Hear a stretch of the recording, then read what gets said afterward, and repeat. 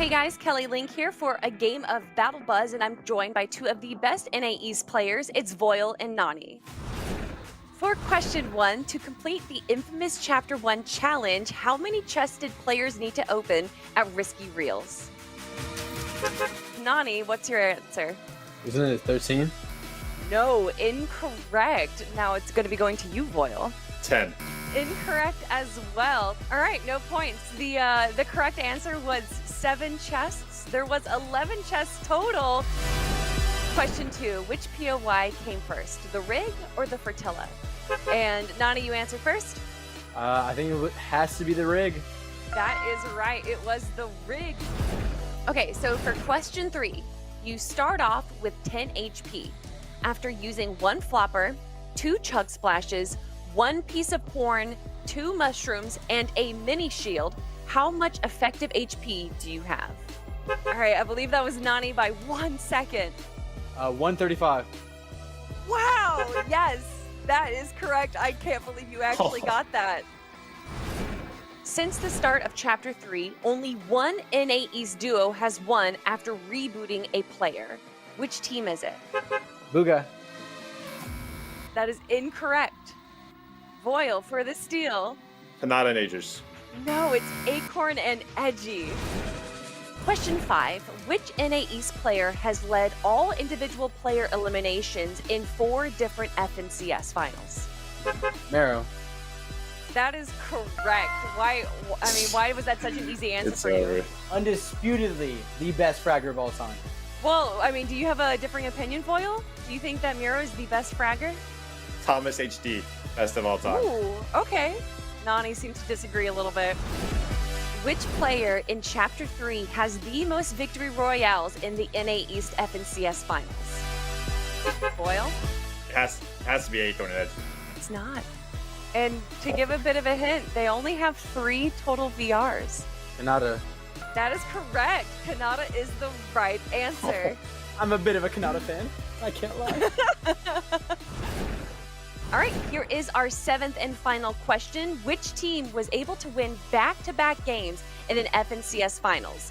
And here's a hint, it was a trios team. What was the Duke's Justice users? No, that is not correct. Mattwood, Bucky, Peterbot. No, it's Knight and Rogue Shark with Clarity G. So our winner for the NA East Battle Buzz is going to be Nani, winning 4-0. Voyle, what happened? I was too slow. You won 4-0. So Nani, you have the win, and it wasn't just reaction time, it was also your knowledge. So how are you feeling after that win? Is what it is, but I'm glad to win. I'm glad to win. Big thank yous to Nani and Voyle for playing. And until next time, guys, we'll see you on the Battle Buzz.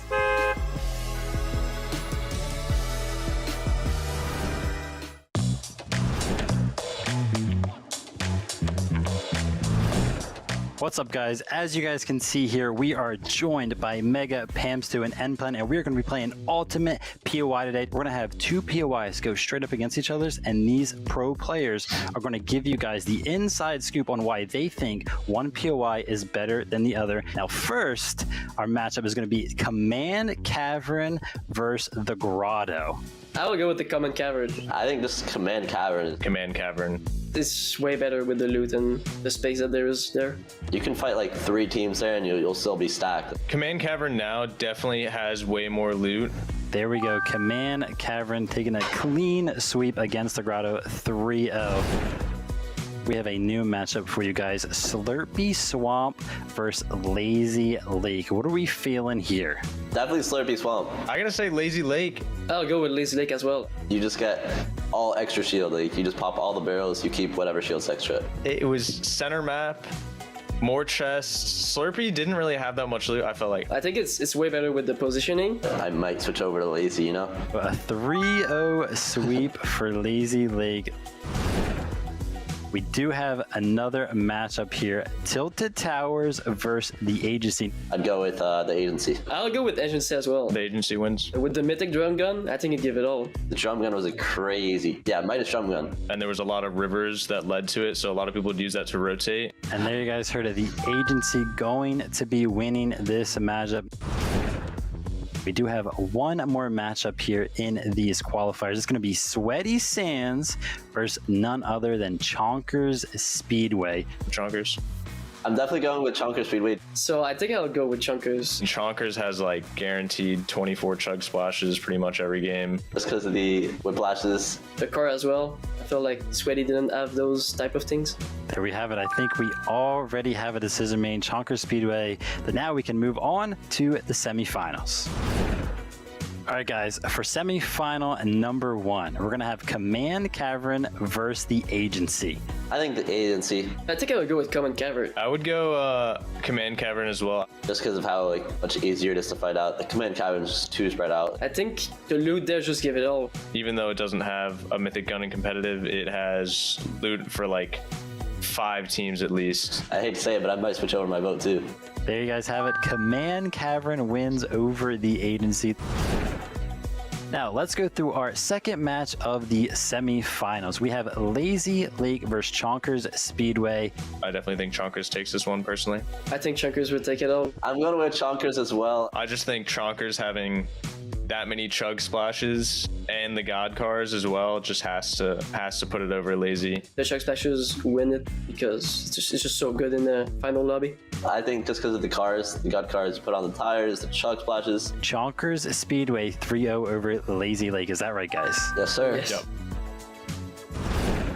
We are on to the finals. We have Command Cavern versus Chonkers. I think Command Cavern, I think Common Cavern will win. I definitely gotta go with Command Cavern. just because of the amount of loot, and the surge. Yeah, it just definitely dominates. It's just too much. There was even Chuck Splashes there you can get. It definitely does have like the best of every POI. And there you guys have it. Our pros have chosen Command Cavern as the ultimate POI.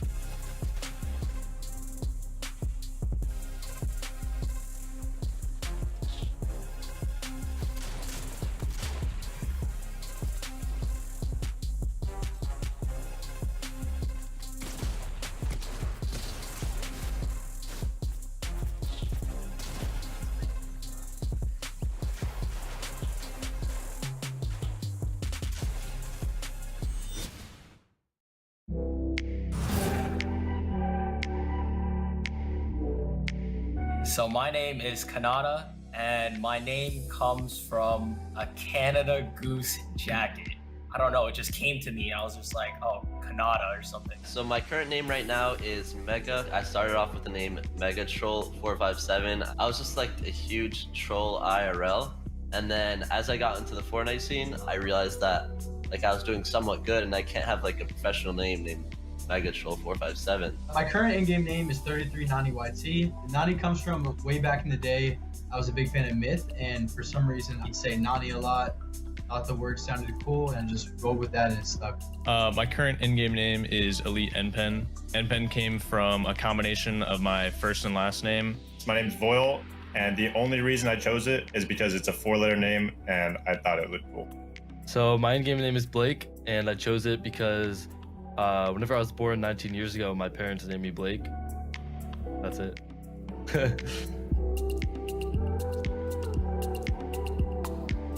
I mean, a name is definitely like the most important thing of a player. Like your name definitely has to be a little bit unique. People undervalue how much advertising matters in terms of the leaderboard, and making your name something silly or not professional can definitely hurt your brand. I feel like it's really important to have like a name that people will remember you as. Choosing a name that separates yourself from everyone else is huge for branding.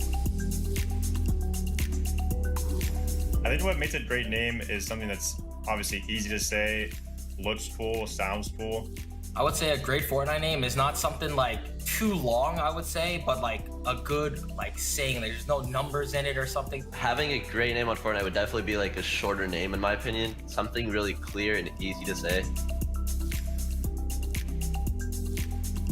I don't even want to answer this. This is so bad. My name was the man, not child. Yup, that is bad. The only other name I've had ever was Icy Waves. I don't know why. I chose it when I was like 12 or like 11. Whenever I started off in gaming, I made my name Blake PS because I got a PlayStation, so I just added a PS for PlayStation at the end. Whenever I got signed, I was like, I'm just gonna make it Blake because it's way simpler and way better, and then I don't have to explain what the PS is every time. I used to have it as Spiky Meme. Yeah, we don't talk about that. It does feel good. Like you see your name, you're like, yup, that's me. That's me placing up there. I never thought I'd be up to like where I am today. We started showing up on the leaderboards and it was just mind blowing. I did not expect it. I never thought I'd see my name like at the top of the leaderboard before, but now that I'm like this far into my career, that's all I want to see. Yeah, I definitely think my name is going to be up there. You know, I've worked a lot, put so much time in to become the player I am. It's pretty surreal seeing your name up against players that you know are super good in your region. You take a step back and you look at the leaderboard and you're like, wow. I think seeing my name against people like Uga, Mero, and others gives me perspective and showing me how far I've come, as well as how far I need to get. When I first started playing competitively, I was like fans of all these people, and now seeing my name up there with them, it's a crazy feeling.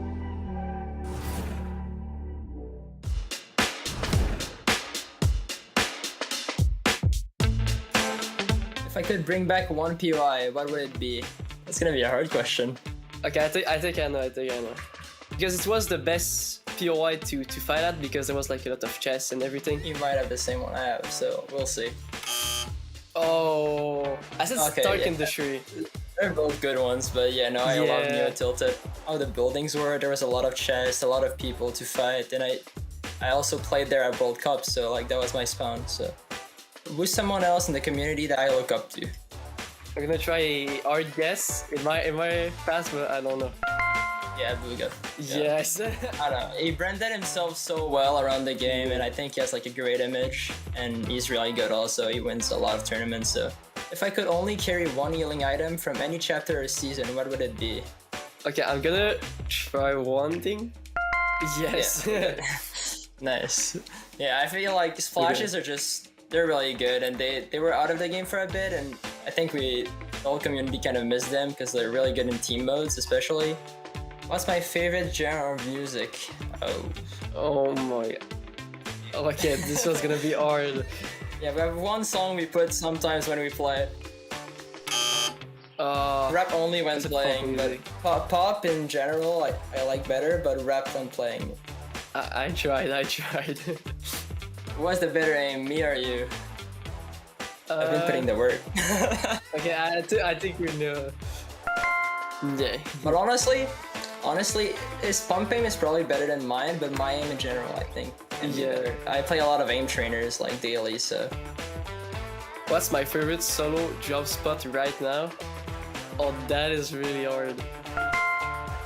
Nice. Yeah, we got the same. We lander in duos. In the NAE scene, we call it the French split, because like we're two Frenchies, but in general, it would be known as light out split. If I could choose between the original pump shotgun and striker pump shotgun, which would I pick? I think that's fairly easy. Okay, I think I know. I have a good reason behind it. I have my answer in. Oh no. No. Every time I play and I get 200 pump, this is like the worst feeling ever. I'm shocked by this answer. Who's better at building, me or you? I don't know. We both are like building a lot and yeah. working on the mechanics as well, so. Oh. That's the both egos. I don't know. I play PGs 8 hours a day, so I think my mechanics are like really good. Yeah, but I think mine are really good as well because I've played the game for like so long. Do I prefer playing high ground or low ground? Oh, this is an easy one. Is it? Yeah, I think. I mean, we have played this for like so long. Yeah. So I think. Yeah, it was obvious. I kept my finger on it, but yeah, lower ground. We play lower ground a lot, like in most of our games, so we're way more consistent on it. But I think we can be really good when we decide to play high ground in general, also.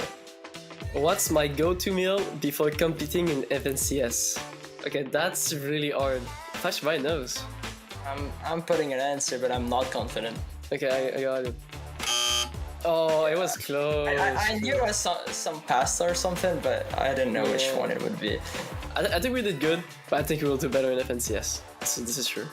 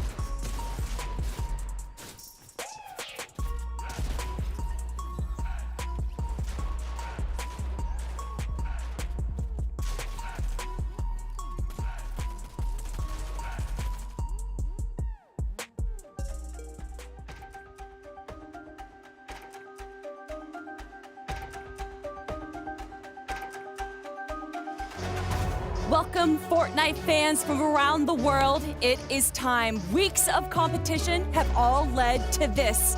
It's the Chapter 3 Season 3 FNCS NAE's Finals, and we're getting to the last of it. Let's get to it. It all comes down to this. With only 6 games left, who will be crowned champs of NA East? Defending champions Peterbot and Vila took control of the lobby yesterday, going for that Elam-heavy playstyle. They'll be the duo to beat today. Booga and Mero are hot on their heels, though, finishing 2nd place. They played a patient game yesterday, waiting for opportunities to come to them. Will they keep it up or go for a more aggressive playstyle? After a slow start, Pamsto and Fatch showed us that they deserve their spot in the finals. They're calm, consistent, and perform in all situations, low, mid, and high ground. Which path will they take today? With seasoned veterans like Kanata and Agers and Jamper and Yamzo in the lobby, anything can happen. Grab a seat on the bus. The final battle is about to begin.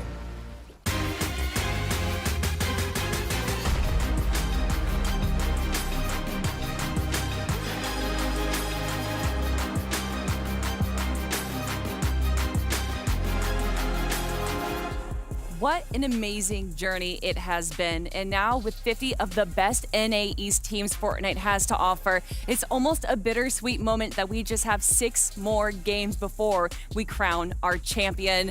I'm your host, Kelly Link, and I am so excited to be here with you. And if our games today are anything like what we just got to see from EU, you know it's going to be absolutely insane. So with all of that being said, let me bring on my 2 favorite analysts. We got Vivid and Jacob PR. Welcome back to the stage, guys. Let's crown a champion. Today's the day. Today is the day. We got to throw all those excuses out the window. No matter where you stand on the leaderboard right now, it is time to play your best. Yes, there you have it. Coming into day number 2. I'm excited to see what some of these players are going to change up, what they liked about their day 1 performance, and what they did not like. You have to make those adjustments on the fly. This is what Fortnite's all about. It is 100% what Fortnite is all about. And everyone, there's just so much that we have to look forward to. But maybe somehow you are just joining us for the first time. Well, Vivid and Jacob have you covered. Yeah, so, how do we have 50 teams gathered here today? Why are they playing for an FNCS championship? That's because they made it through one of these qualifying stages where top 5 advanced directly through to the finals, or they went to the semifinal rounds where victory royales were everything. Also, direct qualification through to the finals, but then there's also that consistency leaderboard there today. Now, finals. It's all about 2 days of competition, and we're already on the second day. It's flown by games 7 through 12. We did have the first 6 games yesterday. Coming into today, though, champions will be crowned. And if anybody wants to end this competition early, 475 points and 3 victory royales via that match point contingency there. We'll have to see what happens, though. But in order to get to the top of the leaderboard, Jacob, what do these teams have to do? They have to go and battle through 2 different ways, Vivid, in order to get those points. The first one, business as usual, placement points. You get 32 for that victory royale. You want to at least squeak in, though, at the very bottom, 35 points. You want at least something for your efforts. But since this is day number 2, things will get down to the wire. Towards games number 5 and 6, because you get 2 points per elimination, that's where I think we're going to see a lot of that activity pick up. Yeah, these players are playing for the placements, the eliminations, but at the end of it, Kelly, what will they be rewarded with? Points are just numbers, but when it comes down to the glory and the Axe of Champions, that's pretty great. But you know what else is great?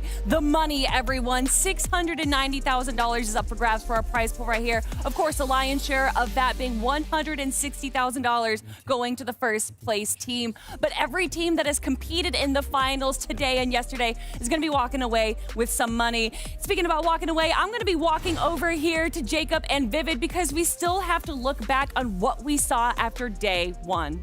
Now, it's going to be a big kind of opportunity for us to really kind of think about the champions that have progressed so far. You guys got lucky enough. EU was right before this. Vadil and Janice putting on a show for a lifetime. It was absolutely incredible. And shout out to Asia as well. Miriam and Zagao there. 4 victory royales out of the 12 games that they played. They definitely deserved it here, and they showed it. Then also on OCA, what a finish. Alex and Bailiff only winning by 9 points. It was close all the way to the end there. Yeah, talk about a roller coaster of emotions. Middle East was no different. They had a 3-point lead after day number 1. They kind of slid down the leaderboard, but they clutched up big. They got a 9 elimination 3rd place finish to take the championship, and that's Rapid. That's his first FNCS final. Ooh, and that might be happening today. As you guys can see, we still have 3 TBDs up here to figure out for NA East, NA West, and Brazil. And to help us for NA East, looking at the top 10 leaderboard might give us an indication which names are going to be filling out that slot right there. Of course, the reigning champs, Peterbot and Bila, coming out in first place. 20 points behind them, though, the previous champions in Season 1, Booga and Miro. Let's not forget about 3rd place, Pamsto and Fatch. I think if you guys like one of those teams that stuck together, grinded it out, I think you're going to be a fan favorite of those and probably root for them through and through. Look at this, Jamper Nyamza, though, sneaking up there, the 4th place. Not sure how they got there. Absolutely phenomenal gameplay. That's how. And then also, we'd love to see Acorn and Edgy as well sneaking into this top 5. They had one bad game yesterday and they fell out of that top 10, but they brought it back very quickly. And fan favorites, Clicks and Duke, also sneaking into this top 10. 6th place for them right now. What's crazy to me, though, is that we already had 6 games of competition, the halfway point, and still so many teams are able to make such a shakeup in our leaderboard, like Acorn and Edgy, and of course, Threats and Macwood. Yeah, absolutely. And that's on the back foot of a lot of these just finding out what they need to do. Threats and Macwood being like, oh, listen, we have the high ground in an FNCS game, and they played it so well. And then Clicks and Duke, Clicks, what did he eat yesterday, Jacob? Because he was just solo clutching after solo clutching. Yeah, that's what you want to be able to kind of have happen, be able to trust in your teammates and able to make those plays possible. And I said it to start yesterday. If they have that same type of performance they did through the qualifiers, they could crown themselves champions. Yeah, and of course, we have so many incredible players competing here today, but we're actually going to be hearing from one of our players as well. We had a quick interview, everyone, with Iamzo, so let's check out what he has to say.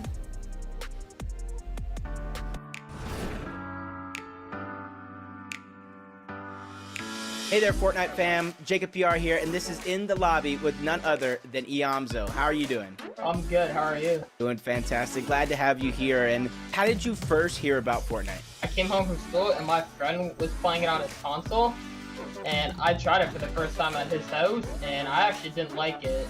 A couple days later, I tried again at his house, and then I went home, downloaded it on my console, and I just hooked onto it. All right, so what made you take that jump from just playing the game on console, playing it with your friends at school, to just jumping right into competitive? I've only been really competing at like the top for like the last maybe like year and a half, 2. But I was just always better than my friends on console, and I just wanted to go for it. Is there anything specific you're looking to improve on in or out of the game? I'm definitely looking to improve on duos, because my best FNCS placement is either 7th in Grand Royale with Degen and Nosh, or 7th in the last 2 FNCS with Degen. And I'm currently playing with Jamper now, so I'm definitely looking to take the #1 victory right now. All right, speaking of Jamper, your new duo, how did you guys beat, and how did you decide on Jamper being the one? Me and Jamper have been in the same friend group for like around a year now, and I can just tell he grinds, and I know he wants to win because he's gotten second like 2 times, and he's just like consistently in the top 5, and I know he's trying to get that #1 spot. Is there any particular duo you're looking at, any rival, somebody you want to go up against? I don't really have any rival in Fortnite, because I know we're uncontested, and there's no one that can really stop us besides ourselves. What would you say your role is for the duo, and how does that work with Jamper? My role in the duo plays a big part, because I know Jamper has a really big brain, but there's always like 2 perspectives to it, and I know Jamper is like a really good mid ground, and this season I'm going to turn him into a height demon, and then we're just going to dominate. This has been In the Lobby with Iamzo, but I know you got a lot of fans out there. How can they find you? You can follow me on all my socials. It's usually just Iamzo or Iamzo1. Thank you so much. This has been In the Lobby with Iamzo. Thank you so much, Iamzo, for that interview right there. Currently sitting in 4th place on our leaderboard. And obviously, we have a lot of duos that we're going to be focusing on. So I want to focus on the team that's just above them right now, and that's going to be Pamsto and Fatch, a team that almost didn't even make it into the finals. It was close, Jacob, right? Semifinal session #3. They were the last team on that consistency leaderboard to follow through to the finals. And honestly, they only got pushed into that top 6 because one of those top 6 teams got the victory royale. So it was close. But now they're like, listen, yeah, qualifiers were hard. Semifinals were a little tough as well. But finals, that's where we're comfortable. Yeah, and I like the way they progressed through each and every one of the qualifiers, through to the semifinals. They got better each and every time, because one of their biggest problems to me was their lack of aggression. Since that first time I noticed it to now, they cleaned up that problem, they're cleaning up the lobby, and they're shooting their way to the top. Yeah, absolutely. And the thing that I love about this team is they're so versatile. You can see them right now on the high ground. They've played mid ground. They've played low ground. Everything is possible. Everything is in the back pocket as a play style for this duo. And that's what just makes them so good. And honestly, it comes off the back foot of them playing for so long together. 6 seasons consecutively now. And obviously, they are doing an incredible job right now in the finals, and I don't want to give disservice to their ability, but how much of that success is due to these northern polling zones? Whew. They've been tough, right? For a lot of these teams, they have been tough, but they do play into the favor of, like Kelly mentioned, some of these teams that are landing up to the north. Now, speaking about that, I want to mention one team who has kind of thrown all that out the window. It's Booga and Miro. These northern zones have not affected them at all. Landing all the way down at Chonkers Speedway, they sit in 2nd place right now. Yeah, I like what you're saying. They're throwing all those excuses out the window. Matter if it's a far polling zone or close, they know exactly what they need to do. And you even kind of mentioned it a little bit behind the scenes about they even switched up their drop spot a little bit, being forced down even a little bit more southern from Chonkers Speedway. So for them, it's all about adaptation. And for both of these guys, they're looking to cement a legacy here. Multi-time FNCS champions. Bugha won the World Cup. I think this is a good way for them to round out the year and round out their position in Fortnite. I mean, yeah, they definitely don't really need to round on their accolades all. Like, the list is already so long, but you know what? What's another one for these guys? And the thing that I love to see is that we've seen like a new Bugha and Miro when it comes to the end games, because they've both been alive in a lot of these games, whereas usually we see them, they'll make it both there, but then one will go down early and one is left to solo clutch. I think we only saw one rendition of that happen, and the other times it was just duo. Yeah, it just goes to show that no matter what happens in their game plan, they always have some sort of trick up their sleeve. Without a doubt, another team that might have some tricks up their sleeve is a team that we actually just got an interview from with Iamzo, Jamper and Iamzo right now. Yeah, this team is constantly getting better. They're constantly grinding, and they're one of the few teams to get top 10 in almost every single one of their games. It's going to be 4 total. The only team to kind of match that is Peterbot and Byla sitting in first place. This team, Jamper and Iamzo, there's so much experience out of Jamper just oozing, right? He's been with so many different teammates, and it's helped him so much. And then Iamzo, kind of like this young gun coming in. He's so confident. He knows how to play. And it's amazing because then, you know, you think of Iamzo as this confident mechanical player, but then you watch things like this, and it's like Jamper is the one showcasing his mechanics, getting in. The aim is there. Everything is there. Game sense. It doesn't phase him at all. Yeah, we were kind of talking a moment ago about different players having those solo clutches. This time around, though, we're not seeing those solo clutches. That's not necessarily a bad thing. That's because they're working so much better as a duo this time around. And one of the more surprising duos that we're seeing in our top 10 right now, Shoni and OMG Me Too. What a performance we saw yesterday out of this duo. It's absolutely phenomenal. And to mention, this is actually their second final each. Each of them have only made one FNCS final before this one. But the biggest stat line that I want to pay attention to, average eliminations right now, 4.0 for this duo. That's why they are shining so well. But let's compare it to some of these other teams. There's only 2 other teams throughout this FNCS lobby that have at least 4.0 average eliminations. And that's going to be Bugha and Miro with 4.0 as well. And then Peterbot and Byla with 4.33 average eliminations. And that's our top 2 teams. But these guys right now reside in 8th. So they need to clean up a little bit of their placements. They need to transition these good eliminations that they're finding into the end game just a little bit better. And we could see them at the top of the leaderboard for sure. Yeah, and I like the way they're picking up those eliminations, because I even heard Monster yesterday surprised about how early they were picking up those eliminations, giving themselves a cushion, giving themselves a lot to work with. These guys, like you said, might only be their second appearance here in the finals, but they are playing like veterans. Yeah. It's amazing because, you know, the placed depot is where they're landing alongside down there with Kanata and Aegis. They got to pay attention. They got to, you know, keep their eyes peeled for some of these top contesting duos around them. Yeah, and being a part of being a top duo is being able to handle kind of any situation you're given. Of course. And one of those situations can be you're going down early, but only one of your teammates is down and you have to do a solo clutch. Now, when these kind of happen, we saw a lot of them happen yesterday, actually. We did. How do they handle it? Yeah, we saw a wide number of solo clutches happen. And one of the first ends we are going to see is the World Cup champion, Bugha and Miro. And fortunately enough, Bugha did go down pretty early on in their game number 1 and left Miro alone. Alone for 10 whole minutes. And that might be a little daunting. It might kind of intimidate others.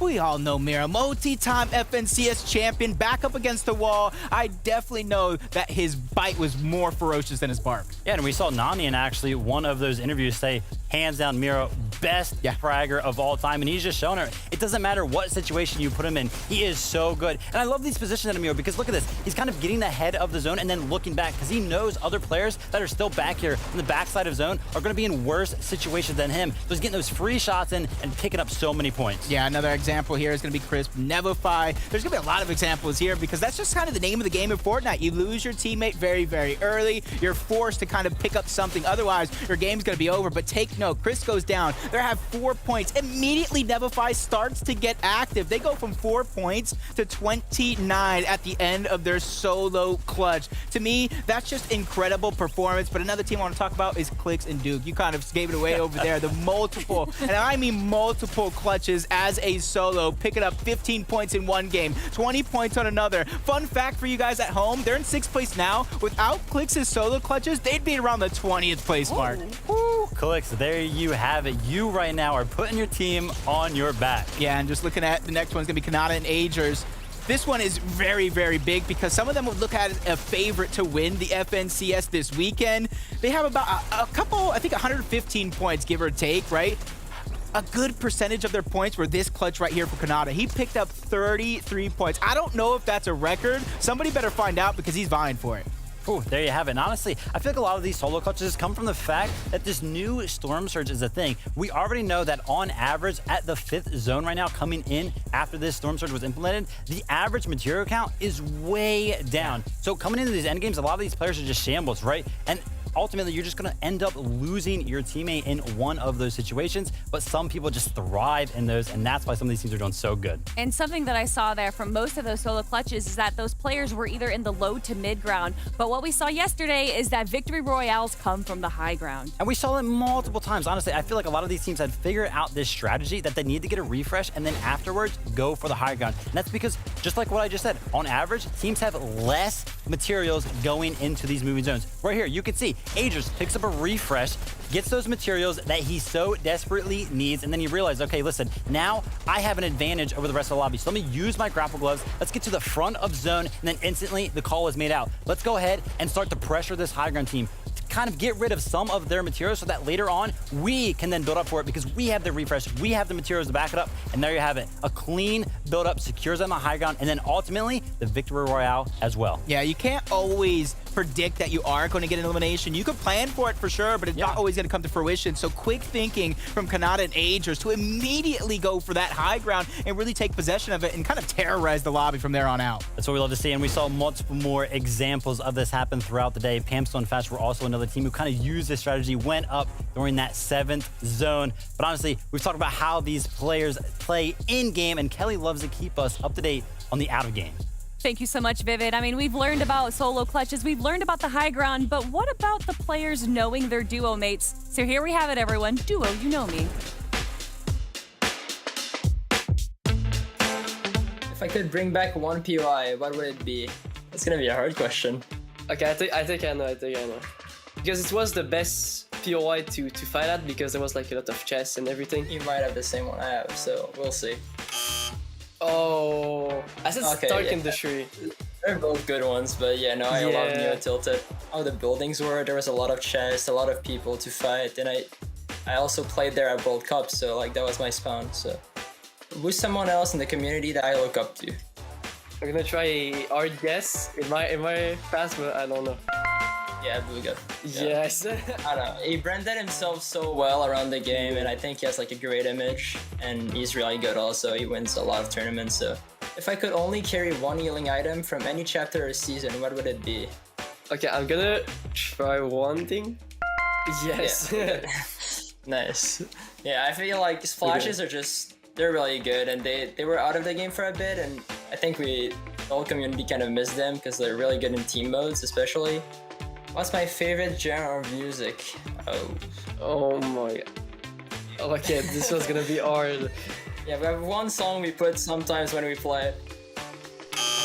Rap only when playing, but pop in general I like better, but rap when playing. I tried. What's the better aim, me or you? I've been putting the work. Okay, I think we know. Yeah. But honestly, his pump aim is probably better than mine, but my aim in general, I think. Yeah. I play a lot of aim trainers like daily, so. What's my favorite solo job spot right now? Oh, that is really hard. Nice. Yeah, we got the same. We lander in duos. In the NAE scene, we call it the French split, because like we're two Frenchies, but in general, it would be known as light-out split. If I could choose between the original pump shotgun and striker pump shotgun, which would I pick? I think that's fairly easy. Okay, I think I know. I have a good reason behind it. I have my answer in. Oh no. No. Every time I play and I get 200 pump, this is like the worst feeling ever. I'm shocked by this answer. Who's better at building, me or you? I don't know. We both are like building a lot and working on the mechanics as well, so. Oh. That's the both egos.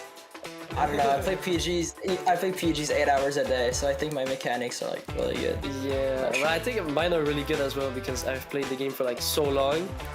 Do I prefer playing high ground or low ground? Oh, this is an easy one.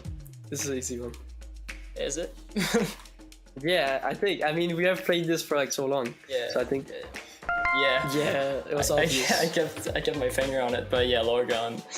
We play lower ground a lot, like in most of our games, so we're way more consistent on it. But I think we can be really good when we decide to play high ground in general, also. What's my go-to meal before competing in FNCS? Okay, that's really hard. Flash my nose. I'm putting an answer, but I'm not confident. Okay, I got it. Oh, it was close. I knew it was some pasta or something, but I didn't know which one it would be. I think we did good, but I think we will do better in FNCS. So this is true.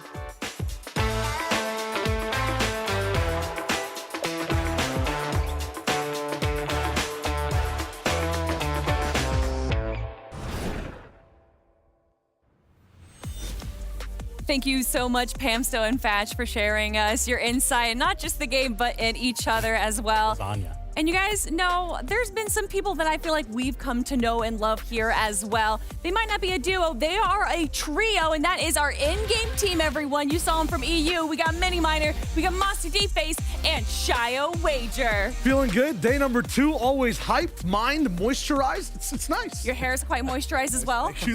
Look good. Absolutely.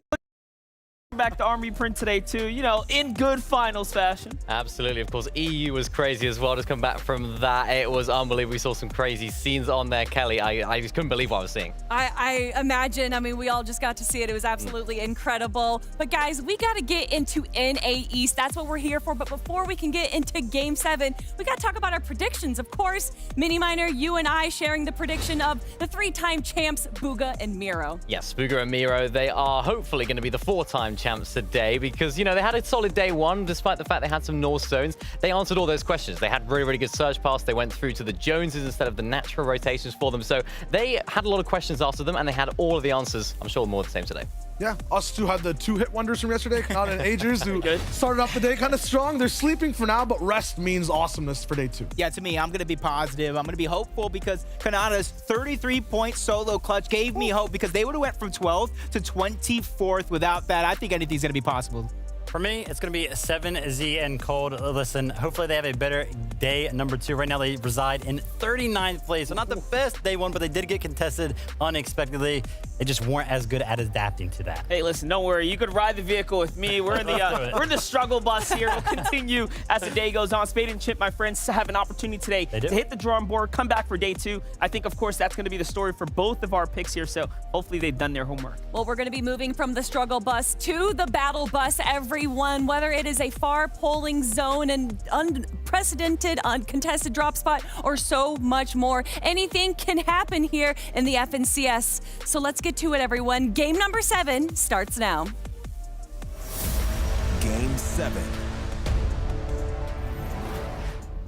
It's day 2 of the finals, and of course, you saw the standings. We have a big leaderboard in front of us. Peterbach, Byla, Pamstool, Fatch, and of course, Acorn, Edge, and many others here, Shio. Yeah, absolute stories of redemption all down the lines and a little bit of deja vu near the top of the boards. It'll be interesting to see who runs out of the gates just blazing at their feet in game number 7. And of course, yesterday was littered, and I mean littered with northern zones. This is going to play huge favor into our north teams like Pamstool and Fatch. But now you have Booga and Miro, who potentially have the opportunity to get a little bit of lady luck and fortune on their side today, as we have 6 more games in front of us. Yeah, lots of skill from that team too. Max zones pulling, they're adapting. Some obviously not being as fortunate in making decisions, getting towards the top, but anything can happen. A whole day of review, 24 hours almost. Monster, they're rested, players are ready. Absolutely, and of course the pressure. $692,000 is on the line. Let's see who's gonna take it away for game number 7. Drop rolling in, and the stories are already set. The top 5 looking mighty alive. Everyone after that wants a seat at that top table.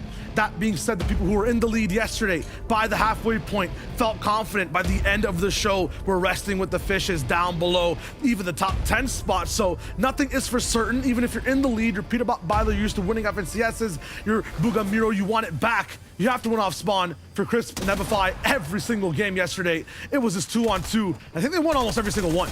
That's right, and if yesterday was any indicator, we all know game 1s Game 2s, the way you begin your tournament does not determine how you close out. You absolutely have to have a perfect strategy for Nevify Chris. They come back in here, they close things up, they pick up where they left off. Can Skakuga and users do the same here? I mean, at this point, they've managed to continue to survive this drop. They have some of the best odds at survival here.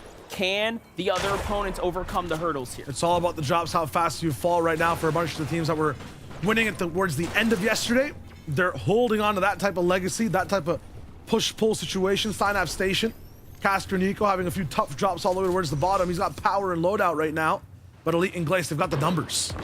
In the feed as well, you see Walkers pick up Bryce there in another contested fight off on the side. But first, Synapse Station. An interesting draw spot here. This is a fight that, of course, is not too far off from Bugha and Miro, who have been farming this general area. Notice on the map, already we have some early action and activity coming in this general direction. This is, of course, going to play into the Benefactor. But no, look, that's actually D-Roller and crew rotating on by. But let's get back on over to center map, right? This is a fight that we know has to conclude. Yeah, user Skuga up against Bank and Tahi, and this fight has never gone this way. Usually ends super fast within 15 seconds. There's actually builds now being involved really far. Tahi actually having enough to actually push this fight. That's huge. Users has to adapt here. Just 3 builds to be able to use for himself. This cone going to be the key, but at the same time, he can't unlock the door. No shots landed. Tahi escapes down below. He used everything to have this little bit of a distraction. Gets users on the jump from side to side. Tahi tracking this entire fight. Doesn't even help Bank. This man's got the cash inflow. Skuga down. Bank and Tahi are back. Looking like week 1 again here, where they were having successful wins out the gate. This time again, drags on a little longer. Donnie and Aviv are here to play spoiler. Shots coming from across the lake, you can only assume could be 7Z, Cold potentially, who land just south of this, but Donnie and Aviv, stories on you as they're starting to slide on in, looking to play the big upset there, and Bank gets crushed with a huge shot with the 2-pump shotgun there. Okay, looking pretty good. Tahi's now looking extremely desperate behind the walls. The opponents in the general vicinity end up backing off for a second. Someone new wants to take a peek, but Donnie's gonna be quick. He's gonna close this one up, and just like that, they earn themselves 2 elims. Third partying in, especially with 2 teams that fight so deep like that, it's so much easier for Donnie and Aviv to just come through and make it look like practice. Mason and Enpen, who were setting up a lot of traps actually towards the games, do exactly that to D-Roller, who wants to get to Knifer. Mason sees it coming, covers the left side. Right after that, Beast control. He's able to control so much and dictate where Knifer wants to go. Nice wrap up, and those are all the early fights. Now we look at the leaderboard in terms of who's first, not just in elims, but overall in the competition.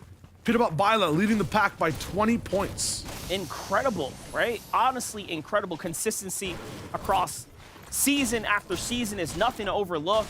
What stands out to me is, of course, that Aegis and Kanata point there. The fact that they literally only had 2 end games yesterday, 2 of 6 games, and that places them up at 12th.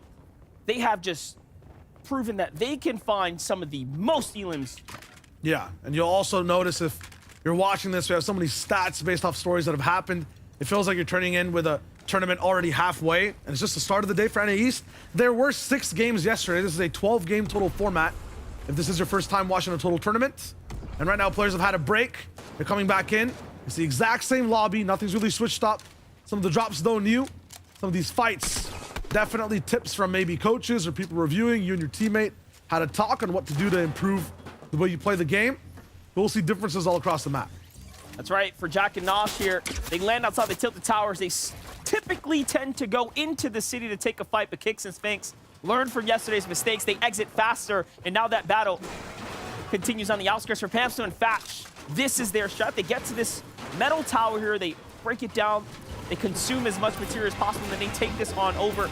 Already, the continuation of the zones is coming north. The map reveals that it's somewhat in their general area. It's looking pretty good for a current top 3rd position team of Pamsto and Fatch. Yeah, for these guys, a lot of the times when you're watching top teams play, even Duke and Clicks, it seems almost effortless the way that Clicks likes to clutch. For Pamsto and Fatch, the POV we just saw before, you can feel the effort, the work they're putting in. Different work has to be put in for this team, though. For Duke and Clicks, it's about staying alive, staying together. It's a duos competition, and they have a majority of their points from either player just clutching. That's right. This is a team that, of course, when they are together, I mean, it's a match and it's a flame. Anything can happen. The combustion is always there. You never really know. But so far, we've only seen one or the other component both not quite making it to end the game. Yeah, you're talking about synergy, then this is the POV to watch.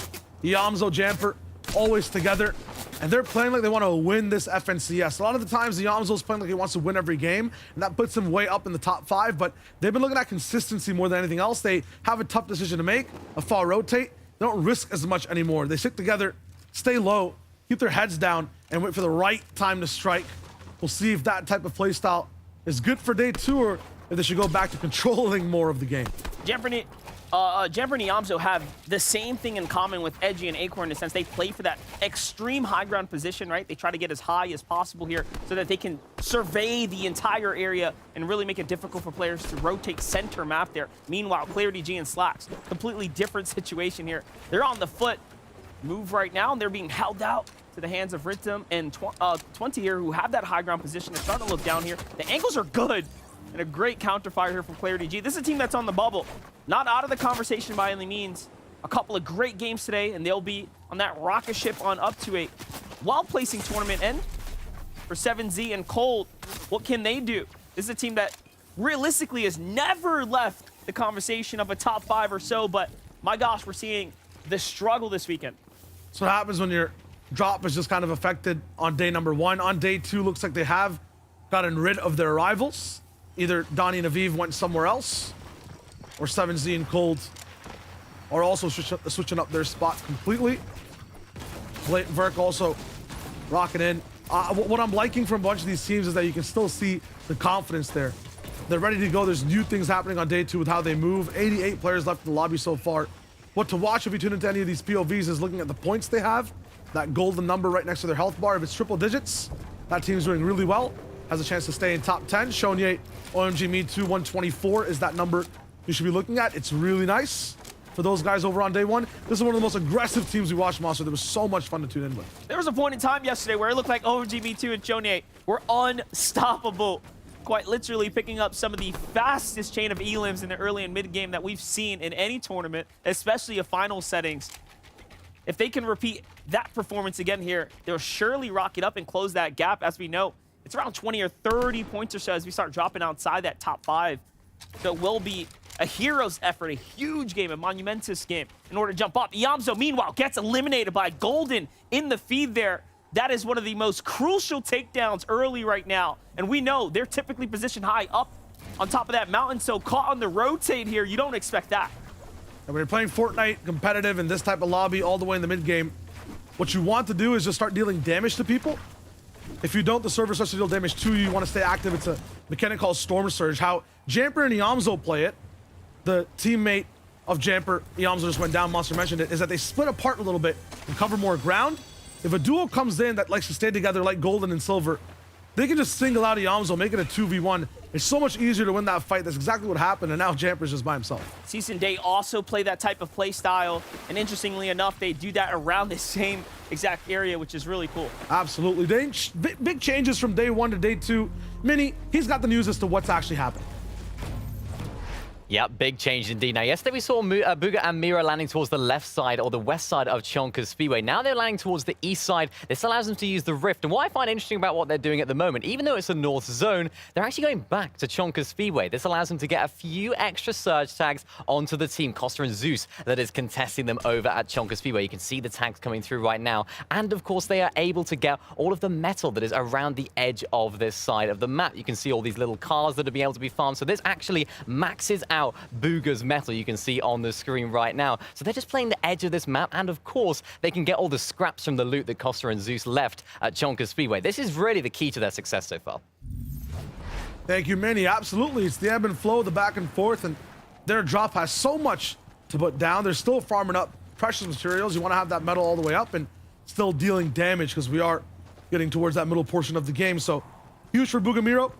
Second place overall, too. They want to keep rising. Yeah, definitely. And you can see that they're taking advantage of the newer teams in the area. Costa and Zeus don't have much finals experience. So for them to go ahead and recognize the weaker players in the general area to take advantage of that, and honestly outsmarting them, switching up that draw spot in case that team was looking to do their homework, change up the strategy, and ruin their chances this weekend. You'd love to see the cautious actions take place there. But let's hop on over to some more fights here. Quad and Tab G trying to get active here. This is definitely the strat at play, over peeking while you have the barrel out in the open. Both sides are doing it. They're ready. They're willing to go for these exchanges. So far, it's Quantabs G are going to get the benefits of the tags there and get the damage leads. That's going to be perfect for them. No shot that team peeks back.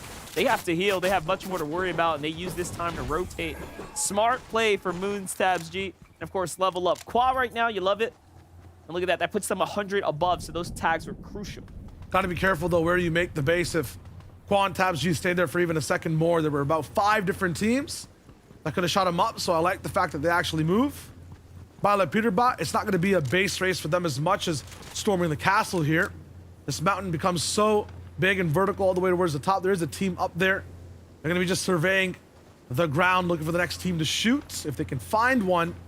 If not, I haven't seen them really shoot too many people. Yeah, they're only about 87 above. They have to get to fighting fast. First place, want to keep that lead. Crazy to think they were just moments away from clashing against Pampster and Fats right there, who were just bending around the mountain. But a fight that is breaking out right now, our 9th place team, Paper and Lawrence. A great day one for a team like Paper and Lawrence, just dropping a single game there. The difference in why they slipped down and lost that bit of consistency. But this is a team that surely has been playing very, very well. So far, so good for them, as they've managed to stay consistent enough to go ahead and not really have too much of a pressure situation lining up in front of them. Meanwhile, Threats and Macwood seem like they're on the prowl right now. Yesterday, the line was, Macwood is back. What can they do right now? They're going to have to continue to prove if whether or not he's really in shape right now. Need a lot of damage, 100 below, so either Macwood or Threats on screen right now needs to land about 3 or 4 shots on someone. He's going to be looking for it. A chance for 5 to drive into a player's body. Not going to be enough. There's 2 opportunities here. 2 different players, Pump and Teo, that Macwood can just keep shooting at. The entire lobby now moving from that side as he reloads. Yamzo Jamper running into lots of problems with their early game. They've dealt no damage to anyone. Haven't had a conversation with a single team that will come back to bite them. Why? Because Yamzo went down. Jamper had to pick him back up. They're going to go fight exactly who took down Yamzo. It's revenge there for Fatch and Pamsto. Shifty Shafts, who said there'd be a collision monster. They'd run into trouble in this mountain. They definitely have. And both of them are barely even alive. Half HP. Not only that, the fact that Fatch is using heals on his own, right, individually shows the desperation right now. He is not willing to even take the risk of sitting around on low HP, but luckily they get together. That was a clash against Degen and Playify, who was on the other side of that Shifty Shafts. Looks like a little ambush was set up. Peterbot and Byla also was looking like they were about to get eliminated for a moment there, as Macwood have them in their sights. They're just that general area. Threats and Macwood now push in because they got those opening tags before we slid away. Threats is hurt here to the Storm Surge. Seems like it's active. Peterbot wants nothing to do with that. He's on the run right now. This is a tournament running opportunity right here on the line. All he has to do is survive essentially at this moment. Storm Surge striking Threats right now. Wants to make sure that he's playing with time correctly. Macwood also desperately in need to get to just one of these boxes, but they can't find it. Byla Peterbot just too good at playing the layers game, switching up exactly where they are. Threats now trapped inside. Huge damage from the cone too. The fact that Byla took no damage from that, absolutely perfect. Saved the resources, and they pick up an easy 2 eliminations on both Macwood and Threats. You know what? You take that clip, you put it in slow motion. Look at how quick they were able to react there. But hold up, 3rd place on the walls of our 1st place team. Fatch with the opener to Peterbot the trade, and Pamsto clutches up. What did we just watch? The craziest of exchanges. Peterbot and Byla left their guard down for a brief moment, and that is what the best of the best will do. You'll lose your tournament run. Meanwhile, 4th place also in a world of trouble. The whole entire script has been flipped on its head. The top of the table. The high council's kind of fallen. Every single top team struggling, except for Bugamiro, except for 3rd place, Fatch and Pamsto. What a way the Storm Runners to come in from the darkness, just strike inside that box. Have a trade there too. The fact that Fatch trusts Pamsto enough to be able to finish that, put his body on the line for it. That was just such a good display, and they needed that too. They needed the damage or they would have been taken out. At this point, personal mistakes were made. I should not have had any coffee, because I knew this was going to be exciting. It was going to get me going either way, but my gosh, I am peaking right now. It's feeling so good as Acorn and Edgy now in 5th. We have ourselves a tournament, because what's going to happen now, that gap that we saw, very, very rarely will that gap be disrupted as quickly as it has right now. we are going to immediately see this lobby start to condense as far as the point threshold goes. So pay very, very close attention. We have ourselves a finals. Absolutely. The first place team, 20 points ahead, taken out by the third place team. That means everyone else can catch up. Acorn and Edgy, they're going to be the fifth place team, but they're below damage right now. They need to deal something. Shoot a body somewhere. We need to see numbers pop up on this screen. But Acorn can't find anyone. So many boxes, so many chances. Now that HP bar will start to go down, lightning every 5 seconds for 25 damage. They can take about 4 of them. There it is from Edgy. That's 1. Needs about 2 more here to be above thresholds. It's good for now, but it's not going to be enough. It's not much. And also notice that team that they were looking at in the distance was Booga and Miro as well. So a little bit of lobby focus there can also spell trouble for a second place position team. But Edgy and Acorn have to do so much more if they want this tournament to go in their favor, as roughly 13 or so players will have to fall. The threshold is very far away. No one is safe. Meanwhile, we have Clicks and Duke. We haven't shown them yet today, but don't worry. Do not worry. We get to see what they're made of right now. They're on the move. They're on the rotate. They're looking good, right? But look at the loadout here, Shia. What does that tell you? Tells me that they don't have that much firepower up inside their inventories at all, up inside their loadouts. So you want to have a little bit of more oomph, especially for the end game. Also lacking a few heals. They've definitely had a lot of trials and tribulations to get to this point, but we're fighting around tilted towers. Lots of opportunities for box fights. That's where Clicks thrives. For solo clutches, though, it's going to be tough to be able to get any damage done. A lot of people will just stay hiding. Slacks, although he needs to hide, he also needs to stay active inside the game. He needs to find a duo and get to work. 29 damage, no heals, gray weapons. Anyone can just see that this is super down bad. I was going to say that. Yeah. The word I'm looking for is down and bad. This is a rough position to be in for any professional player. Game 7, 29 HP. You really have to think about it. It's almost impossible to ask him to come back now. OMG Me Too might just be served up a free opportunity here if they pounce on it. Let's take a look. Shonye, OMG Me Too, 7th place after the first day. Right now, just barely above the surge, so they're going to have to pick and choose their poison. It's go right or it's go left. Right now, they're looking at the team on the right. Little do they know there is that solo there opposite of the angle, but they will have to get active. Meanwhile, 7Z and Cold are on the rotate right now, outside the zone, just in the what is this, the congested area here. Such a tough spot to rotate through. And the mix of things, and it's tough. Many players also not being able to get on the train and get to the next portion of this game. Donnie going down, Hoofishy taking him out. A lot of the people on the right side coming in from Tilted Towers. Not gonna have the most pleasant ride, the most scenic route into the end game where a lot of points are handed out for placement. 7Z inside the box will deny Tabney a chance at getting eliminations, but it'll cost him all his shields. He'll have to heal up here. Loadouts will have to basically get chopped in half. Definitely a tough spot to be in here. If even Donnie versus Cold and 7Z there. Might be a little heated battle, but let's see it.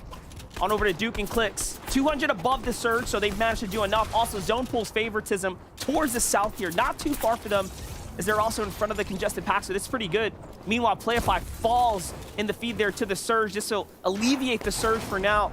This would basically stop the damage from going to the rest of the lobby. Everyone gets to have a moment to breathe here, but it's only gonna last 55 seconds. Meanwhile, Thatch finds Hoofishy, another set of eliminations. The gap continues to close here. And also, 23 duos remaining equals more placement points now as teams start to fall. So we are really jumping into the hero point threshold area where all the big numbers start to add up. Seeing improvements for every team as well from the previous day. Clicks and Duke now staying together, up and alive. Kaz and Hoofishy also being very active. They were very quiet yesterday. Rise and Trashy, unfortunately, the same mistakes. These guys are a sponge. They can take a lot of punishment, unfortunately. It's kind of just been information and action overload for the team. Trashy now down. It's all up to Rise to clutch this out. He has the grapple gloves. He has the swing and the mobility. Look at this go. Matt's though running out down to just brick. Use it up, has about 10 more boxes to make. If he's kind of frugal with them. With the zone changing now, it'll start to move everywhere across the map. He'll be pressured down. Thatch and Pamsto are on fire. 5 eliminations. I talked about you can feel the work when these guys are playing.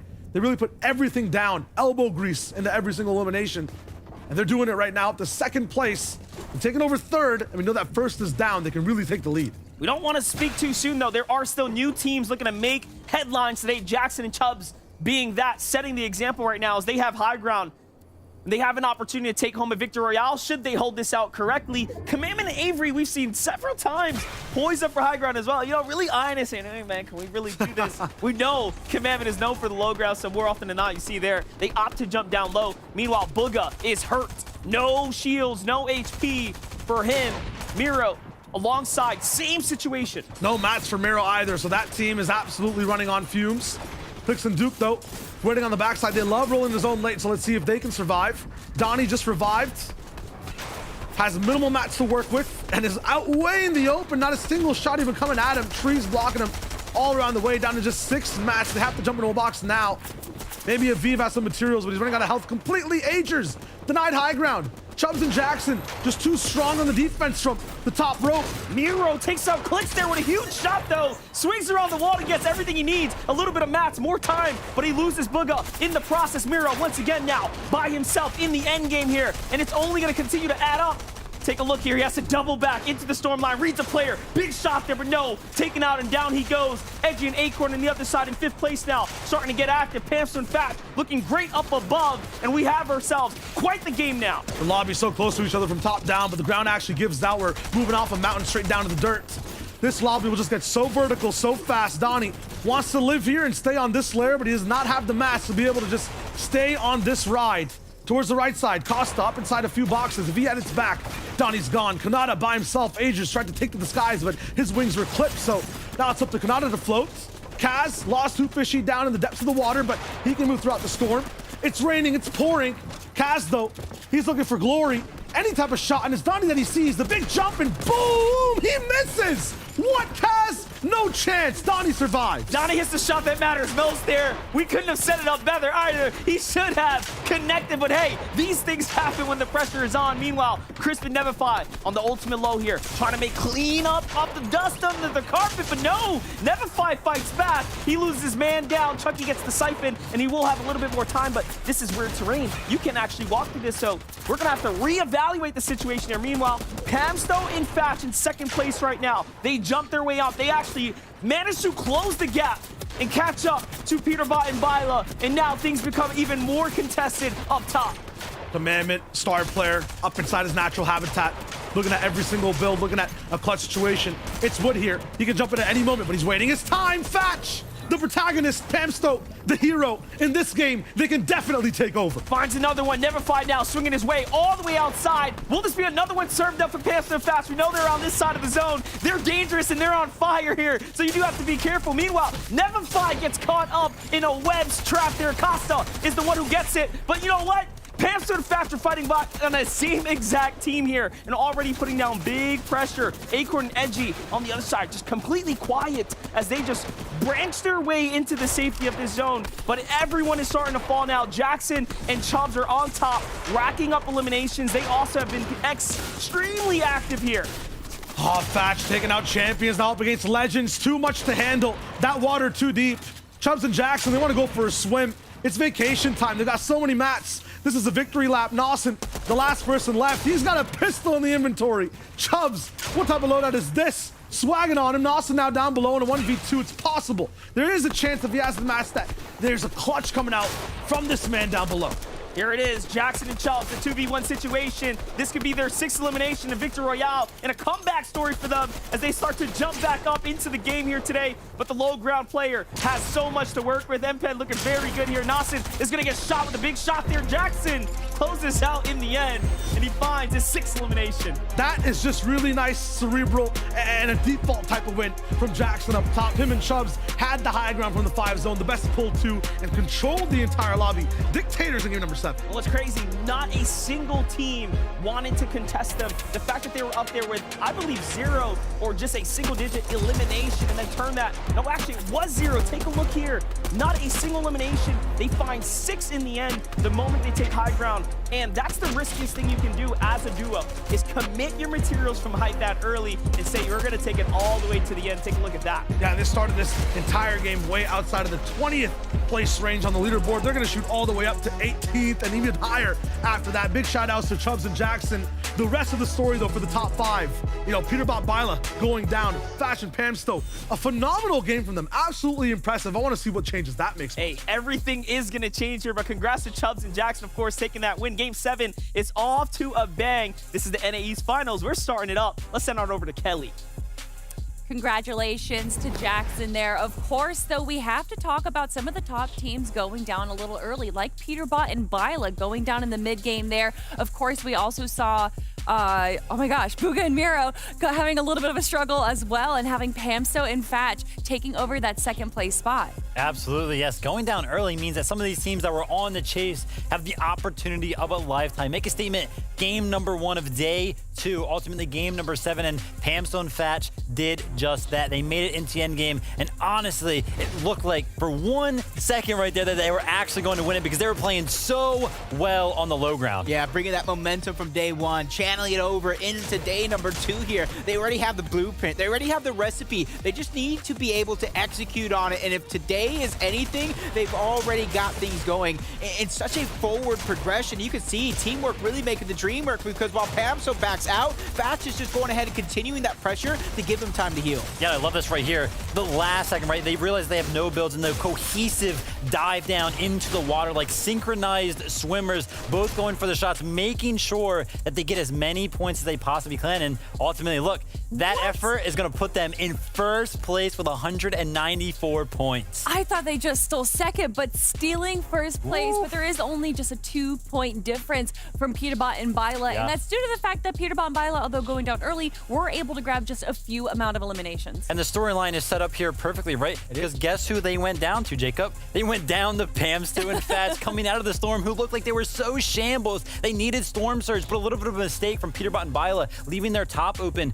Pamsto and Fatch took full advantage. That instant one pump that comes out, they get the knock, the cleanup is there, and now they are in contention for winning this whole thing. Yeah, I said it yesterday about Clicks and Duke, but the Cinderella story might be Pamsto and Fatch, because they were almost not here at all, not even a chance, but they got it served up to them, and they're taking that serving and really putting it to work. I feel like there's so many stories going on right now on our leaderboard. So many big names, the top names of NA East. And then, of course, we still have the newer teams as well, like Shoney and OMGB2. But speaking of new teams, we have to talk about Chubbs and Jackson. First of all, somebody has to have a conversation with Chubbs. If he has a coach, got to make sure that he knows that pistol is not ideal in an endgame loadout. But look at him. He is making it work. Maybe it is. The big damage numbers coming out. We can see him right there picking up the elimination. And then I also saw later on that he actually finds Ager with it as well. You can deal big damage with it, but I mean, like, listen, this was just free for these guys. I don't think anybody even realized that there was a high ground team. They were all just like, oh yeah, that's fine, just leave them up there. And as a result, they have so many materials. I mean, 60 builds right now going into the 9th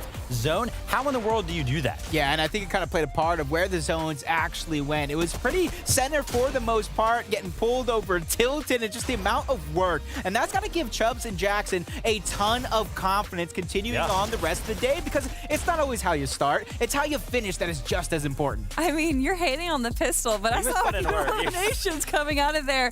Although they didn't make it into our top 10, a team that did, Nevify and Crisp, who had almost double-digit eliminations in that game. Yeah, they bumped up 11 places, put themselves in the top 10. Agers and Kanata also now, they were 12th place coming into day number 2. Now they're 9th, so the rise is there. But somebody that I loved to see right there, Acorn and Edgy, knowing full well that coming into the day, that they were on the chase, but then they realized Booga and Miro went down a little bit early in that end game, as did Peterbot and Bila, and they took full advantage of it as well. We can see them right here in the end game, playing their game perfectly. They find themselves in a position on the low ground to where they can show off their mechanics, show off their teamwork, and it worked so well. And now, I believe we can see them in the 4th place position on day number 2. Yeah, and we kept talking about all these north pulling zones and what some of these top teams were able to do while the zones were continuing pulling north. But once you get that zone that favors you, that's almost a must-win situation for Acorn and Edgy. Even though they didn't necessarily win it, they won in the sense of they just bumped up a lot of points, giving themselves more of a cushion to work with. A team that went down just a little bit, though, was Booga and Miro. And although they did kind of have a struggle towards the mid to late game there, I think Booga was down at half health for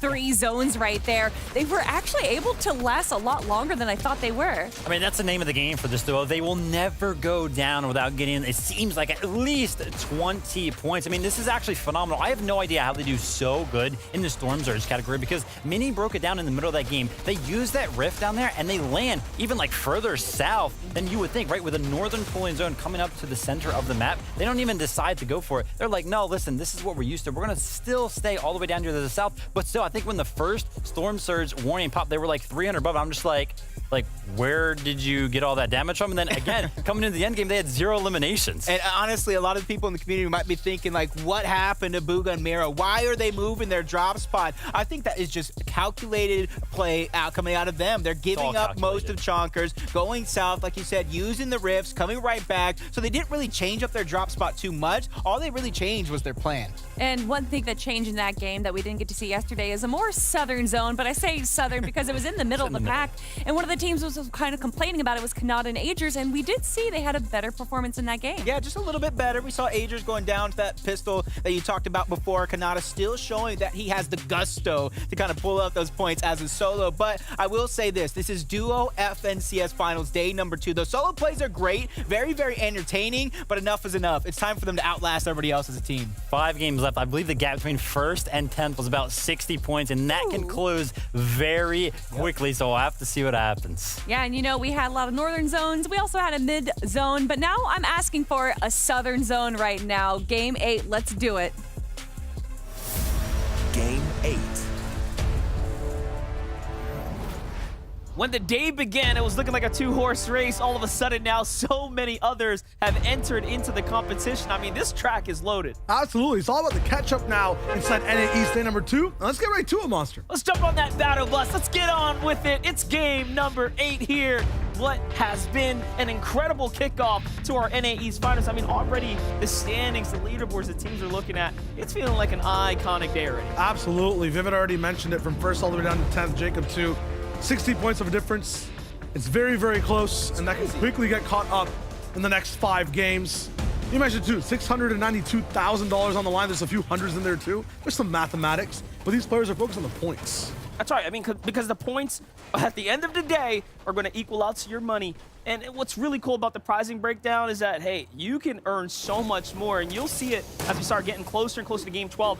Those little bits of big performances are going to jump you up so much more, and it's going to mean so much more. But of course, to get there, you have to win your early game fight. So again, we get to see these struggles, these same exact areas. These are going to be our early game entertainment, if you will. Absolutely. And for them, whoever wins, it's about the power and loadout. It's one of the only times where you can really analyze what weapons people have. Casker had the right position. Him and Nico finally winning off the spot in record fashion. It's a lot more of a struggle city nation for them usually. It's all good, it's all fine. Nawson, we just saw, get second place in the last game, also contested up against Naves and Aaron. They have the most cinematic fights, I feel like, across the entire map in different locations. It's like watching a movie from day 1 to day 2. This time, there's a pause on Aaron's arc and storyline. Nawson rises all the way to the top. At this point, I wonder if they just say, you know what? We're going to fight at this building now. Yesterday it was on the coast or the side of the mountain. Now it's just here at this exact area in this building. So it's very interesting how this team continues to clash into one another regardless of what strategies they decide to employ. That's what happens, though, because as you start to realize their draw spot, I mean, there's not a lot of loot here for multiple teams to split up and break apart. This is one of those situations where you quite literally have to beat the team to get access and gain access to the rest of the loot path. Yeah, there's not even a trap you can put down to gain that access against the other team. It's a very adaptive type of fight. Sometimes builds get railed up all across the top of this house like they are in this game. Other times it's a low ground fight. So mix of both on this one. Aaron just trying to survive. You're wondering why he's clapping back. He has no builds to be able to actually play any defense here. He has a sword, but does not have a shield. Rice has a mix of both for the moment, going on the chase down, but doesn't want to commit too far, too hard, because, yeah, he's winning against Aaron. It's a different conversation if Naves gets involved and it's a 2v1. No matter how many builds he has, he's not going to be able to handle that pressure. Austin gets hurt there. He has to back up, use the 1 mini that he had left in the inventory. Will he double back to Bryce here? Looks like it. Bryce is going to go ahead and play support to his teammate as he swings around the outside. But once again, it just brings up that conversation. This team kind of have to end the battle, because if they don't have access to that extra loot. There it is. They absolutely needed it. The siphon, the materials, what they had left, all swings into their favor. And look at that, they get to upgrade their SMG as well. So it was very much worth it.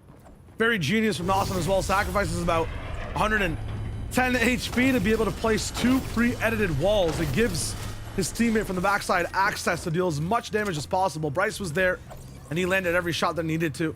Just wraps up that fight. One of the best things, too, is not just winning your POI, but saving a lot of time while you're doing it as well. Notice Booga and Miro get the equivalent of a half vault there, which is very, very important. Kept emphasizing why they're giving up half of their drop spot, but, you know, the trade is, you know, they get early access to the vault. They get to rotate from there to Condo Canyon or back down the coast and take literal pick and choose who they want to farm for tags and possibly fights. Yeah, for a lot of these top teams, Fashion Pamsel included, they're going to trade off risk and bigger chances of items for consistency. Yamzo Jamper, this is 5th versus 6th. Avery Commandment landing right beside them. They're going all in with a risk. A little bit of a surprise. They know exactly how Avery moves.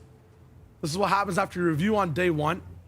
Waiting for them to come so straight to this rock. This is a little bit of a part of the early game. You want to farm up all your mats. These rocks give you so much brick. You're usually taking about all of them as well.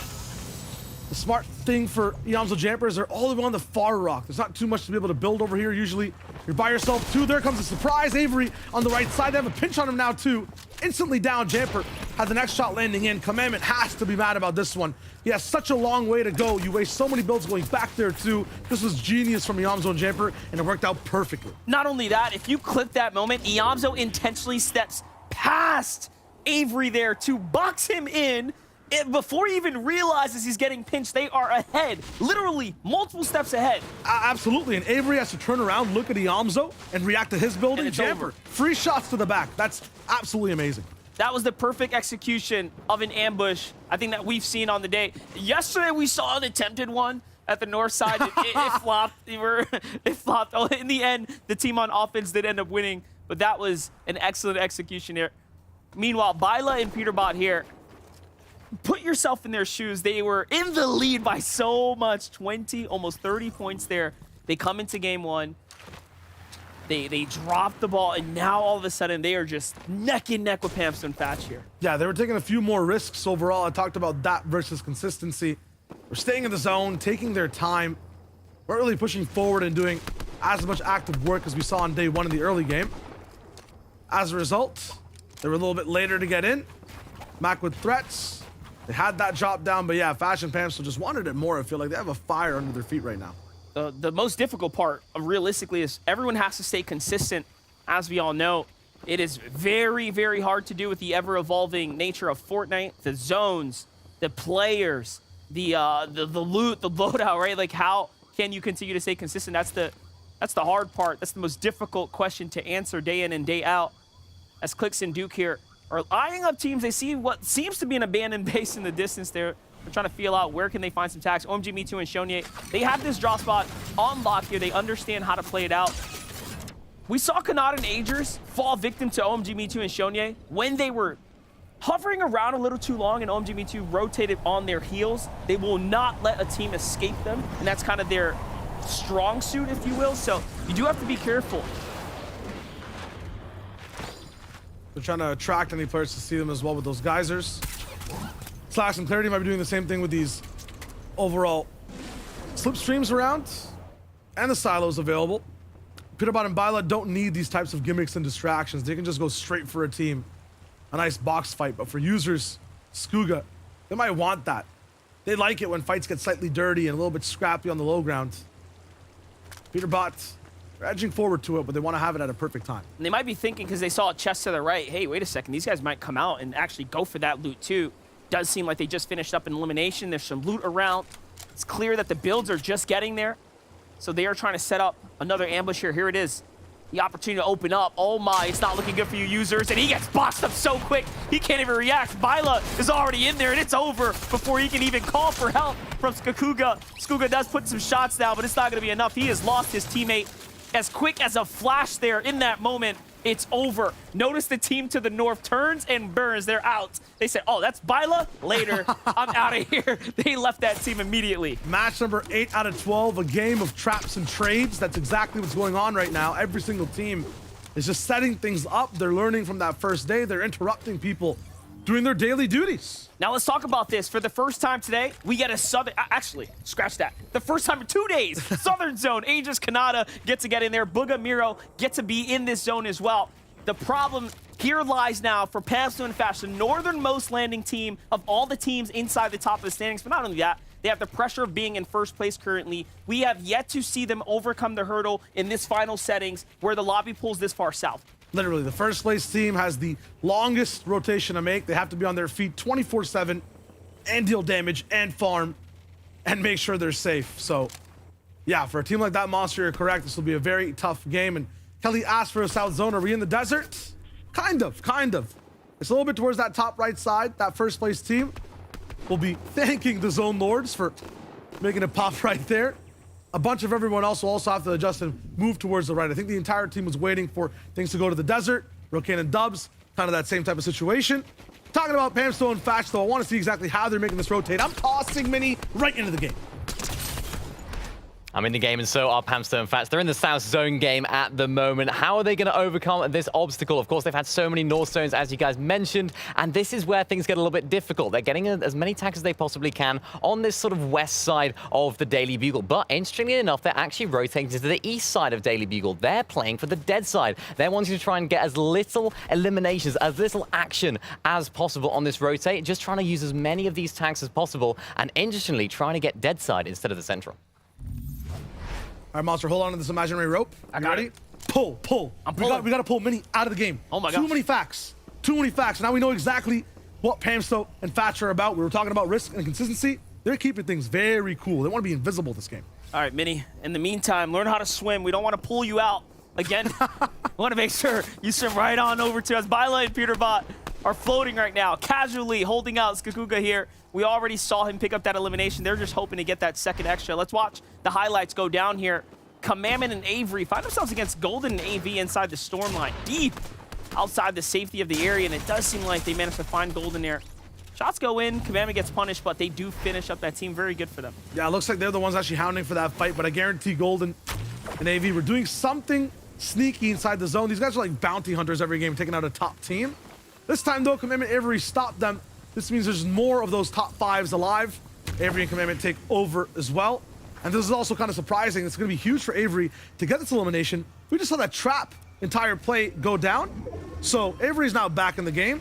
Yamzo Jamper will have their damage. They can move out, but yeah, they have to catch up on time. What's different for them, though, right now, they have so much to overcome at this point that probably was the best case scenario for them. The fact that they can actually get eliminations onto 2 players, because more often than not, when you lose your teammate that early, it's over. You are so far behind a Storm Surge, you are quite literally in a position to be defeated. Yeah, in terms of items too, when one of your teammates is down, the reason why it's so tough to be able to win the game, have more power when you pick him back up, when you reboot him back into the game, they have no inventory right now. Chewy's gonna be in that perspective in just a sec if Jack and Nosh keep this up. That zone is moving way far away. So that's a whole minute to catch up to where safety is.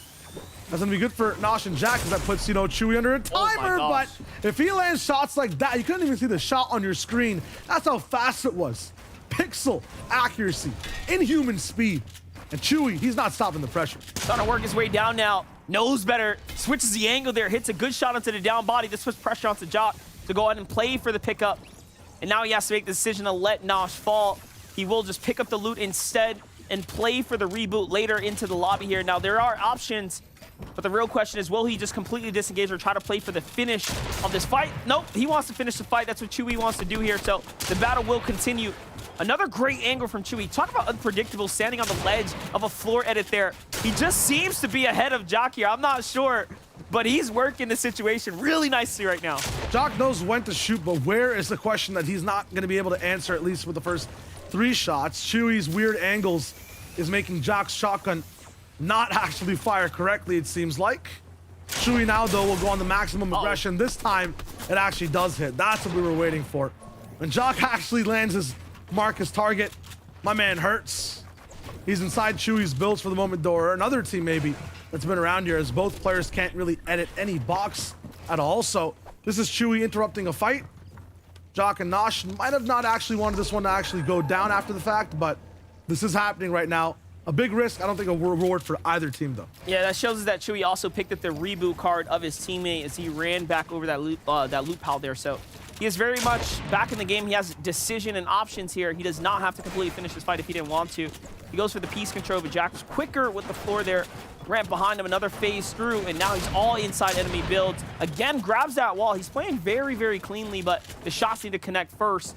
Can he outsmart our previous FNCS champion just a couple seasons ago here?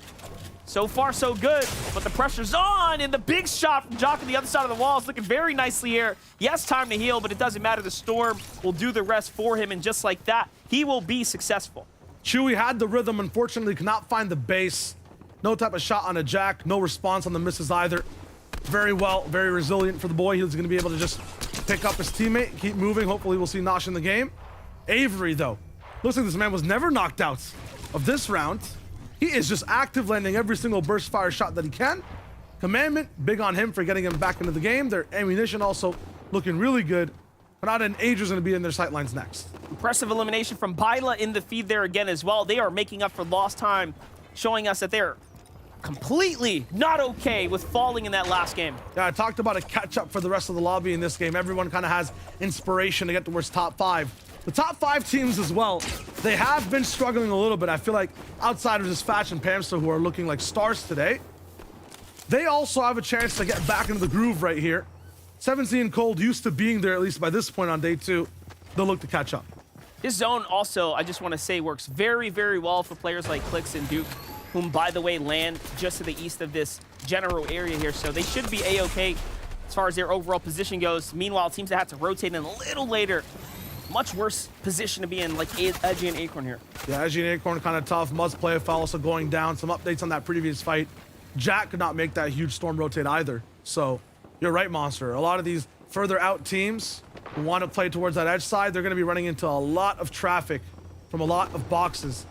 Fashion Pamsto, though, I'm not sure which highway they took. Lanes are free. Everything looks like it's that diamond lane. I'm not sure if they have that in the US where you have like 2 people and you can ride faster. We got 6 lanes in Texas, brother. Okay, we're our own country.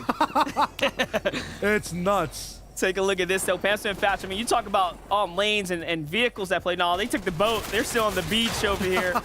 Chubbs and Jackson, though, in the struggle of a situation here. Teammate down. Jackson gets finished. After the big last game, they will fall here a bit earlier than they would have liked, but they have jumped themselves so far up. They really have a chance here to play for top 10 as the day continues on. Talk about a surge of confidence as well after you take home a victory royale. It's definitely something not to overlook, especially on a day 2 performance. So here we have it, though. Pamps and Fatch have to make the move. This is just really interesting at a definite cost right now. We were just mentioning highways, and now there was, you know, a little bit faster and free. The big thing about them, though, if you look at their loadout in just here in a sec, get the replay real quick. Spade and Chimp popping off. Unfortunately, not going to be that good for them, even if, though, they're getting that first elimination for the moment. Shadow's going to be just too much to handle inside the storm. That puts them in top 10. That's a very big set of eliminations there. They were in the storm that entire time, so the Siphon's going to keep at least Shadow alive for now, but no Walkers here. Walkers was asking me on social media earlier, hey, hype me up. You guys are doing good. You're going to have to continue to step up here. This will ultimately come down to Shadow if he can clutch up at this point to keep them inside the top 10. It's really tough to do it from the force zone. Kind of ages, you talk about catch up. They definitely need to now get all the way up towards that 200-point threshold. Top team started at 190 right now. They're about 50 almost points behind. But we know about these guys. It's big swings. It's 2 crucial games each and every day. To win the FNCS, they're going to need at least 4 today. That is right. 4 big games as well, or 2 monstrous games like Kanata and Adria to just keep you somehow in the conversation. So anything can surely happen, especially after you see Game 7's early upset of Peterbot and Bali falling, giving us much more of a conversational point to work with here, because now this tournament is really wide open here for the taking. Anyone inside this top 6, top 7 position can surely be in that conversation to take this entire weekend home The biggest cut from the $692,000 prizing is still available. We're just moments away as we work our way through these games here. Game 8. My gosh, we've had so much Fortnite here. Miro and Booga, take a look at this. Above the surge threshold, and they don't care. They want to continue to fight. Miro looking for the side angle. There's a reason he led on eliminations, not only yesterday, but season after season. They work together. They execute well. They find themselves a refresh there, and they're happy about that. Timing crucial, too. The zone just coming in. They don't even take a lot of damage. Straight back to their bases. Miro looking for more friendly players that are running around, but doesn't find much. Everyone evenly spread out in the zone as well. I was talking about Fatch and Pamsto earlier. We'll tune right back in with them. There's been a cost for them to get to this spot, a toll on that highway, so to speak. They're not looking the best. Their ammunition not as high either. They haven't seen many teams, but it'll be Quad and Tabs G that might give them a little bit of that treasure they're after, the damage. It's enough to keep them above that threshold for now. They're still gonna be taking a lot of punishment though. Tabs G and Quad backed up against walls. Pamsto and Fatch looking free for the moment. It's 3 teams side by side. If one makes a mistake, all go down. What's crazy about this, they were happy with just a single tag and then he back up. They're like, all right, let's rotate. Let's focus on positioning now. We're not going to get hit for the surge for now, but we got to get in a key position to win this game. So close, they almost even took over this entire base. Macwood and Threats so low up top. Yeah, they find more mats, huge mats as well. 300, 400 brick for Fatch. I'm not sure if that's a robbery from Macwood's base, but Bilo's right beside them too. Both teams neck and neck. They're pushing way back into the lead as well. Getting eliminations. Pamsto Fatch haven't been able to do that this game. Getting punished by Surge, it looks like, or some team in the lobby around them. What about Bila though? Right back, and now both teams tied. One of the worst positions to be in for sightlines though. Bila's on this low level. They can see a slight exit to the right, but otherwise they'll have to take a box fight if they want to really find something here. And look, the options are in front of them. Duke, Clicks, Paper, Lawrence, 2 top 10 teams. That's no easy pick right now, especially if you're in first place. First and second place for the moment, both the same cost to be here. Bad loot, no damage. They're moving from way far away to get to the spot at Shuffled Shrines. It's cost them their bread and butter. It's cost them loadouts for now. Clicks and Duke, though, they start the game closer towards the middle of the map. Here it is. They'll be looking at big forces to work with up against Peterbot and Bila. Yeah, I think that Peterbot and Bila might pack a little bit more of a punch going towards these boxes. We know their weapons just aren't as mythical, aren't as legendary. Bila now looking for a few shots. They're not going to find much to weave through these builds. Clicks and Duke just too evasive. What's crazy is, I don't know, you were kind of leaning into Peterbot and Bila. I would never want to box fight Clicks, ever, especially if you have Storm Surge working against you, kind of forcing it. You know they're going to read the room perfectly. That could have ended so bad, but luckily things seem to have went in their favor a little bit here. Meanwhile, on high ground, Threats is looking okay. Macwood there too, but Commandment and Avery on the low ground doing what they do best, just racking up here 4 eliminations. They have not stopped the momentum that they picked up in the early game here after Avery was saved. They have managed to turn this entire game all the way around. Bila now down to one of those first place teams effective. It's Aviv that's in the business. D-Roller 2, Commandment. He's put Avery into the best positions, but can he survive the onslaught of punishment this game? Keeping up with him now as he leads the tarp. Commandment has to heal up. They'll be impeded on speed. Peterbot looking towards the back. He has to solo clutch, so every single elim, every single shot matters. No Bila here, but he is above the surge. He manages to find just a couple tags. Meanwhile, on height, Day and Cease manage to maintain. They are back. Can they get a victory royale here to put them in that conversation? They managed to do so yesterday playing well, but Peterbot gets revenge on Aviv and then completely finished there by Avery and Commandment on the low ground. The circle comes all the way around and first place falls.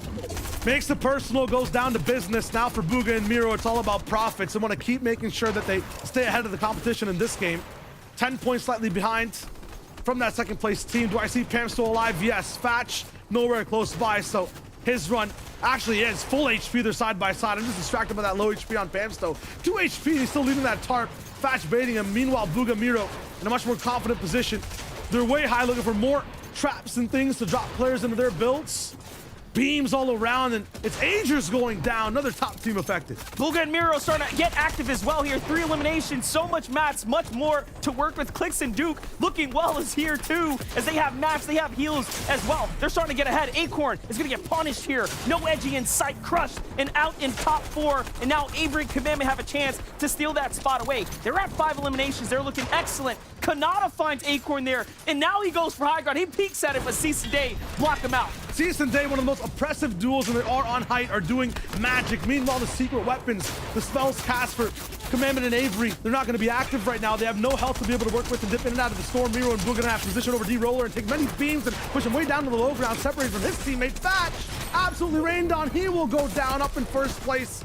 The third place team, sixth place even catch up. The entire board can rise. This is an opportunity now for Clicks here to jump back into things. Commandment, though, he's gonna just go down to the storm. Meanwhile, all the way up top, Blake takes down Day. He gets the full elimination too, so height changes hands. Height is gonna be available for anyone to grab here. Cease is now by himself, a solo on high ground. That's not easy to maintain here. If one player figures it out, it's all over. Meanwhile, Miro and Buka on the low ground now have a chance to take that first place spot here. Just a couple eliminations away here. Kanata continues to fight as well, just a single elim. We haven't seen him this inactive in so long, but hey, the end game, the placements are great. Booga finds Rise. That's a big one. He needed that. The weight of the world is on Cease's shoulders, though, as he's up on high ground all by himself. No one's noticed yet, and no team's really active high enough to take that spot. Clicks finally using that low ground to do what he does best, just win in every single box fight situation.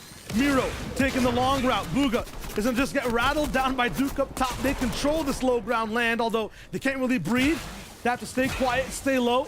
These guys are no strangers to these clutch type situations. Booga will fall to the zone there, so Duke will ultimately get that siphon in the end. Kanata now by himself. Miro, 36 HP, turns on it, gets dropped by a two-man operation from behind. And now it's 2-on-2 on the low ground. Solo up top and another in the mix. Blake taking down Titans to work up his way on the board. Cease still undetected all the way on height. There's a few players around them, one of them being Kanata, they can reach by and just touch to take out. They convert, though. They have the most momentum taken out. I would say a majority of players to get over to this point. Kanata, that's the last time you get to touch the zone. Need the siphon now. It's not going to be possible. Cease's damage will burn him dry. Finally, because Cease needed that as well, and he will need the mass to maintain high ground. But TK on the low has been the disruptor of the lobby here. 8 eliminations. Finally survives the early game contested fight and will make his first appearance in an end game. But Vert and Blake are trying to do that as well. From Condo Canyon now to the end game. Duke versus Cease on height. Duke will hold it down here, and now it's his to win. He finishes out Cease, and now he's in control. Low ground is still in play, but those are all solos. Eradicates leaders. Now there's a duo all the way up top. 2v2 situation. Blake and Vert, who've taken down every single obstacle in this game so far, and Clicks and Duke finally breathing the air in the sky. A win is on the horizon for Clicks. Potentially here, 6 elims. Can they make it 8?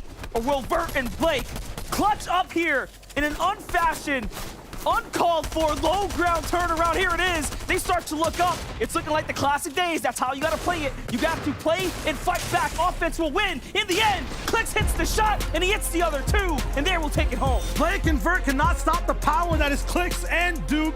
What a shot from him, going right down and facing him. Mono-y-mono, doesn't need that height advantage. He'll take you on your lair. That's where he started too. I like that from the team. What a dynamic way to take height and win the game. I mean, listen, one of the most asked for, the most requested perspectives is Clicks and Duke, right? Everyone wants to know, how are they doing? Where are they? Are they winning? And look at that, Duke with the biggest play that he could have done this tournament so far. He took high ground. Yeah, and it wasn't just flair. It wasn't just really hot action or the craziest shots, the best edits for Clicks and Duke this time. It's what they've been building for 8 games so far that finally works. Patience. There's something about when that Victory Royale music plays, it gets exciting here. Clicks and Duke will take game number 1 or number 8 here, and they jump their way on up with the Victory Royale here inside, well inside that top 5 now, solidifying themselves a great spot. A beautiful way to win, and a new one from Clicks and Duke. It's never that slow, it's never that methodical, usually so much more emotion packed into a performance like that, but that's what you like to see on NA East Evolution. Yeah, definitely, and we have so much more developing here, so let's send it on over to our analyst. Congratulations to Clicks and Duke. You know that chat is popping off right now, but also Blake and Vert on the low ground run and Cease's solo high ground. Just so much happened in the end game there. Oh, I tried so hard. I was excited to see Cease and Day on the high ground, right? We saw the Victory Royale out of them yesterday, and after that, they didn't get much points. So I was like, oh, yes, they're going to start playing for this high ground more, and we're going to see them rise up the leaderboard. But unfortunately, he does go down a little bit early there. And finally, though, Jacob, look at that. We saw a South Zone, Booga and Miro. You know, they're finally happy. But another team that is happy, it's got to be Clix and Duke. This was right outside of the Jonases, a home field advantage. And listen, we got to say it. Clix fans rise, of course, because I feel like this is the first time we've seen them as a duo in the end game, and they show us why. If they get there as a duo, you have to look out. Yeah, you're saying Clix and Duke got to be happy. Probably the thousands and thousands of people cheering them on as well, because they have to be the fan favorite. But that momentum I was talking about from the qualifiers bleeding through here in the actual finals. They are looking like one of the teams to beat. And I talked about Clix and his solo performances up until this point. 6 plays, they would have been down all the way to 20th. But Clix and Duke showing what they can do as a duo as well. There's only 1 point separating first through third right now. That is absolutely crazy. Wow. Listen, I talked about it. It's going to be close all throughout the day. And honestly, that's on the back foot of some of these top tier teams not finding the consistency that we saw out of them yesterday. For example, Pamsto and Fatch. Now, yes, you know, they had to kind of fight for this lead that they do have. They still are in first place, but that gap, like Kelly mentioned, it's gone. There is none. There is a 0-point difference between them and second place. But still, this is one of those instances where we know that they land all the way to the north side of the map. So yeah, this was probably a little bit of a tougher zone for them. But listen, this is what the rest of the lobby has been dealing with Pamsto and Fatch. You know what I mean? Like, it's time for you guys to kind of feel some of that wrath of some of these zones. But it's just phenomenal, right? We mentioned it time and time again. They can play any way they want to, Jacob, and it works. Yeah, and I like the way they're just continuously adapting on the fly, because game number 1 yesterday, they only had a measly 5 points. That is absolutely nothing when you look at the leaderboard now. Since then, they have caught fire at the perfect time and are looking to take the top spot. They just need to hold on. And Jacob, your team right now, Agers and Kanata, slowly climbing up. Yeah, we're climbing up that ladder. Hopefully they're not afraid of heights, because they still got more climbing to do. But it's Kanata yet again. They're doing a great job rotating towards the end game as a solo. Agers, unfortunately, is dropping. But Kanata has taken that pressure, and he's becoming that shining diamond we know he can be. Guys, only 19 points, though, between Clix and Duke and first place. Honestly, they've been in this top 10, right? They came in today 6th place, and it was like, you know what, they're close. But now that these top teams have been kind of falling short a little bit in some of these end games, Clix and Duke are like, hey, listen, we are here. We want a chance at this title. And I think part of the reason why some teams might be falling a little short is due to the issues with Storm Surge. So obviously, we're going to have to break it down once more. We have to. And honestly, it's just such a pivotal part of the game, because it can decide whether you go down early, whether you go down late, and it all is on the back foot of some of these great positions that we see out of some of these teams. And Rise and Trashy are a great example of this. As you can see, we did have that sort of a southern zone. Now, I want you guys to pay attention right here. This is their position. They decide to build up. But then look at this. When the second zone comes in, all of these teams that are all around here, they all have to come directly to Rise and Trashy. And it just works so well. And then I also want to mention, it's a genius spot, because just to the south of them, there is also a river that teams love to use to rotate, because you can swim a little bit faster than you can run. Yeah, and that's what I was talking about when the game prior, when it ended in a tilted zone. It's great to have those phenomenal performances where you're rotating left and right and you're taking the journey to the center of the circle, but you have to win those spots when it is your zone. They immediately realize it's pulling time and time again, just like Vivid pointed out, almost 400 above the damage threshold. What that means for them is when it starts to begin those rotating zones, they don't have to peek for shots. They can continue on trying to stay ahead of zone. This is what IGLing is all about, Jacob. It's not just about making those endgame rotations. It is setting yourself up for success when Storm Surge mechanics are on the back of your mind. And right there, Rise and Trashy, alongside a lot of these other teams, had a great position to make sure they got into that endgame. This has been such an incredible journey so far, from our first place team almost not making it and being the literal last team to make it through in the semifinals. Peterbot and Byla, the reigning champs, slipping out of that first place spot and second place spot, which is now taken over by Booga and Miro. And of course, the fan favorites, Clix and Duke, slowly climbing up that leaderboard. Who's it going to be for this game? Well, our casters might have the answer to that. Game 9.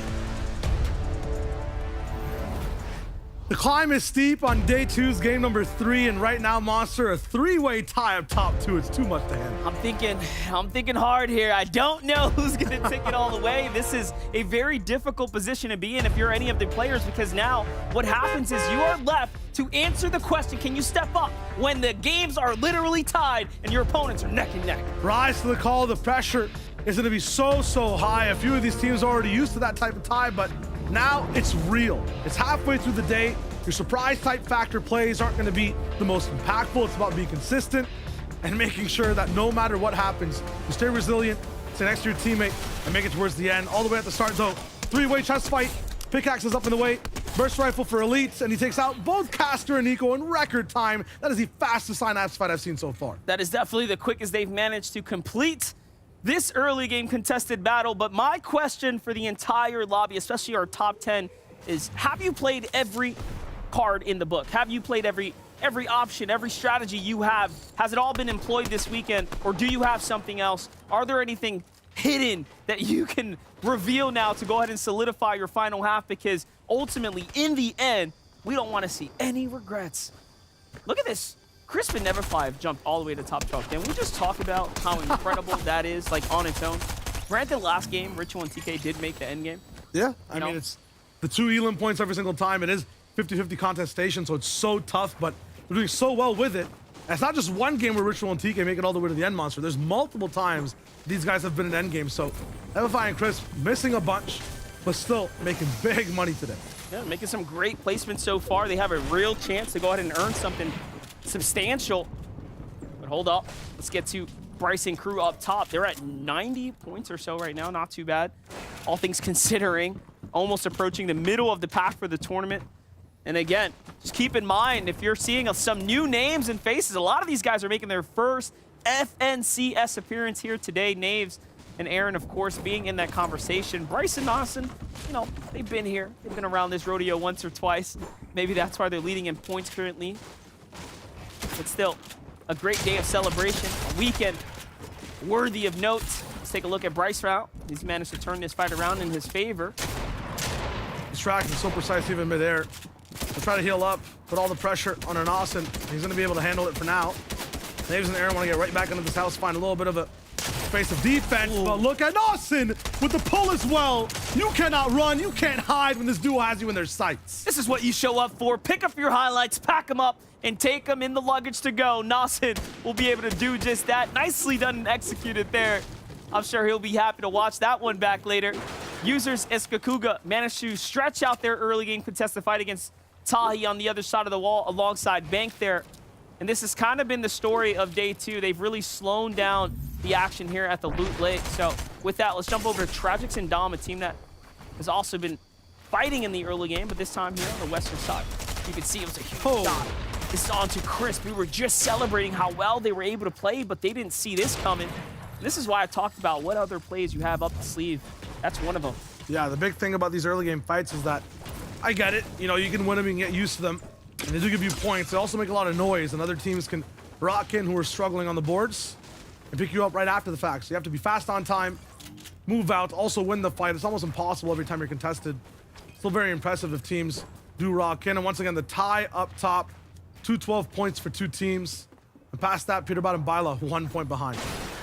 Absolutely incredible to have them this close in points here. I couldn't have called Booga and Miro jumping back up as fast as they managed to do it in just 3 games.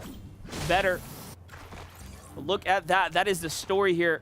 And then you have, again, Clicks and Duke, who have managed to jump up there as well. Just somehow, some way, 193, the huge win last game, puts them way inside this chance here to do something huge. But let's take a look at the leaderboard for average placement. Not only have they managed to find elims, these teams have been so consistent. All of our top 5. Peterbot and Bila having the worst average placement, but somehow maintaining much of a better score off of just elims alone. So I don't know which way it's going to swing today. Yeah, it's their day 1 setup, so we're just having so much success in hunting down people mid-game, having enough elims and refreshes to start their end games hot. And at the end, if you're picking up elims, it's going to be huge to keep boosting up your placement. It's just a very risky strategy, so you might lose out on a few games. The start of today, Peterbot and Bila just haven't made it too deep and towards the end game, so gotta make sure you're there every single time. Mem and Avery, a nice try for a comeback last time. It bumps them up and keeps them in 5th. It might feel like they haven't moved anywhere, but to hold your spot, you have to have impressive games back to back to back as well. Well, actually climbed up just a little bit. Remember, Jamper and Hamzo were above them, and last game should have been the end of Avery. He was taken out early with the, of course, that ambush plan. They turned that into an end game. I don't know how they did it. we're going to have to go back into the footage there and review that one, because just talk about an incredible comeback. Talk about being resilient and playing extremely smart and executing when it matters. Miro and Bugha playing the ocean side right now. This seems to be a really tough spot that they're in. Not only were Costa and Zeus somewhat ready for their strategy, I think they've adjusted after the last 3 games here. A lot of the times, Costa and Zeus, the people who are fighting and shooting Miro and Bugha right now, will choose to stay very, very north in this desert, look to go towards the next zone. When the desert pulls a zone, when it's towards the south side, they can explore more, come down to Bugha and Miro's home and take the fight to them. So that's exactly what they do. The game plan for Bugha and Miro will have to switch. They'll have to move down, right, and try a different way to play Fortnite this time. The Yamzo Jamper also can't really surprise much people at the Rave Cave. They'll be moving way past them a lot faster too. Every time there's a south zone on the map, the majority of POIs will be changing and moving faster. A lot of them are a bit more mid-map and higher inside the map. So here it is, down and right puts Bugha and Miro up against Blake and Vert. If they do manage to take them out and put down pressure, that'll slow down the whole lot. This game is looking like the revenge of the teams that Miro and Bugha have been farming for surge tags as they've all collapsed inwards towards this general area of Chonkers Speedway. Look, and the zone is here, so there's no reason for Zeus or Costa to go, but Miro makes a mistake, hits the tire there, loses all his shield, and now forced into his metal. He tries to get to the build to survive himself as Ghost Blake and Vert also sweep around the side. That's going to turn into something very, very interesting here shortly. Sometimes it's good to have a home zone, but if you can't leave home and you're just trapped, seeing the same things every day, you can't even go outside, can't do much in terms of living your life, it's going to be tough for Bugha and Miro to move out of Chonkers and stay safe. Edging Acorn farming tags onto Cold, but let's get back to the action that matters here. Our first place team of Bugha and Miro. Now, defensively positioned here inside the building. Also notice how much they had to heal. They are in the worst position we've seen them since game 1 of yesterday's kickoff. Bert's gonna find a couple tags. Not enough to really initiate anything here. He doubles back to the side in another angle, and it's like Miro's just letting his guard down and being outsmarted right now. This is, again, the first time they've had any kind of resistance like this. I like that follow-up with the tire too. This is so different for Bugha and Miro though. I just don't think, with how most of these games are going, pulling up north that first day, as you mentioned, Monster, the patterns they were used to. They're not expecting this much of so many teams moving right to them and taking revenge, as you said. Trashy and Rise, though, now in their natural habitat. Is this their final comeback game? True that. There's an opportunity here for them to jump back into this. You only have 3 big games. They were a second-place team, Monster, on day 1 at one point. They were definitely playing consistent. Today's been somewhat of a struggle for them. Falling a bit early is again, that momentum that you lose out on can change your mentality. And, you know, a lot of these fights may feel insignificant because players can heal back up, but think about how much time you lose, that you have to rebuild your material counts, get a little lucky and find more shields and health to take into the later games as well. It's not that simple. As you start to slip behind, it really becomes more and more difficult as that clock rages on in that bottom right corner. Hamster and Fatch, you see, also positioned in first place because, again, they are completely tied here coming into game 9. This has been a 2-day tournament. I want to encourage you all as well. Just check out the past games. Yesterday's first 6 were incredible. Absolutely. It's where some of these teams built up their base onto how they are today. Some crucial moments on day 1 might be the reason Pamsto, Fatch, Peter about Bila. A lot of the teams that were trying to come back to might just end up winning.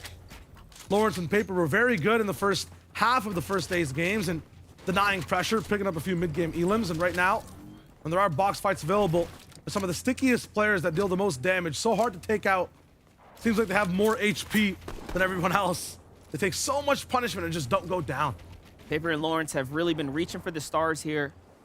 They've managed to continue to stay consistent enough to remain inside the top 10. Meanwhile, Bang and Tahi survived their job. They're walking up. They got Aviv and Donnie inside. Aviv and Donnie, although they have been playing quite the crazy weekend here, they're at 14th, really pulling it all together. There's no way this works. There's just no way. It's like I'm watching a cinematic Fortnite trailer for a new item, you know what I mean? That type of thing, just crouching up right next to a big base. Tahi Bank finally discovered, though, even Donnie, they don't get fooled.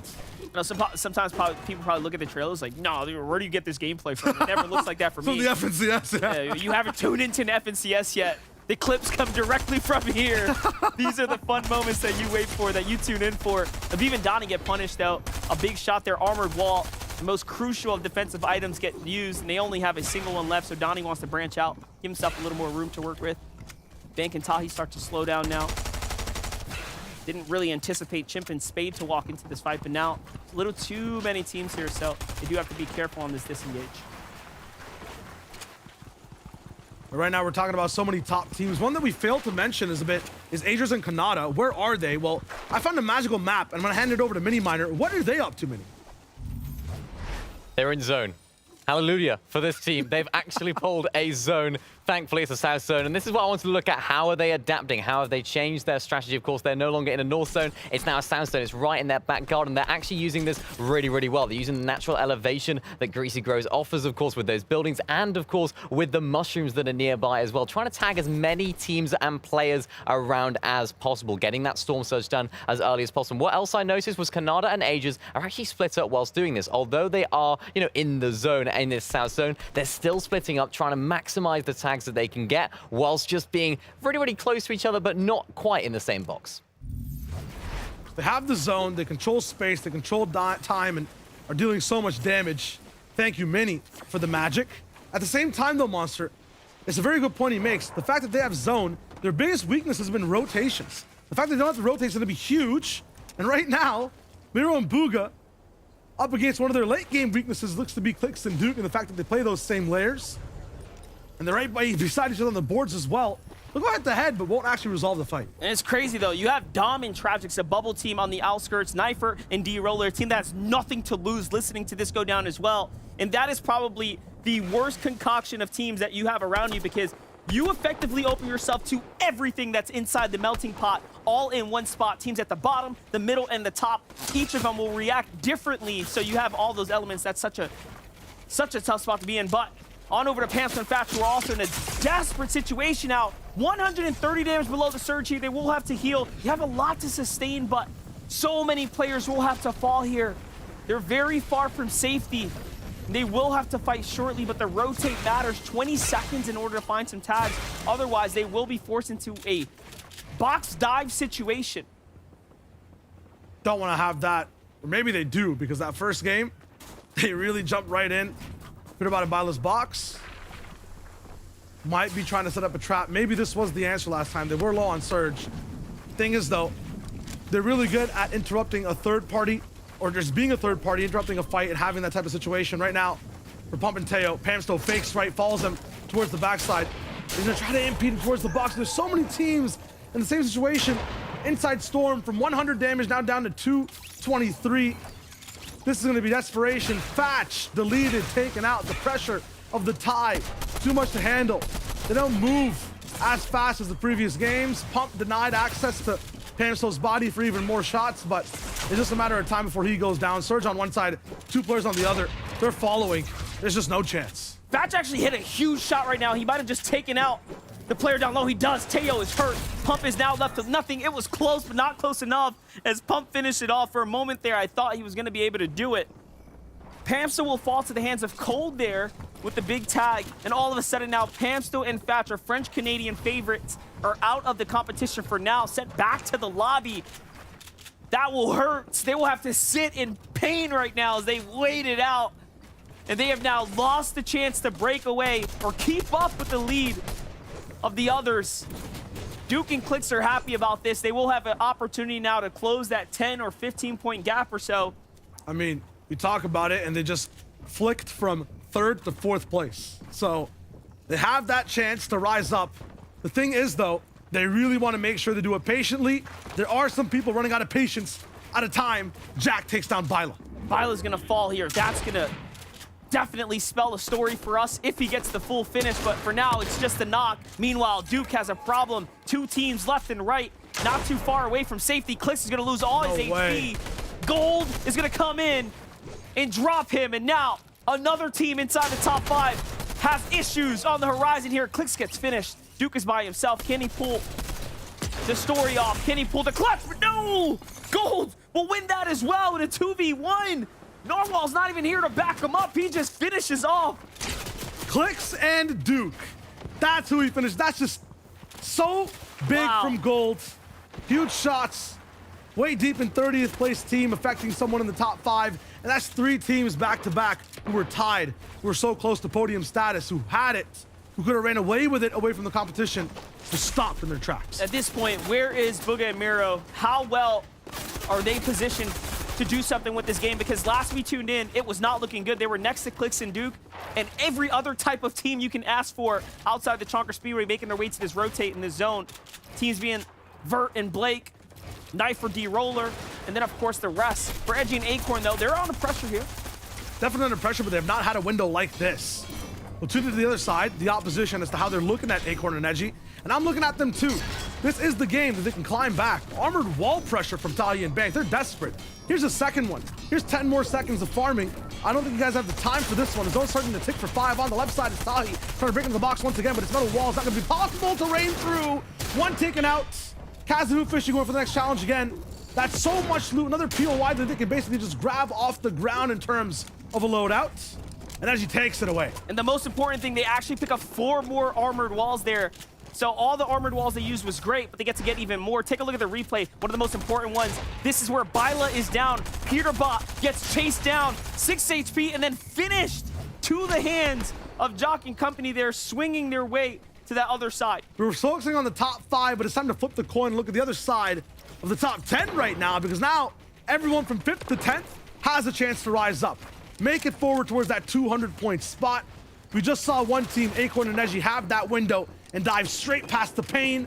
Commandment and Avery, they've taken lots of bludgeoning, punishment. Now they can also rise. Bugha, Miro, Commandment, Avery, Acorn, Edgy are all the teams in the run right now to continue to rise here. Meanwhile, Ghost, Blake, and Vert survive that early game rotate. Vert's extremely hurt here. They're trying to actually see what they can muster up as far as the loot goes. There's not much though.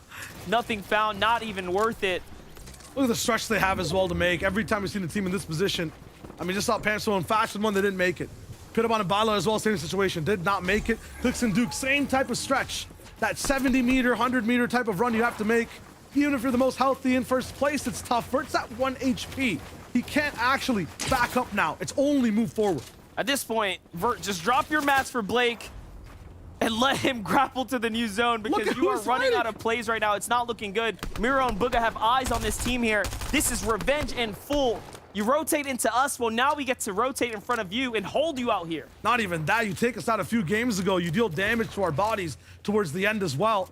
That next game, we're hunting you down. Miro and Bugha in one of the best spots to be in. I can't really focus on for now. Once again, the entire lobby even. There isn't that much congestion in any box.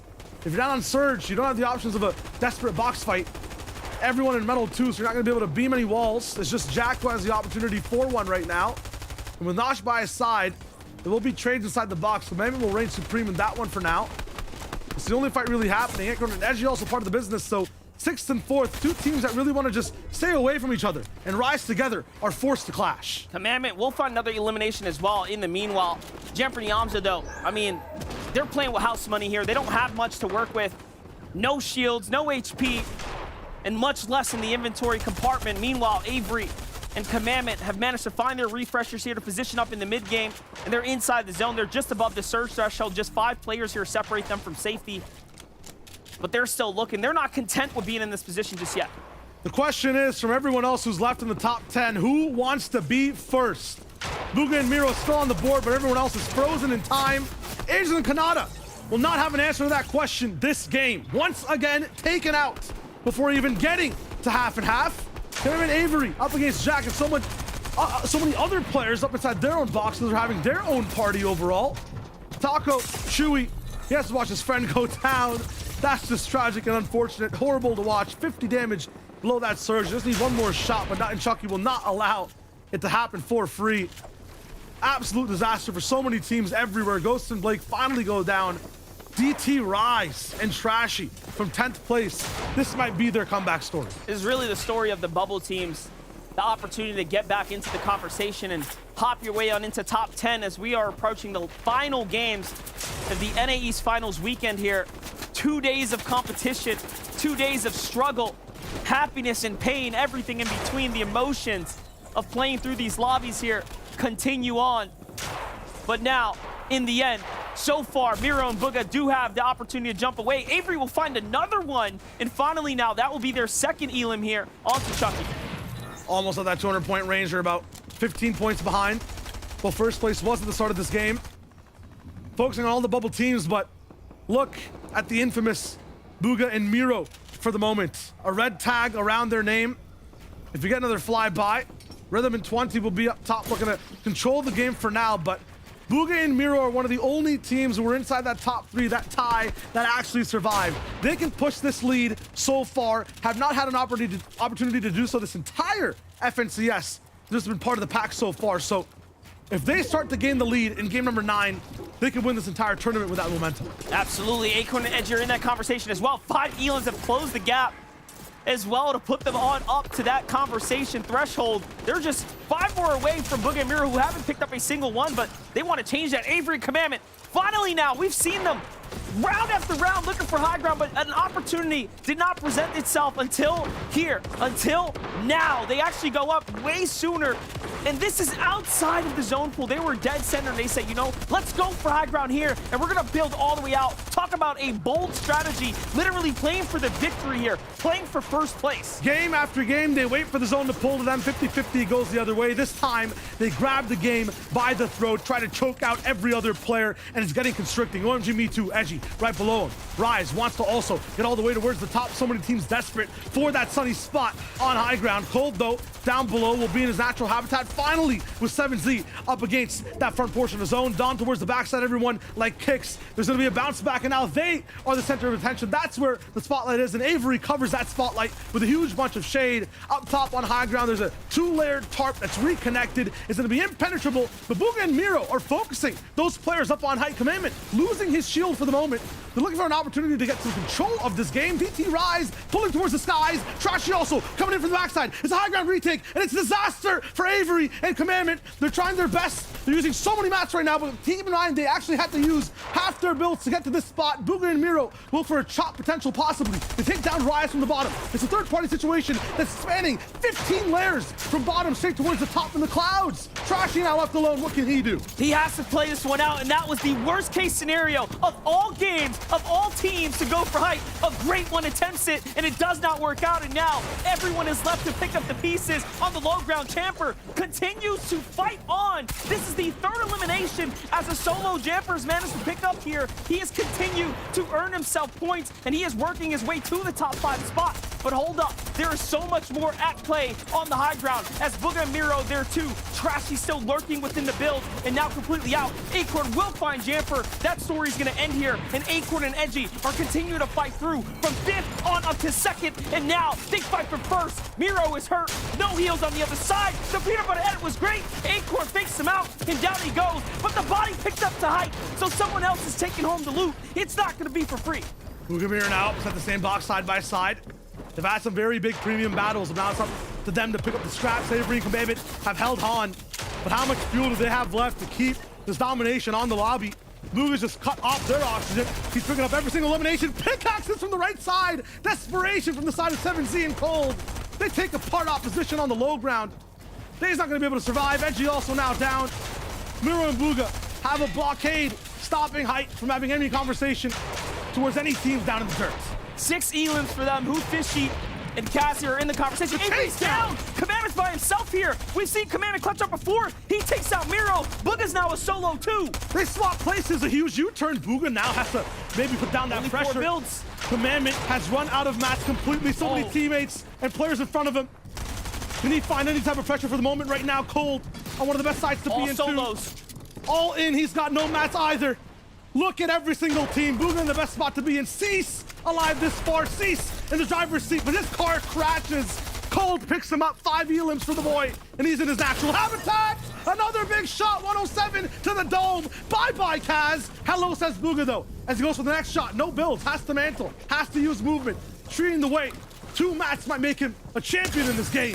You couldn't ask for better. Solos in the Cold continues to earn his stripes. Down goes Commandment. Cold versus Booga. The Cold comes in. Booga will get crushed. No way! Shot, but he follows up and wins in the end. Booga and Miro do it again. They break away with a huge lead after that game there, and it's going to be 8 elims separating them from the rest. Cole takes out every single person on low ground. A chill at the bottom of the lobby, but Booga, just too hot, takes the game. The icy winds of cold from the low ground will come through and sweep things up. If you didn't have your coat on, the fireplace wasn't ready. If you weren't cozy enough, we saw what happened there. Cold will eventually overtake it. But take a look here. We have to run through this moment one more time. Booga and Miro come into this top 10 teams, and they just start putting on a highlight reel. Look at this swing to height here. He swings around the opposite angle and then just plays it out. And ultimately, honestly, right there, if Booga would have tried to exit, it would have been over, but he fights back. Finds a tree, that one crucial mat, just gives him that ramp, gives him a pedestal, and makes him shoot towards the stars. One of those teams who were tied inside that top 3, now just shoot way past everyone else in the lobby. How far did Booga and Miro go? We'll have to find out. Game 9 is going to be an iconic one, and honestly could be the defining moment for Booga and Miro, but we'll find out. Let's send it on over to Kelly and the crew. Booga, with 3 years of terror, showing up that he is still the champ right now. 5 solos at the very end there as well, but I love what Booga did. He went up to high ground and he let Cold, with ice in his veins, take down everyone else in the low ground. I mean, Booga just played that so well.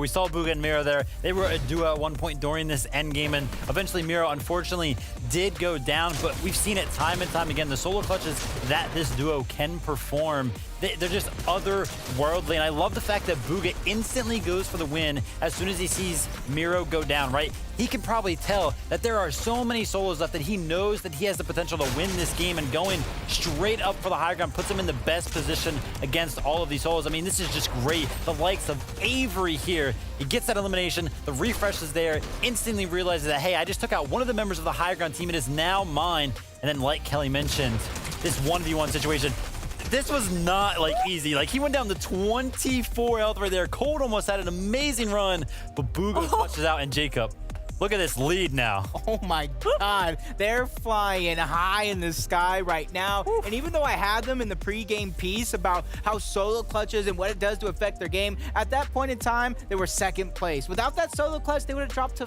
5th. They would have still been in contention for this top spot that they have now.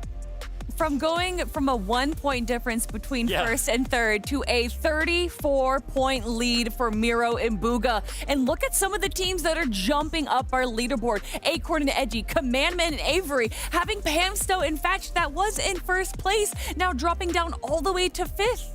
Yeah, I think Pamsto and Fatch had around 212, maybe it was 211 in the game before, and they have not gotten any points coming into this game right now, so they do fall very far down the leaderboard. But I've seen it happen throughout the day. Every single time one of these top 3, top 4 teams have gone down, Acorn and Edgy have had a good game, and this game right here was no different. They are now sitting in 2nd place, and listen, yeah, they are trailing by a little bit, only 34 points, but we've seen it. These gaps can close, or these leads can increase so quickly. And I was prefacing a little bit through the qualification phase. Acorn, he's been here before. He's an FNCS East champion. Edgy, he has a championship, but that's on a whole nother region. Yeah. He's looking to claim it here on the East region, and none other than Acorn. They're working together in tandem. They're doing wonderful things. And honestly, a lot of what they're doing right now is just that natural chemistry that comes from being one of the best teams on East. And I love the fact that you mentioned chemistry, because everything they do is done together. You almost never see a situation where one of these guys has to be in a situation in the solo clutch.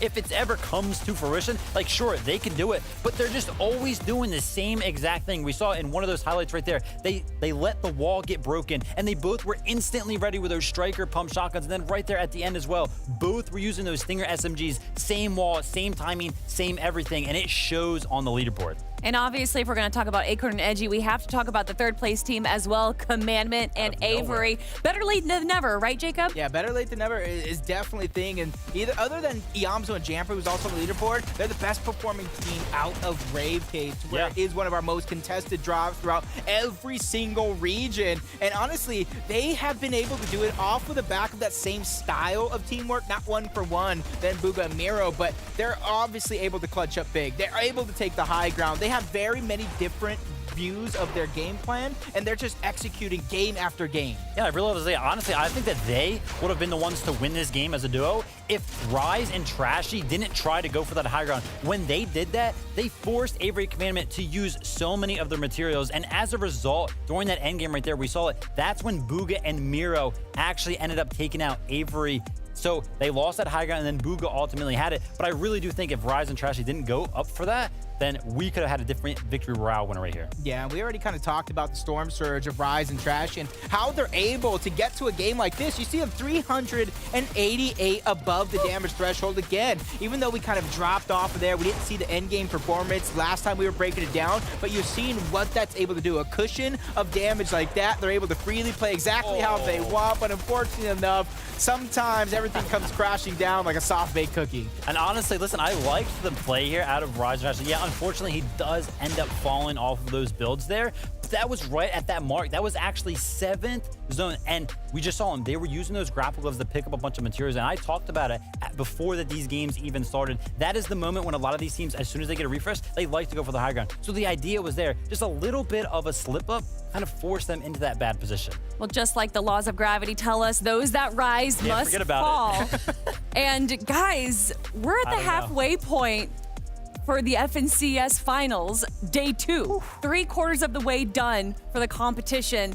And with only 3 games left, Jacob, what are some of these teams that are outside of the top 10 gonna have to do to try and climb up for that big bucks? Honestly, they're gonna have to do a lot. I think you kind of mouthed it there for a moment because it's no longer about placement points for some of these teams. You're gonna have to mix that in with eliminations. You got 2 points per, depending on where you're at. You might need 5, you might need 10, you might need a miracle.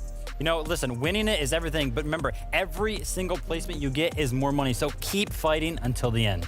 And it's not the end just yet, everyone. We do have 3 more games to go here. Can anyone stop Booga and Miro? Well, we're gonna have to find out in the next game. Game 10. The last leg of the race, and somehow, Monsters, somehow, it's gonna get even more exciting than that. At this point, jackets off, it's over. Let's get into game 10.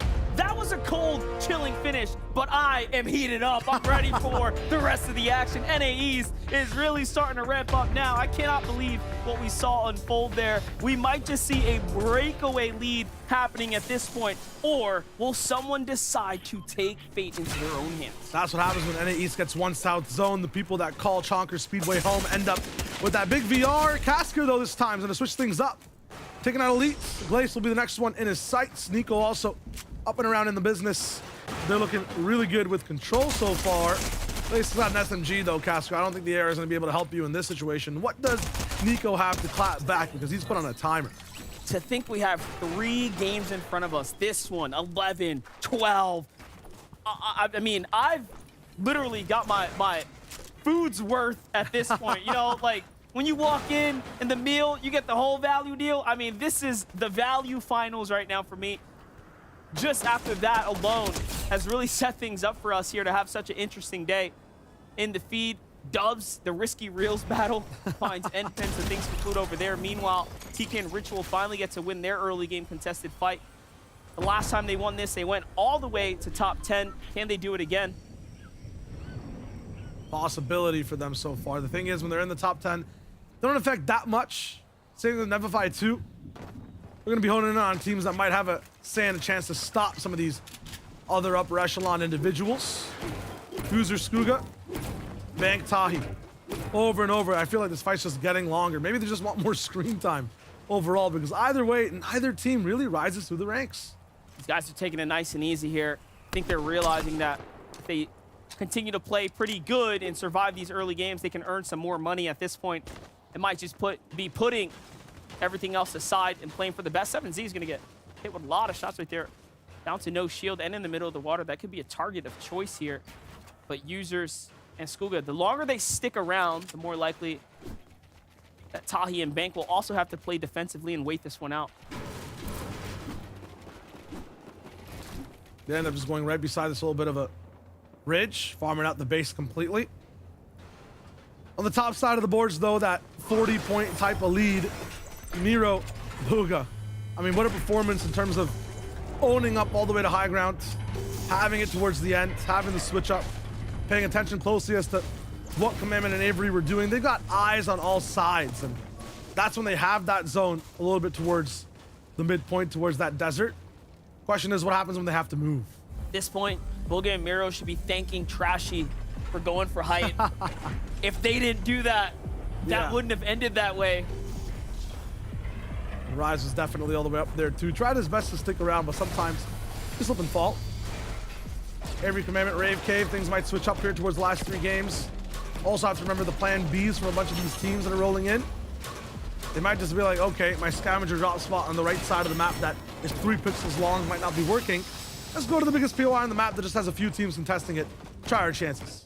That is right. On over to Peterbot and Byla, who are in that conversation for top 3, slipped on down to 4th position now. What conversation? They were in a conversation? I haven't seen them for half the games today. Yesterday. Yesterday, yeah. And then today happened. They've earned only 10 points today.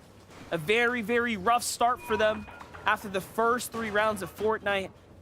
What has changed from yesterday to today? It's just the way some of these teams are rotating. That's all these mistakes that teams are making, from drop spot to mid-game base points, I guess, to make up a term, have been issues on day 1. So the way people are traveling now on day 2, they're interrupting a lot of other loop paths. For example, Fash and Pam still running in and stopping Peterbot Byla at 1 point. 20 with them as well, actually seeing Jamper and Yamzo a lot more. So all these edge zone type of players are getting into positions that they weren't there on day 1. They're interrupting comfortability. Fash and Pam still, they were looking really good with it. And towards that first and second game. Now at 3, when it mattered most, they vanish. It shows you how falling behind 1 game and allowing a team inside the top 3 position to break away will give such a detriment in points between the two. Fatch and Pamstel were all tied up with Booga and Miro and everyone else inside that top 3. And falling in the mid game was the difference. It's not like they didn't make it there. It's not like they didn't earn points via placement. It's they didn't make it to endgame. And that is how competitive it is currently. You have to make it to endgame every single time currently if you want to keep up the pacing to win the tournament here. And so far, Booga and Miro, although they weren't in first place coming in today, although they were slightly behind, they have managed to play the best in the first 3 rounds. The best in the first season as well, and really, really well in the second one. We're on season 3, and for Booga and Miro, I feel like the stakes are very, very different. They've wanted to get that championship right back under their belt. The only other team that can relate to them pretty much is Peterbot and Byla, who won the last season. Both of them up inside the top 5. That is true. And it's no secret, Miro just has the genetics at this point. He's talented. This man knows how to play. Pick up and go. Press the engine and start. Donnie and Aviv here have managed to jump up into the 16th position now. Top 10 can be in the conversation for them before the day is up, as the 3 rounds continue to develop here. Death and Tabney not happy about having this team here, you know, stealing away at their route, but what can you do? It's either take a fight and risk it all, or play it slow and be smart.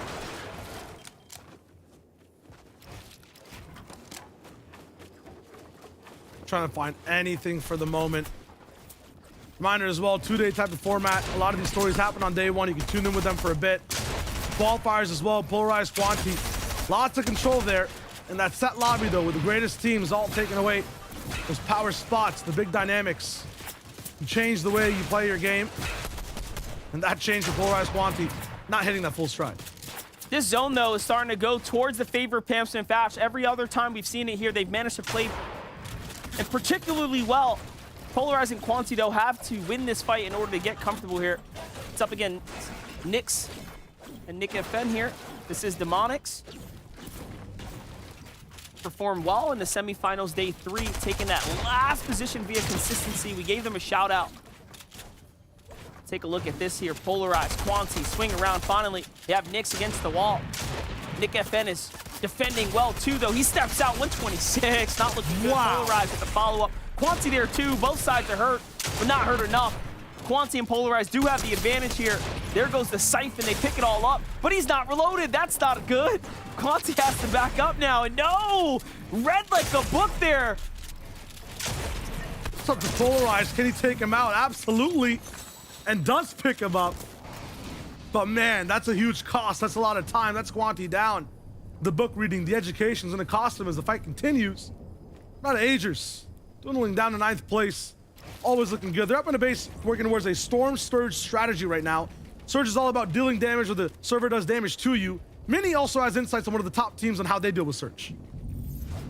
I do indeed. Acorn and Edgy, 2nd place going into this game. How are they doing so good? The answer, Edgy, looting inside of Tilted Towers. And if you can look at the bottom right of the screen, you can see a little pink arrow on the hill just outside of Tilted Towers. That is Acorn. He's using the time so effectively well. He's using the position effectively well as well. So whilst Edgy is getting all the materials, getting all of the loot, he's able to be as proactive as possible, getting as many tags as he can. And that could just be the key to their success. So Acorn rocking in, being the breadwinner. Edgy, the house husband, just cleaning things up, making sure all the mats are in the box, ready to go. I like it. Not a lot of teams will be able to split up that type of spot and or roles. Actually, they don't have the opportunity for that. When you're at Tilted Towers center map, you can do so much more. No matter where the zone goes, you have so much time. I don't know all too much about being the house husband, you know, trying to make the significant other be happy. Yeah. Peterbot and Byler are doing a great job supporting one another here as well. It's looking very, very solid. Byler, though, has to figure out how to get his health up. I think he has found a med kit. So that's pretty nice because you don't really want to use your other heals. It's bandages that are going to be the solution for him now. And they're forced to hunker down for a second. They'll be fine to slow things down. Kaz and Newfish, want that speed up, though. They want to up the kilometers per hour. Miles per hour, depends on your country, I guess. But every time there's a fast fight, every time there's chaos, this duo thrives. Very good at seeing through it. But so many teams have switched up the way they're playing in this finals. There's so much more patience involved. When you see clicks disengaging, you know something's changed inside the region. Mewtwo and Shonier really also good at finding where the chaos is and getting there first to pick apart a lot of eliminations. On day 2, they haven't really predicted the best spots to be in terms of where box fights can break out, how well they can third party. As a result, from top 5 all the way down to 11th, they go. But there's a chance in this last 3 games. We saw it yesterday. They almost set a record for eliminations. They went in to the 6th zone with 11 elims rocking through. Could add a 20 bomb all the way inside of the FNCS. That's kind of unheard of. So, you know, there's a potential once again there. We have 3 more games. OMG, Mewtwo, and Shoni are probably just a couple more 100 hours away from being top tier. They've really shown some opportunities of greatness today. And I say hundreds of hours, guys, because you really do have to put your head down and work week after week after week if you want to compete at the top of the standings like these guys are. I mean, professional players. There was a time where they were share how much hours they have in Fortnite. It's in the thousands. Years of lifetime spent in the Fortnite game. And that's what it takes to be at the best of the best. Unless you're someone like Miro, who's, again, just gifted. He could get on and play incredibly well. Edgy and Acorn, a team that has also been at the pinnacle of Fortnite success. Acorn's previous FNCS wins coming from the trio track. He's had that pickaxe of champions. He knows what it's like. He knows what it takes.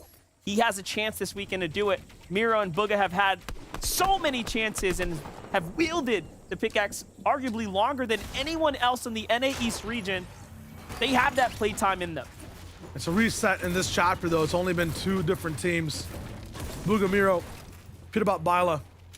Both of them extending their hands towards the skies to grab it once again. Booga and Miro's fingertips basically touching the staff. One team I want to focus on, too. We have a replay to rock in that way, too. Chubbs, who had high ground in that one game. Him and Jackson were looking really good to move up the boards. That VR rocking through. What happens to them off spawn? A lot of back and forth action and darkness. They're going to be able to hold on for now. Hopefully be in that spot again. They were up against Avery and Commandment before. We'll tune into their story in a sec because Byla and Peterbot is getting affected. This is a crazy important fight, too, because in the distance, you have Iamzo and Jamper looking inwards right now that are also inside that storm. Not quite safe, so this spells disaster all around. Peterbot and Byla recognizing the danger. They're going to back off and actually go deeper into the storm as they have heals here waiting for them. Remember, this is their draw spot. They know where every single other piece of leftover loot is. Even have a grapple glove to play for later. Notice the other team sitting around. They are hungry to get a piece of this action here, especially Jamper. Even Cease and Day positioned way off in the distance. That is such a tough spot. Peterbot and Byla do not seem to have luck on their side right now, as after the first 3 games, it has been very difficult, but it's also looking difficult for Booga and Miro now. 34 points ahead of the rest of the competition, and you are in this much of an issue and struggle. No more heals, 2 armored walls. They do have a little bit more to work with. It's Vert and Blake who continue to push and fight them here on this outer edge. Game after game, they either take them off the throne or give them a pedestal to just rise straight towards king status. Look at the amount of investment from both teams in this spot. There was a chase down from start to finish. We went from metal to wood to brick for Booga and Miro. They've got nothing now. And also don't have time to actually confirm this fight. Jamper also now finally taken out, so him and Yamzo will be put on freeze. Oh, below no. the surge, Miro in trouble. Desperate for a few shots. Does not have the burst out either. Booga, half a second, comes in with the mini. Miro now not going to be able to survive. Booga taken out by someone else. It's Cam that drops down and finds the fight. Lightning will be enough to take Miro down. He's done enough damage to maybe take Surge off completely now. Cam, though, going to be looking for Booga's body. Yeah, just 29 above for Miro. Man. Not good with Booga down here, but also Pamstel finished in the feed, too. What is happening? We already know that Pamstel and Fatch rotate dead side around the eastern side of the zone, and they've beaten TK and crew in a fight before. But now Kim has a decision to make. Do you push this duo right here, or do you give them an opportunity? He wants to fight this one out. He has to take on Miro in a head-to-head clash. He does not know the HP situation. Narwhal says, give me that one. I want it. He swings in from the side, and they close out Booga and Miro. 34 points frozen in time. The lead will be lost here. One team will catch up for Narwhal and Ken. They must be asking, what the heck was that? Booga and Miro looking that weak coming right by. The focus from Blake and Vert, that was why. I mean, it's just too much. First place, all that pressure, and now every team can catch up. Fatch and Pamstel, the opportunity they could have only prayed for, comes to life before them here. Pamstel's no longer in this game. Fatch is by himself. This is a chance for Clicks and his duo Duke to jump back into it. This is a chance for Acorn and Edgy to come back. This is a chance for Peterbot and Byla to take it all and close that gap. So many teams now have a chance. Commandment, Avery, but Peterbot's gonna fall. Byla has to clutch up. He's down. The chance. He didn't do it. Patent denied. Their strategy that works every single game. Their product. The send in one player, get a knock and trade. Peterbot cannot deal enough damage. This entire base now, so much noise. Policing from the outside, Slacks and Clarity G. Gonna be able to take down Hoofishy and Kaz. They're right beside Peterbot and Bilo just for seconds. This is just tragedy for so many different duos across the board. You couldn't ask for a more competitive end game now at this point. You couldn't ask for a better NAE's finals finale, because what's happening here is we continue to make the top 10 become more and more competitive. There is no one who has the runaway train. With 2 teams inside the top 5 falling now, that will effectively open up the standings well to the top 10. Officially, teams like Hoofishy and Kaz, a win here, a great placing, finish will definitely put you up inside that 200+ point threshold. And the problem with that is we are approaching the tail end of the tournament. We are approaching that desperate territory where you don't have many more chances left. You don't even have a chance in this game if you're Hoofishy, right? We've seen how it happens for solos who start off in like the 4th zone. They only get to about maybe the 6th if they're lucky. If you're Clicks or Miro, you might be able to almost win the game. No way, so seconds on Storm Surge. No way. They're out of shield completely. Two big pots left for Edgy and Acorn. Burning through the med mist. Look at all these tools they use to win games. Being absolutely traded out for maybe just an essence of more time. A chance at slight survival. 22 damage with their 85 below. Do the math. It does not even out. Puts them at 60. Apparently, the numbers are different here.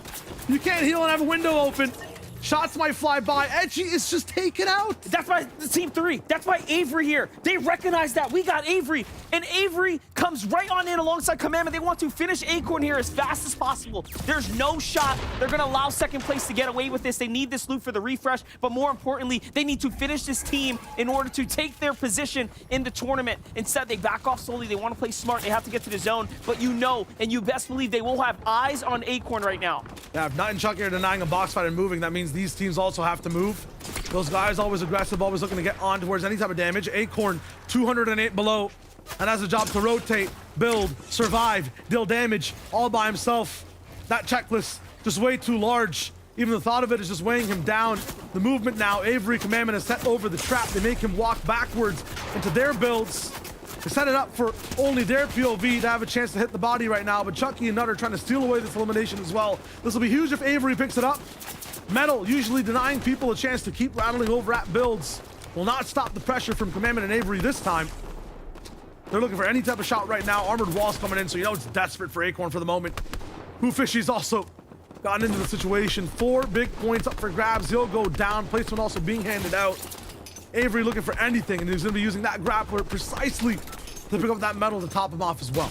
Duke will also find eliminations amongst all the chaos here, so they're looking good. All Storm Surge, which means Clicks and Dukes are still in the game right now. First place is out, second place is out. Avery and Commandment have a chance here. Pamstool and Fatch are still in this as well. Fatch is solo. We talked about him needing to make the moves here. So far, so good. So far, Miracle as well. He's kind of pulled that zone. Oh my gosh. It's going to be fine for him to just stay alive a little bit longer, but he has to move slightly. 44 builds. We'll have to use about 15 of them to get into this next spot. Clicks and Duke in a position of power. How many builds have they used? Quite a lot, and the loadout's also looking a little bit well worn. They still have a little bit of ways to get into the zone, into a nice overall position as well. My favorite team to watch so far inside these end games is Avery and Commandment. I think 80% of the time I've watched so far, they have never pulled the zone that they want. They've had to work to get towards the next spot. This is a max pull, and Commandment's already moving all the way across into the next portion of his game. He has a chance to come back again against all these factors that are against him. They've never had a single time so far, Monster, where they've had a free game from start to finish. Let's give all the respect to Commandment as well.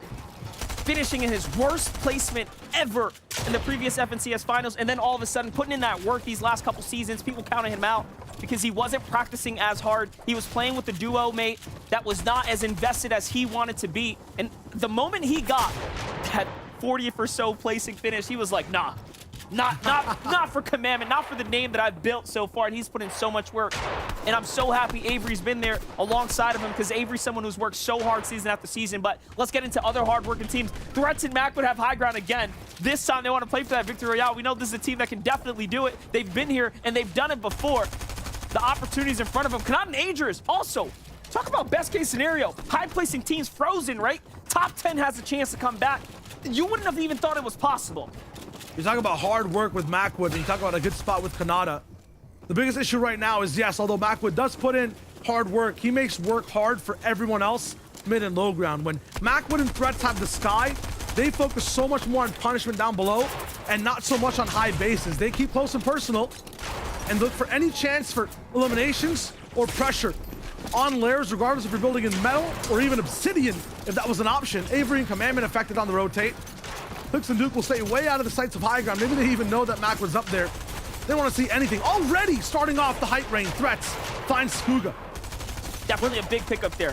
When they start and they're active, they don't stop shooting monsters until the end of the game. You will always hear an AR or an SMG active on a height. Trashy gets another one onto Clarity G as well. So they're starting to rack up. Meanwhile, Fatch is still alive. Holding on here. Solo, 36 below, so he needs to find a single tag. Clicks and Duke on the front side of zone. No eliminations. Taking advantage of the fact that the top teams are down and out. But they have to start finding more points if they want to close the gap. They're also below the surge here. And meanwhile, Fatch is on the outside. He might just run into Ritual in TK. That story will conclude here. If he face checks them, he has to be extremely careful, because that is the team that took his teammate out.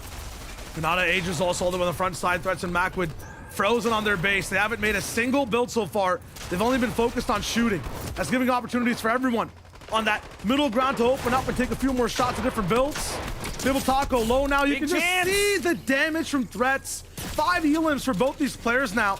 It's just huge as Playify goes down. Kanata and Ager, because of all the pressure that's happening up top, they have this opportunity to just keep having mid-ground box fights. 5 seconds of just pressure on walls, big edits and shots raining through. Avery and Commandment, though, run at a time, have to use the zone to get exactly where they need to go. Fatch still somehow surviving from the fourth zone all the way up to now and takes such a big an opportunity, shot. dude, such an opportunity. It's big. No match gets to climb up a few more, and he still survives. And Tabe was so looted up right now. Look at how much material he has and heals as well. He managed to pick all of that up. He is literally clutching up against all odds. Meanwhile, Avery and Commandment now, 3 eliminations, front side of zone. Clicks and Duke are still alive too. Everyone is starting to catch up to the 260 points that Booga and Miro left behind. This will become closer and closer now for so many different teams. Meanwhile, Fatch is alive on the front side of the zone here. Great rotates, playing smart and calm, collected, but he is out of material.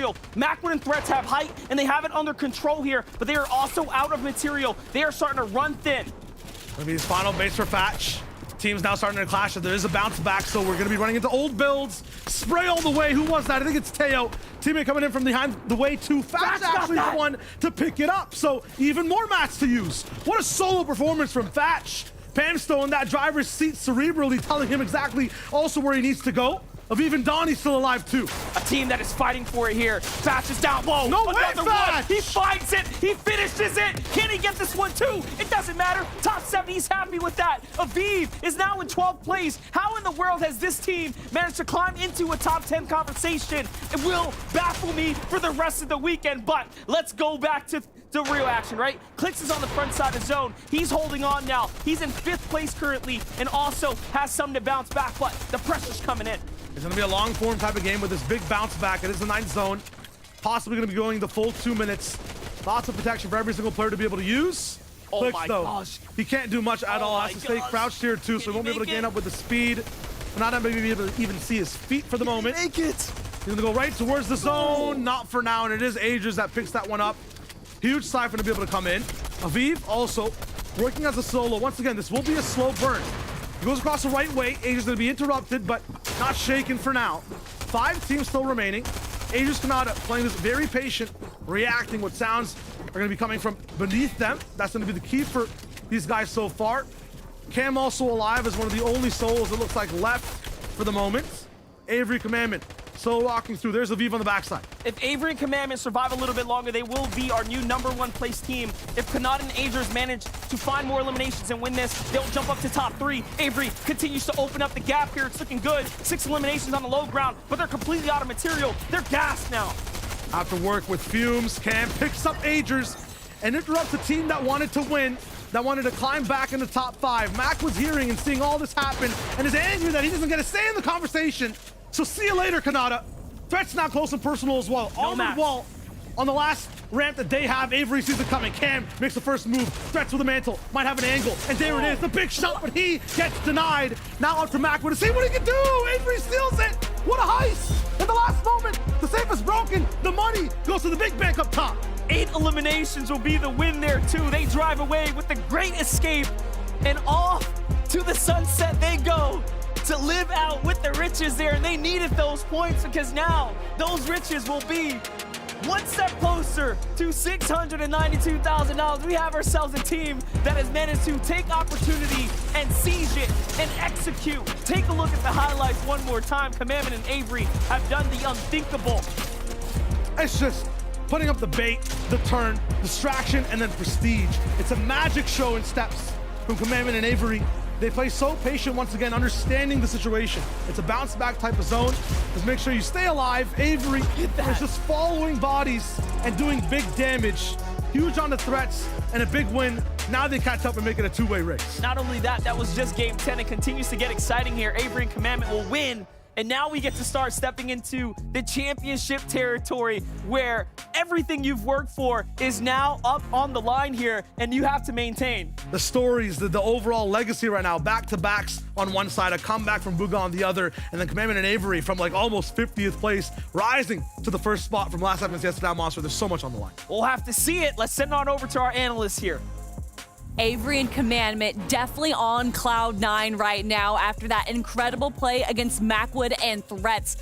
A lot of these times that we see the low versus high ground team, the low ground team will kind of wait for the high ground team to drop down to them, but that is not what Commandment and Avery did right there. Avery and Commandment, like that was just phenomenally played right there. They know that there's 5 players left alive, right? 2 on the high ground and then them 2 on the low ground. So where's this solo way? Avery dips out into the zone, and as soon as he starts to hear the shots come off. He makes the comm. Commandment, was that you that just shot? No, it wasn't. So that means the high ground team is fighting the solo, and that is exactly when he striked. That little bit of a distraction was everything for this duo, and that's how they closed it out. But I mean, the lead up was even more impressive, absolutely running through every team that existed on the low ground. And Kelly, you asked the question, what do these teams have to do at the halfway point? I told you, depending on where they're at on the leaderboard, but Booga and Miro had such a good gap between the rest of the competition, it was gonna come down to eliminations and victory royales. Commandment and Avery, they snatched up both. But you know that gap goes down so quickly when you go down in the early game, and that's exactly what happened to Booga and Miro. But here you have it. I mean, Vivid, Commandment, Avery just playing absolutely insane. Going from, 3 elims to 8 elims over the span of a minute. Look at this. 1 point separates it. Oh my goodness. And listen, honestly, Cam was doing everything this game, right? He took out Booga and Miro, kind of halted them in their place right there, and then in the end, helping Avery and Commandment to win that game against Macwood and Threats. Like, MVP kind of goes out to him right now because this race at the top, it just never ends. Yeah, it's not going to stop at all. Hopefully you got enough gas left in the tank because this could come down to the final game. You said it, 1 point separating, 20 points after that, 13 points after that. This is truly anyone's game because throughout each and every one of these games, we're seeing large point swings each way.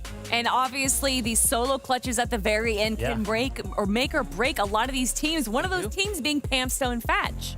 Listen, the gap between Booga and Miro and second place coming into this game, it was absolutely phenomenal. And the fact that every single time these gaps keep closing means that none of these teams are safe, so they have to keep playing. And one of them that is just pulling out all of their cards, it's got to be Pamsto and Fatch. This is a team that you think about. They have been a duo now for 6 consecutive FNCS finals, and they love to play, like I said, as a duo. They like to be cohesive. So usually when one of them goes down, that's kind of the end of the road, right? Because they're so invested in each other. But Fatch is like, no, listen, there is an FNCS championship on the line right now, and he puts up a phenomenal performance, just being so good at showing off mechanics. And right here, unfortunately, as soon as he goes for the loot, somebody does unfortunately jump into that box. But I mean, still keep themselves in contention right now, 3rd place. Yeah, and you talked about kind of one of them going down. That was Pam, and I saw him on Twitter kind of tweeting away, said, I want to cry, 555, full heals. Fatch probably looked at him and said, boy, you better delete that tweet. My run is not over yet. And Jacob, you called it, the Cinderella story, and they started it off in the qualifiers, cleaning the gutters, sweeping the basement, and then once they made it into the semifinals, that's when they went to the ball. But right now, this is their redemption. They're regaining their glass slipper, and they're hoping for the prince to show up on their door. Yeah, it's definitely going to be a Cinderella story. Honestly, to end, no matter who in the top 10 comes out on top, but Kanata and Age, there's a team that I picked. I got to talk about them for a second because they are playing out of their minds. Like I talked about, a solo clutch from Kanata yesterday would have dropped them down to 24th place. He's channeling that momentum. He's channeling that energy right here to try to bring them as close to first place as possible. And you said it yourself, with some of these top teams going down early, if that happens yet again, we could see another first place team taking over. Yeah, it's honestly crazy. Coming into this, everybody was like, Kanata and Agers 100% taking this. But, after that day 1 performance where they found themselves in 12th, they right now are still trying to claw back into the top of this leaderboard. And this game right here is kind of the start of that, right? The momentum right now can seriously pick up for this team because we know what they're capable of. Watch out for them making some of these higher ground plays. They love to make it. They find a refresh in that mid-ground layer in this end game. It could really, bump them up that leaderboard. First and second place are so close. And let's break down the math for a second here. A victory royale plus double-digit eliminations, which is the best-case scenario, will get you around 50 points. And with 2 games left, you can still gain around 100 points. But again, best-case scenario in that situation. So a lot of these teams in the top 10, if we have our top teams like Peterbot and Byla, Booga and Mira going down early, still have a shot at that first-place spot. That's why you're seeing the leaderboard get tossed and turned upside down every single game. And it has me at the edge of a seat on the back. Almost has me even standing up, celebrating with each and every one of these winners. Only 2 games left. I have no idea what's going to happen, but I cannot wait to watch it. I cannot wait. And chat, you guys are not going to have to wait any longer because Game 11 starts now. Game 11. Here we have it. Game 11 is just moments away. breathtaking opportunity here in front of everyone, of course, and it's only becoming more and more competitive, but the battle bus is here. There's no time to waste. Let's hop on in, Shayo. Last season, if you guys were watching, there was no mystery. There was a spotlight onto who was winning the entire FNCS at this moment. This season now it's changed. Absolutely, we need some deduction. We need some detectives because it can go any way every single game, Monster, and right now it's a two-way race. And we really have seen that. We really have seen how many different directions this vehicle can swerve. Normally, the train is on the tracks and it's only a single direction. It's forwards or backwards. Here today, this weekend, we're in an aerial craft. We have 360 movement, up, down, left, right, and everything in between because realistically, we don't know how this will work. But what I do know is if a team goes down now, essentially end of the road. You cannot fall early anymore. Even if you are doing these 50-50s off spawn, 39th, 40th place, you still have a lot of money on the line if you win these games. If you end up even just winning off of spawning, getting a few eliminations. So no one can really slow down at all. Just take a look at Donnie and Aviv. They are probably the peak example of a team that has just done something and made the best of their situation. All of a sudden now they're possibly fighting for like top 5 or at least top 8, which is exponential amounts of money. Really pushing forward. A lot of the times it comes with taking out one of the top teams at the start of the game. This time the pattern very different. Already saw Acorn picking up an elimination. Kanata as well, not going down. He takes out Mason completely. So all these top teams that usually end up just getting completely out of the business are actually thriving in this early game. Edgy also just finishes the fight, takes out Nosh. Edgy takes out Nosh. That's going to be huge for them. Acorn and Edgy absolutely need those points to stay up. Kanata will completely finish off Mason there. So the knock followed by the finish. That's actually huge because we have not seen Kanata or Agers be contested in the early game at all. And for what it's worth, that means they are overcoming the issue. But hold up, Chimp and Spade here, a team that have also just all of a sudden jumped into a fight here against Nevify and Crew. Not looking too hot. They've found success rotating south before. They managed to do it again here so far into game 11. This fight's going to slow down here for a moment. Chris, Nevify, doesn't matter who it is. I think they have some of the biggest experience so far in the early game in fighting. So when it comes to pressure, even if it is a third-party team in a rough spot, they're going to be fine at really taking, dealing, doing that damage. Chris, on his own, really trying to go toe-for-toe here. And yeah, that edited floor right above is going to stop him from competing against Chris. Spade has more mats though. Third-party shots coming in from the far side. They're not going to be able to actually do anything in this fight. Spade still not giving up. 7 builds of metal still left. Him and Chimp will just disengage. Gonna be huge. I can't believe 1v2. My boy Chris just actually holds down the line. Let's take a look at another fight, of course, the Synapse Station. These are these early game fights that have been going. A big headshot, 100 to the body. We all know that packs a punch. Acorn and Edgy also a part of the early game package here. This time, Jack and Nos try to land right on top of Acorn and Edgy. They have none of that. This is their home territory, their turf, and they're willing to fend for it. They do an excellent job of fending them off. Oh, these boys, Kamem and Avery, just took over by 1 point. I said it, I'll say it again. It was magic last game in the way they just were showing up out of nowhere. On that high ground looking so good, and they're doing really well game after game after game. It's not just one-hit wonders. It takes a lot of effort to be at that top spot. Do not forget either, Avery fell in game 9 to a crazy ambush from Yamzo and Jamper there, and then managed to turn that game into an exceptional endgame, followed by a Victory Royale to talk about overcoming some of the most difficult positions that you could be in. Meanwhile, 7Z and Cold not happy with how Aviv and Donnie were pressuring them day one. They're looking to fight back, but Peterbot and Bila jump in. Peterbot gets greeted with so many shots that he gets instantly melted there. That was a mistake. As 7Z and Cold just so happened to be preemptively firing out the box there, and Peterbot might have just thrown his tournament opportunity out of the window unless Bila can climb back here. But look at that, 7Z and Cold know better. They back off. They want to play smart here, and they give Bila a chance to not third-party them as Aviv and Donnie are here, and they're not going anywhere. Tabne and Def want to jump into this fight too, and this is a 4-way concoction. It's going to be so interesting because we haven't really seen it this early at this spot before.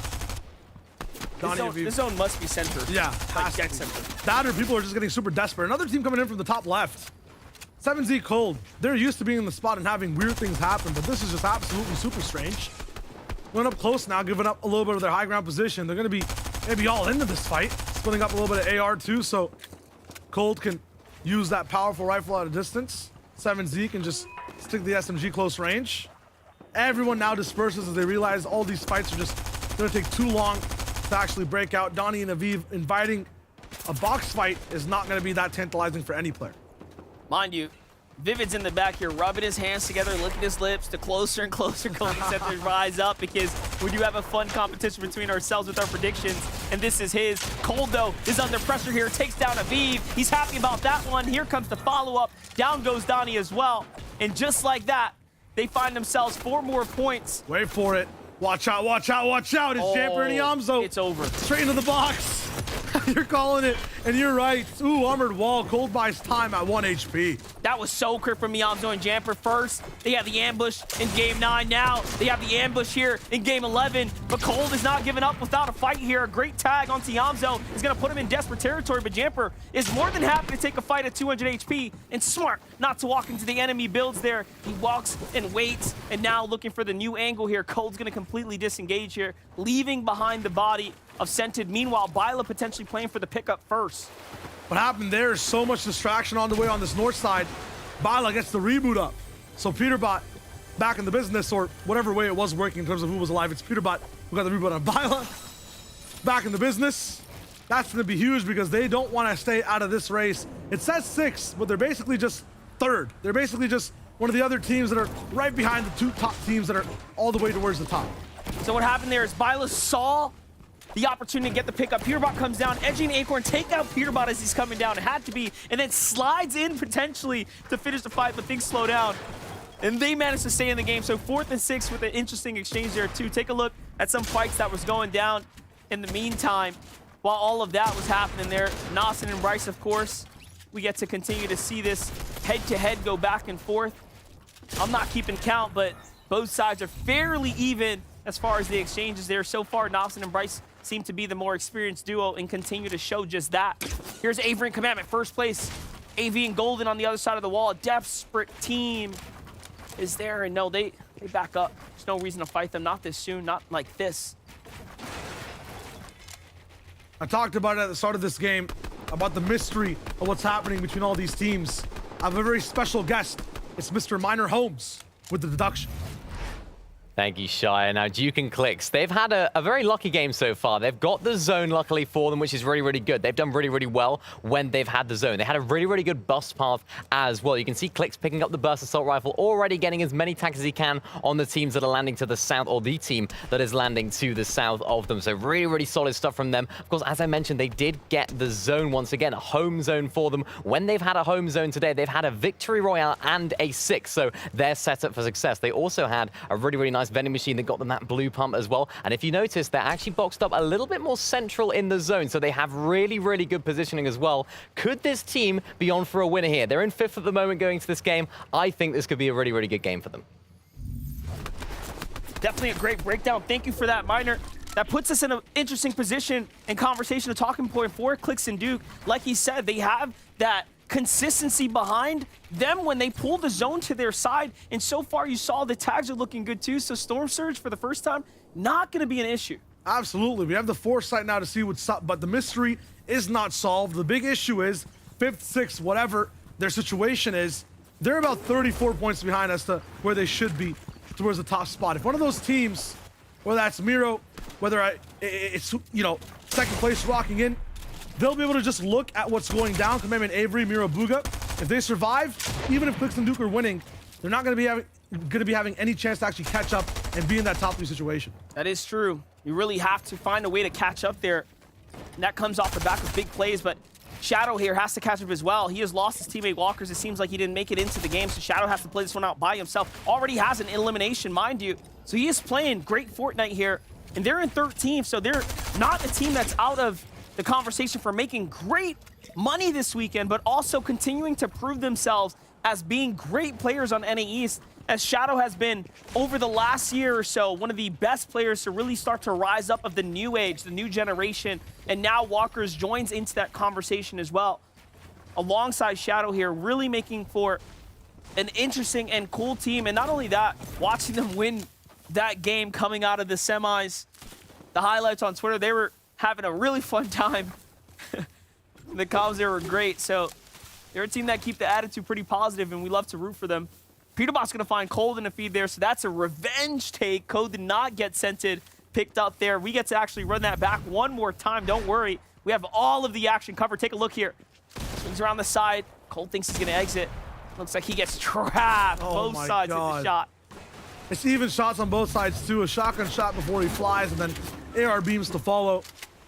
Peterbot going to be able to pick up so much loot as well. Legendary striker and one of the best shooters inventories on the region.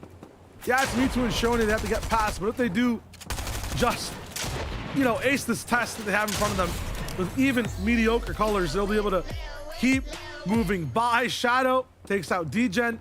His reign does not stop. If you didn't believe me before, maybe you believe me now. Degen is no easy player. He's been around for a very long time, and Shadow just went up against one of the best and did that with a very, very big health lead, just to show you how optimal he was in that fight there. He's quick on his toes. Take a look here, though, at a team that has been very, very quick on their toes today. Clix and Duke, again, they had that dominant position for high ground. It looks like they play out of that to get closer and closer to center zone, and it works out because now they have the edge here in zone 3. Agers and Kanata have to continue to make their move to the new safety, and it looks like it's going to be an easy rotate for them here. Kanata gets cracked, though.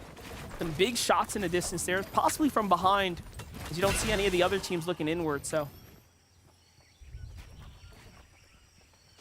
Thing with Kanata and Asia so far is that their strength, the power they have together, has been split apart by so many different teams game after game. They haven't been able to play a lot of these end games out as a duo. The reverse for Clix and Duke is they have stayed side by side, and you can see the difference in who's climbing on the boards and who's falling overall. Trashy and Rise, although it looks like they are being a little bit more consistent, we've seen what it takes to be in the top 3 inside NAE so far. It takes more than just consistency, more than just being average and kind of being inside the top 10, the top 5 game after game. You have to really have nice wins, and at the same time, lots of elims and starstruck games over and over again. That's right. You will need that extraordinary factor in order to continue to maintain the pacing that our top 3 teams have managed to put themselves into. Once again, though, we tune in with Bugha and Mira, who are in a very interesting situation. We have ourselves 3 teams in their general area. Chewy and Magnolia being some of them. D-Roller and Knifer again there too. Dubs and Rokane in front, and then a world of other teams positioned just beyond that. And we already know teams positioned on the south side on the edge. Clix and Duke that have managed to maintain and position themselves here. So it's not looking like it's going to be easy to rotate, and more importantly, there are no easy options, but they don't have to fight just yet. If Duke and company have not found the tags that they need, they will be the first option of choice here. Bugha and Miro, the closest duo besides Zeus to the side, and we already saw what Zeus and Costa did to Bugha and Miro last game. They literally were the reason they were eliminated. Can they be the curse again is the question. And with Miro, Bugha just kind of driving by, you mentioned it a little bit. It's all about making it to the next portion of the zone and keeping that 30-point lead. Clix is out. He rotates, starts to move north. Look at where he's headed, straight to the Daily Bugle. We haven't seen an endgame here this weekend, but now we get to see some of this in play. This is a very, very peculiar place for the zone to end. These mountain edges, this crater is extremely steep, and yes, there are ways to accelerate yourself up and over, but it is not easy, my friends. I think everyone in the chat has played Fortnite before, and if it's ended in Daily Bugle, you know it can be very, very difficult. It can get crazy. Imagine that, plus 40 pros on your back. It is only that much harder. It only happens in a few of these games overall. Too, look at Avery and Commandment, and we know that Taxi is low HP. They can see it too, but absolute protection for Tabney and Death. They get to actually exit when they want to. Avery Commandment desperate for that chase. They're playing like they're 20 points behind, but they're straight up in the lead. Acorn and Edgy actually find the tags onto Death there, completely remove his shield. And had they not tagged Commandment, they might have actually finished that full fight there. But everyone continues to move on through. 4th place of Edgy and Acorn, now sitting next to our 1st place, Commandment and Avery. Meanwhile, 5th of Clix and Duke again on the southern side with Bugha, who are in 2nd place there. top teams begin to position themselves all around the southern area. The only team that lands north is Fatch and Pamstu, who are just up there. And look at this, they have space on the horizon here to work with. They can go anywhere. This next zone's about to pop up.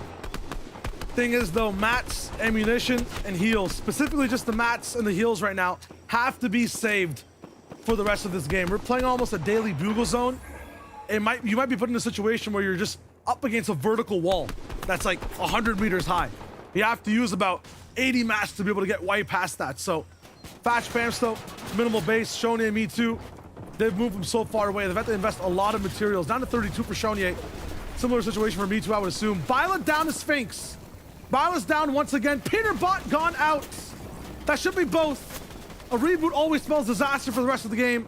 Sphinx will delete the team that had a reign on NA East for a whole season and a whole day 1-2. And they almost had the chance to go back-to-back this weekend. At this point, the only way that their story can continue to FNCS championship territory is for all of the direct competition to go down, as Commandment and Avery are jumping up to near 300-point territory if they can get an end game. And that would be unsurmountable for a team like Peterbot and Bila now, who have now fallen far too soon for about 4 games in consecutive order. 2 different heroes up for the moment. It'll be Booga Miro, Commandment Avery, who basically just have a mini fighting game going on with each other. 2v2 the entire time, tag team. Avery Commandment was happening over here, utilizing that taxi. They left the low HP for a reason. Sprang straight to the builds too. They were just prepped for it. Tab nade down. And that's how they got to that 270-point range. More importantly, the refresh right there, this setup, they get the material that they probably desperately needed. And you can see that it's not that much. It's enough to kind of stay in the game at this point. I'm just surprised for the moment. I understand it's a tough rotation to make, but they've got nothing for the moment. This means they're going to be forced to stay higher mid-ground. If they drop down to low, I mean, they might not survive for long at all with these big craters in the way. Staying at mid, though, requires a lot of materials. You have to be permanently tarping almost, especially if that zone does not have a single bounce back. So the game will decide the fate of our top teams. I'm also curious, how are Duke and Clicks doing? How is Booga and Miro? Perfect, we get to jump into Booga right here because they're under pressure too. The surge is active, the shots are coming in, and we already saw they were desperate on the rotate, and that desperation now starting to reveal itself inside that loadout right there. Take a look, material count now dwindling down. They're down to just metal here. This early in the end game, that is absolutely not where you want to be. Mid-game situation, you need heavy material count like Rise here, except you would like to have your teammate alongside you, and Rise has that issue to deal with now as well. This is going to be huge. Shonye back up. He just went down, so having a refresh would be phenomenal for the man. Edgy with another one. He's the one who took down Shonye. Attracts this duo to be within box-to-box distance, and he picks up Rise as well. Oh, he pulls half. They have pulled half and half. When we see this happen, I mean, Minnie was talking about that home zone. A win and a 6th place from the team. Yes, it pulls slightly north for now. Inside this game, Clicks and Duke might just win another. They have a huge airdrop to claim and prime mountain position. And that was the smartest thing they could have done. Got out of that low ground because everyone else is going to have to rotate literally into that small pocket. That is the only position. There's no shot, no chance. You get up and over that mountain, not easily. So they do the smartest thing they could have done is elevate themselves there. Meanwhile, Kanata and Agers have a world of trouble. We talked about that pocket. We knew there was going to be a lot of teams here, and this is what happens. Kanata gets hunted down, taken down, but hold up, drop into the box. Agers might be able to save him, but no, D-Roller and Knifer are close on the heels here. Wait a second. Are we gonna see it happen? Maybe. This might be just sneaky enough. Adrian's kind of making it seem like, yeah, there's no one left in this base. I moved completely out. That's going to be clutch for him. You're asking about the cost. I think Adrian and Kanata might have taken a geyser or something that just propels him into the air.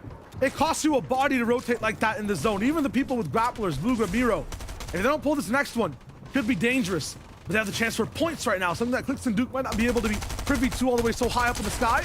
Look at Miro, knows exactly where to shoot already. Booga's there with the pressure as well. Both teammates reloading at the same time when there was a window of opportunity to keep the pressure on to Nasen, who's going to be low HP, taken away by another player. Booga still doing as much as possible to gain any type of loot. Another big pot up in the inventory. Absolutely desperate to get these points right now because they need to overtake Avery and Commandment, who have managed to find eliminations and continue to open up the point threshold between them. They have that little bit of extra cushion, not only the single point lead-in, but the extra elim they've picked up Meanwhile, Teo on the high ground, starting to set up the visuals outside, but it's going to pull across. Commandment and Avery will catch zone favor here. Talk about luck setting in as Kanata also picked up and back in the game here, so 7th place is still in it. Look at the way people are spaced out on this zone. It's going to get half that size. I understand cost is picked up. There's a huge problem right now. Half the next zone is non-traversable. You have to move up a huge giant cliff. There's nothing to be able to get you up there if you don't have those grapplers. Even then, you can be blocked. Half these players might just go down. We have 19 teams and only about 7 can live comfortably. Macwood and Threats have found a second opportunity at Heights. You know how tough it is for any player to survive when they're up there. So the Punishers are back in their position, and every single person is about to get a heap of damage from this zone. The Daily Bugle, we run into the town first, and then we have to pull up straight up mountainous craters. And Avery and Commandment really have to think about what they're doing right now. They're jumping down into the Daily Bugle, into these enemy builds. These are the most builds we've seen of any endgame in a single congested spot. Fatch is still alive here with Pamstel too. They're in the game. They're leading the rotate right now. This is excellent. They're absolute low ground, though. Every single person is about to be on their lair because no one can move up. Clicks and Duke, who are also on that primetime mountain position, have to give it up. Everyone's almost maximum low ground. Not at Aegis have made it all the way towards the left side of the way. They're not going to be the first ones to touch that mountain. At the same time, on the right side, everyone is doing their best to keep up with time, but they're slowing down, figuring out what to do. Fatch and Pamstel were all the way ahead of everyone else. So was Avery, Commandment, but now they're out of mats. They're out of everything. They're desperate. On this bottom right side POV, your first place team is in trouble. They're not looking good right now. They're below the surge as well. It's all going to come down to this. They absolutely need to eliminate Knifer here. They have to fully commit, or it might just be all over. Take a look. Commandment's down. Avery's by himself. He is barely above the surge. Jeffrey and Yamzo push in, and down goes Avery. He is very, very hurt. Pulled in, fights back, but not enough there as he gets taken out. Clicks and Duke now have a chance to close that gap, but Booga and Miro are so happy about this opportunity that they've been given. Every single person we're tuning in with has less than 10 mats, and we're going back up another mountain. Edgy has no umbrella to protect himself from the bullets of rain. Macwood and Threats have an open season to every single person down below. Booga's fallen. Duke versus Miro up top as I don't even see Clicks. 1v1. The only duo I think that's left is this high ground team. They're the ones dictating everything, and now we're moving off that mountain completely. So every person who uses all these mats to get to this position loses their feet, loses their shoes. Edgy now with 21 has one last opportunity to have a voice here. Clicks down to Fatch as Pamstel goes away too. Yamzo's gone. Jamper's gone. Threats is still looking for punishment. 2 elims only. That's way too low for this team. But they have connected all the way to the build, so they are so secure up top. Armored walls separate them from finding any kind of opportunity here. Another wall to protect Fatch here. No Miro by himself too. No mats as well. The same story on all of our top 3 teams now. Edgy gets knocked. So it is going to come down to just a single player for Acorn here. Let's see it though. Paper looking for a chance. Big shot there. Can he disrupt another duo? Yes, he can. And now we might be looking at another solo play, but no, the fight back, and Fatch falls to Miro. Miro finds another one. He is starting to break away here. Chain reaction on all sides, and it's Miro to be the catalyst for now. Final person up in the business, playing that type of situation all the way on second height layer. Teo's there too, though. Down below, C-Stay, the duos protecting themselves from all the punishment.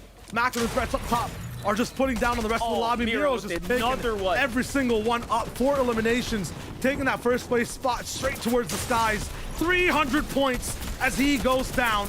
Ritual TK, they're up now, but they've got nothing. Down below them, Cease and Day, also nothing. Surprise, surprise, but Ritual found his way into just a skewer of a situation. TK up against Day. Macwood helps out Day a little bit as he picks up all the residual mats, but now it's time for the red carpet victory lap for Macwood and Threats. They know exactly what to do, is drop down and take out the Titan. Here it is though. Day starts to crank out. He takes the high ground. They don't have material, and Threats is in the build. It's not looking good. Day has an actual chance to win this one and turn this around here. Day commits. He jumps down. A huge shot and a follow-up, but no, the 2v1 opportunity is not gonna be enough there, and Day falls. In the end, Macwood and Threats manages to win that game. But the story, you have to give it to Miro. He has to be one of the most clutch players that we have ever seen. Now the agents in the box are looking good with 2 elims. D-Roller comes in, takes out both. And then after that, Miro comes in, takes out D-Roller. What a chain. What a link. Duke also surviving that long. Clicks going down to Fatch and Pamstel. The top teams interacting. The biggest thing, the biggest factor in this game though, that zone. I've never seen so many people out of match. It's like we were casting no build at one point, but I still liked it. Macwood and Threats with the win. Definitely, Game 11 is going to be theirs. A big victory royale will solidify them.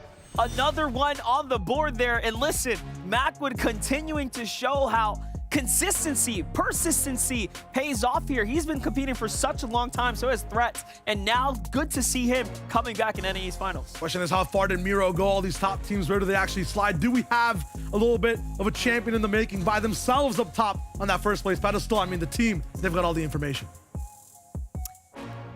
Miro saw Booga earlier on in the day with that solo clutch, and he said, you know what, one for me too as well. But Macwood and Threats, who time and time again have been so close to that VR, finally grab it. We have been searching, Jacob, through qualifiers, through semifinals. Where is the NA East identity? Who wants to rule the higher ground? And who better than Macwood to show up during finals and say, listen, this is the third time they have been on high ground, and every single time it has been from half zone. We have seen teams struggle from this position, but it seems as if they have figured it out, as they have been able to hold it now twice, and then that third time that they held high ground, they did go down a little bit early, but even so, this is just phenomenal gameplay. Yeah, steady progression throughout the finals. That's what you want to see here in a situation like this. And Macwood and Threats, they really knock it out of the park because they're picking up crucial eliminations. They get the victory royale. They have 4 total. They're bumping themselves up the leaderboard. I'm not even looking for a second, but I want to give you a quick stat. It's been 11 games so far, Vivid. We've had 10 lead changes, and that's the 10th one. Booga and Miro taking it back. What's crazy to me, though, is how top-heavy this competition is.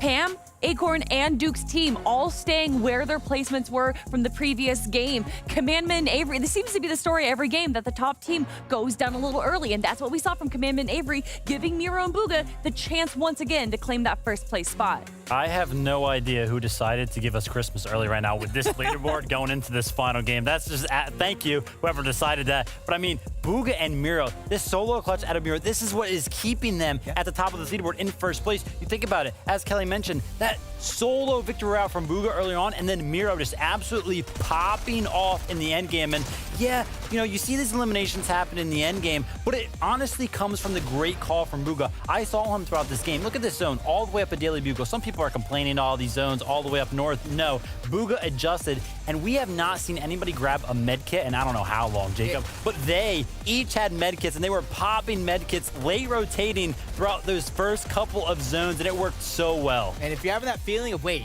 I think I've seen this episode before. You have. Chapter 2, Season 6. Commandment Avery were leading in that 11th game. Wow. But guess who was hot on their heels? It was Miro and Co. Much a different roster, but it still has the base of the team Miro. And guess what? How that story ended.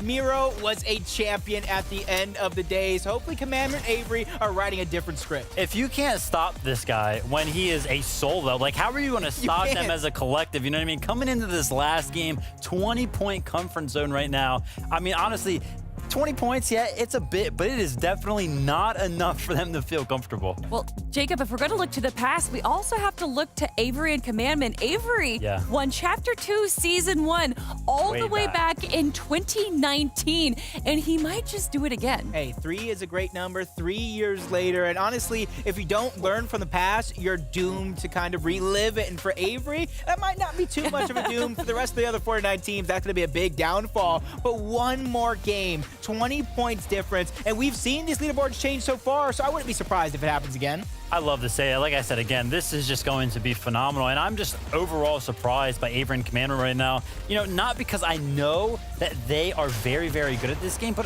I feel like coming into this season, they were kind of quiet, and then to show up during finals, I mean, no better time to do it. Unfortunately, Storm Surge was ticking, so they kind of forced their hand right now, but they have been playing those mid-ground layers absolutely phenomenally, and Commandment at one point in time regarded as the best player on the NA East region, and really showcasing it here today.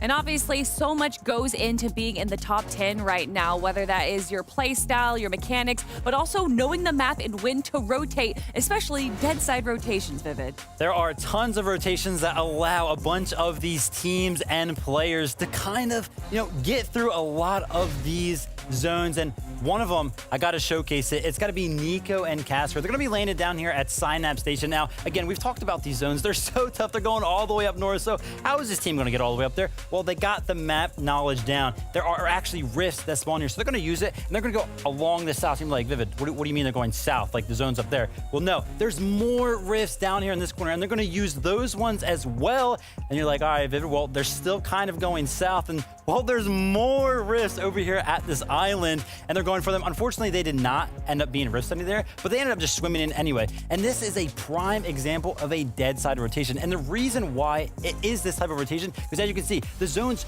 pulling in from the west towards the east. So anybody on the east side of the map, there's like going to be nobody over there because the majority of the players have to come in from the west. And it's just really great, gameplay and knowledge coming out of this team to know where all these things are around the map, so that way they can make this rotation happen. And you can see it right here. Look at the map. There's nobody. There are absolutely no arrows around them. This is a prime example of a dead side rotation. And coming into this last game, rotations like this are going to make the difference when it comes to who is going to be at the top of this leaderboard. And honestly, listen, looking at it, I love seeing teams break out some just random little rotations bouncing from rift to rift, especially in finals. Yeah, what I liked about that, though, is you kind of look at the damage that they were above the Storm Surge 94, which wasn't much at all, which means they're not getting greedy. They're not forcing any of these plays. They're getting just enough to keep ahead of the rest of the pack. And the reason they can do that is because they are contested off spawn. So it's part of the game plan through and throughout. This is it, guys. The final chance, the final opportunity for these teams to do whatever they can to get as many points as possible. Because after this game, we are going to be crowning our Chapter 3 Season 3 FNCS Finals. So everyone, with that being said, game number 12 starts now. Game 12. Welcome to the finale of the FNCS, the last act of the finals, game 12 of NAE East. $692,000 is on the line. We'll get to see who walks away with the final prize pool here and now. As the games are starting to ready up, we've had ourselves quite the day. Shrouded in mystery are the champions at the end of the day, but I want to jump right in and see who has the first say in that conversation. Is it Miro and Bugha? Is it any other team that's towards the top? Only time will tell. Commandment and Avery truly have a chance now. 20-point difference between them and, of course, our leaders, the FNCS most decorated set and duo team that we've seen, probably collectively the most amount of FNCS wins together in this lobby as it stands. And like that comes big responsibility, a huge task at hand. But the action starts fast. It's not just the top teams. Lots of prizing all across the line over at Loot Lake. The same story for Tahi Bank, Users, and Skooga. No chance for the moment for either team to find anything in terms of eliminations. Donnie stopped by 7Z, a battle that's been going on for days so far. Looks like they also claim the lead. Understand here and now, every team that falls ends their tournament run. This is the end of the road. This is game number 12. There are no more chances this weekend to fight for that prizing, to earn yourself a little bit more, to solidify yourself amongst the greats here. But we will thank you, of course, for making it this far if you're a player, and most importantly, for those of you tuning in from home and online, because what we have right now is an iconic weekend of games. It has been that great this far. Absolutely, and those hands at the top have changed upwards of 10 times. You heard it from Jacob. All the way the throne, over and over. No one lands claim to it so far. Bugha Miro switching up their strat to aggression over at Chonkers Speedway. That team's starting to look in. That is Costa and Zeus. We already know that they have managed to literally push out Miro and Bugha. Game after game, they've slowly continued to bite a little bit more and more. You gave them an inch, they've taken a foot, and now a complete mile as they no longer have the Chonkers Speedway to themselves. Miro was in desperate situation there. How intense was it really? The start of Miro's game. You can see his glide in. Bugha taking maybe one of the first shots, 30 HP. I know it's a replay, but so close. Oh my goodness. They're alive now, and they're fine. Miro and Bugha were that close to seeing the end. Disaster. Of the NAE finals. It could have been over then and there, but you saw he managed to get away with just 30 HP. It was slightly enough. Pamster and Fatch have a crazy chance now, too, to do something big, but my gosh, it's gonna come off of the back of a little bit of luck an even better performance. How much can you ask of the French Canadians that have played so well this weekend? Ask more. Ask more than what they're putting in so far, because they need to catch up and get all the way towards the top still. Those 5 teams will be silent primarily towards the end of the game. It's the 15th all the way down to the 30th that are trying their best to move all the way up. They have to be more aggressive. Look at the shots from Nut following that line. Absolutely flawless on beams towards the sky. Gets the drop down reversal, wrap around mantle too. I like that. As we continue to tune in with our top teams to give you guys an idea of where they are, not only in the tournament and their draw spot, but in the competition. Tens of thousands of dollars online with every single interaction as players start to combat one another for the last time here today. Keep that in the back of your mind. Here's a look at Clix and Duke last game. They got lucky with the vending machine, granting them some upgraded weapon. Here and now, the arsenal looks to be coming together very nicely. So far, they're also in the conversation here again. They're doing well this weekend. They've played so great. Even for a player like Clix, for a teammate like Duke here, they'd be so happy to hang their hats on a top 5, a top 3 position. That would be by far the best accolade for Clix that he's ever put up in the FNCS finals lobby and setting. Kanata and Agers, they were hoping to finally walk home with the crown themselves, but that's far and out of reach now as the teams have broken away. But my gosh, what a weekend, what a performance they've managed to put on. What a season in general. Solo Cash Cup wins out the gate, and now a great FNCS finals appearance so far. I think this is one of the most decorated teams of this entire season. Absolute shoo-ins to win it all, but today the zones just have not gone their way. Nico Castro, we talked about the edge map type of dead side rotates from Casker. But right now they'll run into a little bit of trouble with Cam. No, this is Elite actually taking them out. Yamzo Jamper doing their own thing, but the big focus too has to be on where this zone lies. You can see that line right north of Tilted Towers curving towards the top on the mini map on the bottom right side of your screen. This zone is home to Miro and Booga. It's home to Glix and Duke. But most importantly, if Booga has it, every time he does Monster, they end up doing phenomenal things in Chonkers in the desert towards Tilted either. They have control now, and they have time to work with. They're far in the lead. That's right. The Miro and Booga fact have really been, if the zone goes eastern, they just play it so well.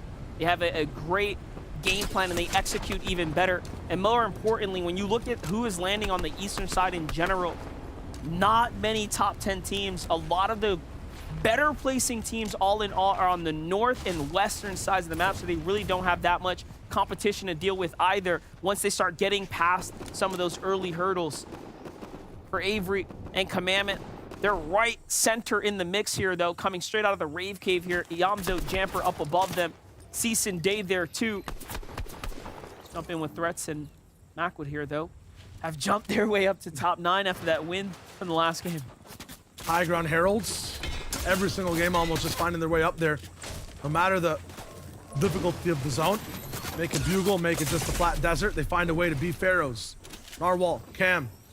Also, just mid-game, like speed blocks. Every single time a duo gets up against them, they just suck away their speed and time. Have a nice pinch as well that naturally develops. Cam just doesn't go down fast enough. Nix and Nick will be here, and a lot of times they end up fights really fast. But this time, it won't be the case. Overact Sanctuary right now, it's definitely not a paradise. It's a little bit sticky to get through all these builds. They're just breaking through enemy builds at this point, trying to escape onwards and upwards to their old big base. And there it is, sitting up above. Lawrence on the other side. Paper split up between him. They control a nice wide variety of the field here. It's looking pretty solid for a team as Lawrence manages to continue to maintain their position. Like we said, nothing flashy from this team, but pure consistency. They have been in the top 10. They have continued to just play well enough to be there, and they are slowly but surely earning themselves their way to a very nice prizing, because you're inside that top 10. It is tens of thousands of dollars more than as you continue to slip outside of that. Absolutely. Every single jump, every single shot could just end up giving you so much more money. Miro right now, regardless of what happens in this game, I feel like MVP of the entire season so far. So great as he keeps playing. Avery Commandment, the closest team behind him right now, is going to have a tall task to not only close the gap between 20 points, but then go even further beyond past that. The issue for the moment is that with Miro and Bugha having zone, there's no risk for them at all. They're not going to go down to like the 6th or 7th, the very last quarter of this game. And if that's the case, hey, FNCS is done. We have our champions. FNCS could end that quickly for them if they just get a little bit more for their troubles here. So anything can happen here now. Like you said, for Fatch and Pamster at this point, what more can you ask of the team that has played so well? One of the last teams to make it out of the semifinals, literally 48th to 50th or so. The last couple slots, they managed to come in the final moments and be here today to then turn that into a top 3 position so far after 12 games against the best. I mean, I can just confirm it. They are the last place seed that came in. The very last team in semifinals, day 3, and the only reason they qualified is the team ahead of them won. Incredible. So if that didn't happen, it would have been so different. Just so many stories clashing here. Rise and Trashy, what a phenomenal day 1. They wanted to rock out here too. Miro and Bugha, absolutely comfortable. Costa and Zeus can change everything by going straight for this fight. There's no reason to. They literally are just never going to be in trouble for the next 15 minutes. That's right. Unless something absolutely uncharacteristically plays out here, which can happen, you never really know. Absolutely. Let's see exactly how deep these teams goes. One more time, Mini Miner, take us home. Thank you, Shah. Let's give a quick update on the top teams. Of course, we have Miro, Bugha, and Avery and Command. Let's start off with Miro and Bugha. We can see Bugha and Miro being very careful at the moment. Bugha being able to farm that metal as he usually does, but interestingly enough, difference here is that Miro is staying very close by. He's protecting. He's almost like a bodyguard for Bugha at this current stage. He's not letting any teams go anywhere near him. They're playing it very safe. And look at this from Avery. Able to get a huge beam, just lurking outside of the reality tree. Another unfortunate fellow using that, and Avery using that as a perfect example and an opportunity to get some tags. Perfect. Just beautiful from Mini. Every single player keeping it close to the chest, as you can clearly see, and looking at the skies. And I want to keep this man close to the chest, Monster. So much good information from one brain on 2 regions the entire time in this FNCS. That's right. We already pulled him in once, and he's managed to maintain the positioning there. So thank you, Mini, for the breakdown, the update to keep us in the loop right now, because Bugha and Miro, Avery and Commandment are truly our 2 teams right now that have the best chances of being the FNCS finalists. Acorn and Edgy, though, in 4th place right now, hip to hip with Pamsto and Fatch, almost direct rivals themselves between the 2. Those spots are also up for grabs, of course. Here's Pamsto and Fatch now. We get to jump in. A couple tags have already been put down, but look at this. Fatch does not have an inventory slot in use at this moment, which means the chug barrel, they've already used it. More often than not, they use it and then look for exchanges, but there aren't teams that are taking the bait here. There it is, someone on the outer edge. That team's also gonna have to rotate. That could be the perfect situation for them. They have 1 minute and 30 seconds to literally farm this team back here, and that is Chimp and Spade, my pick of the weekend, that have been playing so unfortunately this weekend. But back on over to Avery and Commandment here, who are 400 damage above. They have such a gap to close and not really finding any teams for the moment. It's such a paradox of a situation. If they really want to win this FNCS, maybe go for a few more fights here or take risks in the end game. But if they take risks, it's something they shouldn't be doing. It's going to be hard for them to get even more placement, those guaranteed points. And then they're going to go down. The thing is, though, once again, paradox situation. If they don't do that, they'll stay in the same spot, blah, blah, blah, blah, blah, blah. Miro and Bugha just get to stay ahead. They will need 10 more eliminations or to outplace them by 10 plus placements and more elims as well. Just a single one. So that performance threshold right there is very difficult to ask for, especially considering Miro and Bugha have been making just about every single opportunity a great one for them. But look at this. They're on the threshold. They're on the border of that surge threshold. There it is. Finally, they get some tags, but not before getting punished. No way. From both sides here. Miro down to 22 HP. A team on their heels. He has to stop and heal. He does not have white HP. Will this duo jump on top of him? It's Costa and Zeus. We already know how much trouble they put in front of this duo here, and now they're right behind them, but there are teams left, right, and front and center one of the worst spots to be in right here. Drops some medkit from Miro. Not sure exactly what he left behind, but Bugha will be able to pick that up. This is dangerous. Every single team's gonna be looking at this line of sight for all their surge. Every team that's moved early, that's desperate for damage, is gonna be looking at Bugha and Miro to find any type of shot they need to keep ahead of the threshold. Bugha, Miro, a spotlight up inside what seems to be an absolute jail cell of a situation. How will they escape? Literally like a repeat performance of the last game, but this time Duke and Clix are on this edge zone and they're below the surge. They have to fight. 5th place is on the line here. Their entire tournament run is on the line here. Not only do they have to overcome the damage threshold, they have to deal with the teams coming in here that are moving quickly. Every single team box fights. As a result, I think, yeah, Bugha and Miro just go by all the way on the left. One team now is looking at them. I'm just trying to read this off the mini-map for the moment. Here it comes. Those yellow arrows are moving in. Costa Zeus moving into Duke and Clix, though. Fights on both sides. Oh, no. All these top teams put to the test. Duke down, Costa down, up to Zeus now. Throw some lightning in, my man. No, the pressure stopped. Enough damage for both sides. They can get that revive. Miro and Bugha get in free for now, but they've run out of all their white heals, it seems like. Chewy and Taco are the ones challenging them, and they lose that fight too. But look at that, as Duke gets picked up there, he was holding on to the chug splashes. That will be able to get them back in the game. And they sit inside the storm for a little bit, but it is now a 2-tick zone. That is how quickly this game has developed. The right side is free. Just look at the minimap right now. Every single team's on the left. The more right Clix and Duke go, the more control they gain. There's no team on the right side of the shrines, and they know it. They're moving free. The bill's reserved. They're farming now. They found freedom. And just like that, they're out of the worst position they could have been in. And they get a clear rotate directly to the safety of the zone to repeat what they just played. That entire situation could have ended in so many different ways. That means the left side's the most troublesome. Look at this team right now. 2nd place, Avery Commandment. The version of our protagonists who can take down the tyrants up top, Bugha and Miro, who've been playing so well. It's almost like they have 4 teammates worth of damage and knowledge up in their business. Still have to do this entire rotate. And there's so many teammates or just players around them up and down. Avery Commandment taking up even more damage from that storm. This is going to be tough. Knife for now, right behind them. What's going on in the zone? Avery has to make this move. 150 HP each. That's just a few burst shots. They think themselves vulnerable in the sky. Jack right below them. Avery's taken out both players just 2 games ago.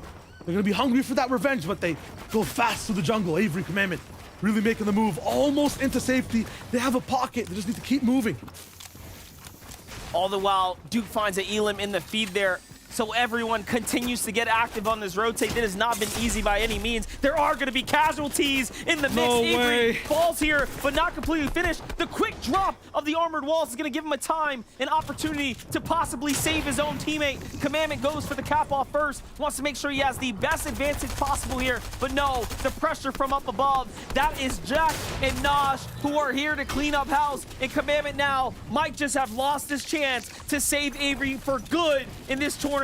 And we are asking him to win this game and possibly overcome his threats, and he does at least that. He finds the elimination against all odds, but a 5-tick. This might just be the end of the tournament. He's realizing now that he has to find a way out and get to safety. 2nd place is in shambles. They're lost. They're destroyed.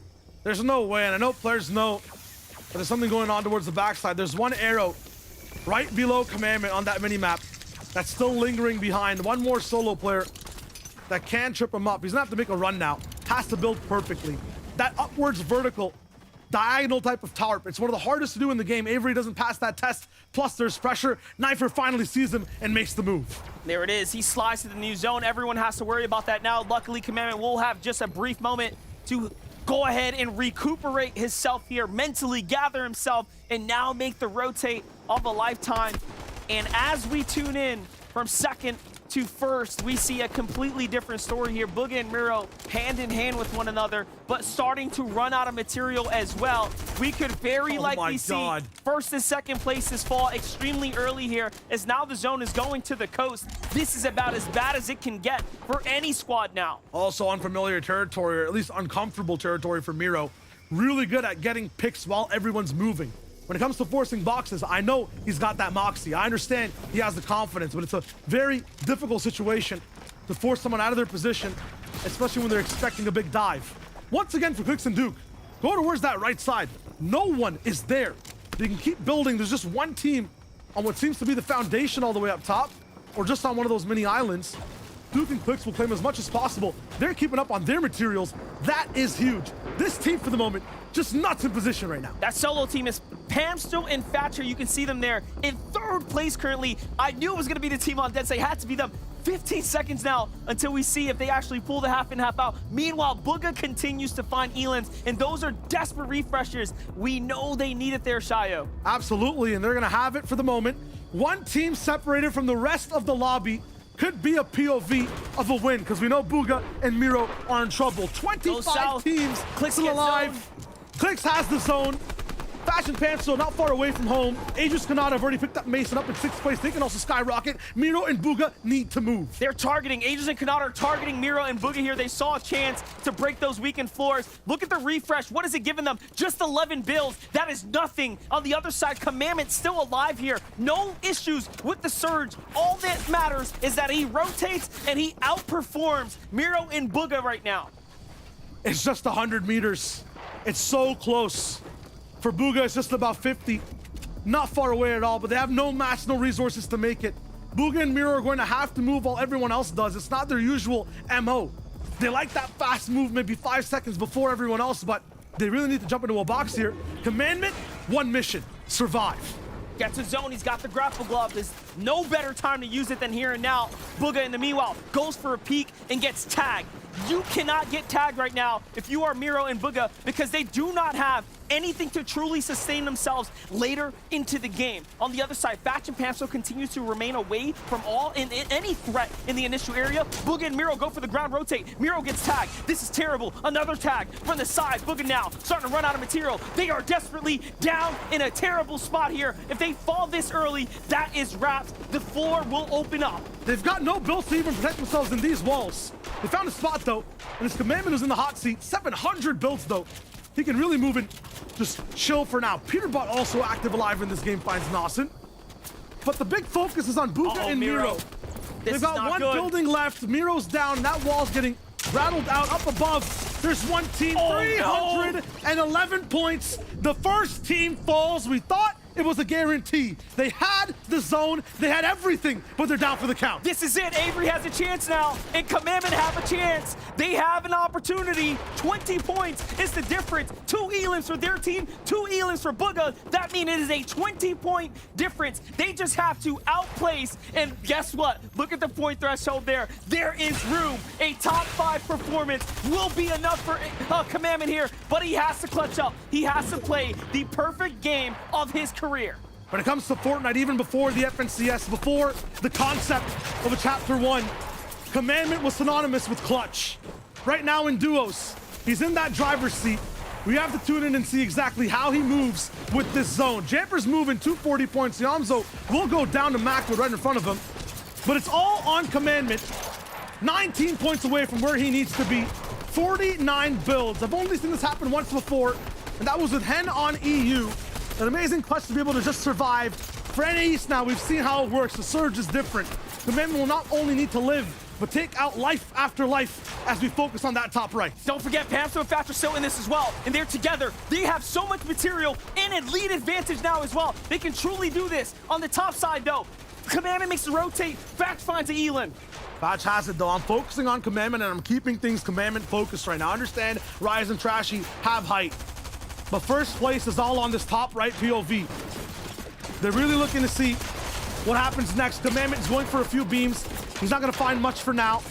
All around his box, every single duo is just surrounding him. Any elims he gets now will be the difference maker, will be what separates how much more placement he has to make in this end game. Look at the build. He's clean, but he's now out. He's out. This is where Commandment has to live up to his name, the Mr. Highlight, the clutch man, the 200-0.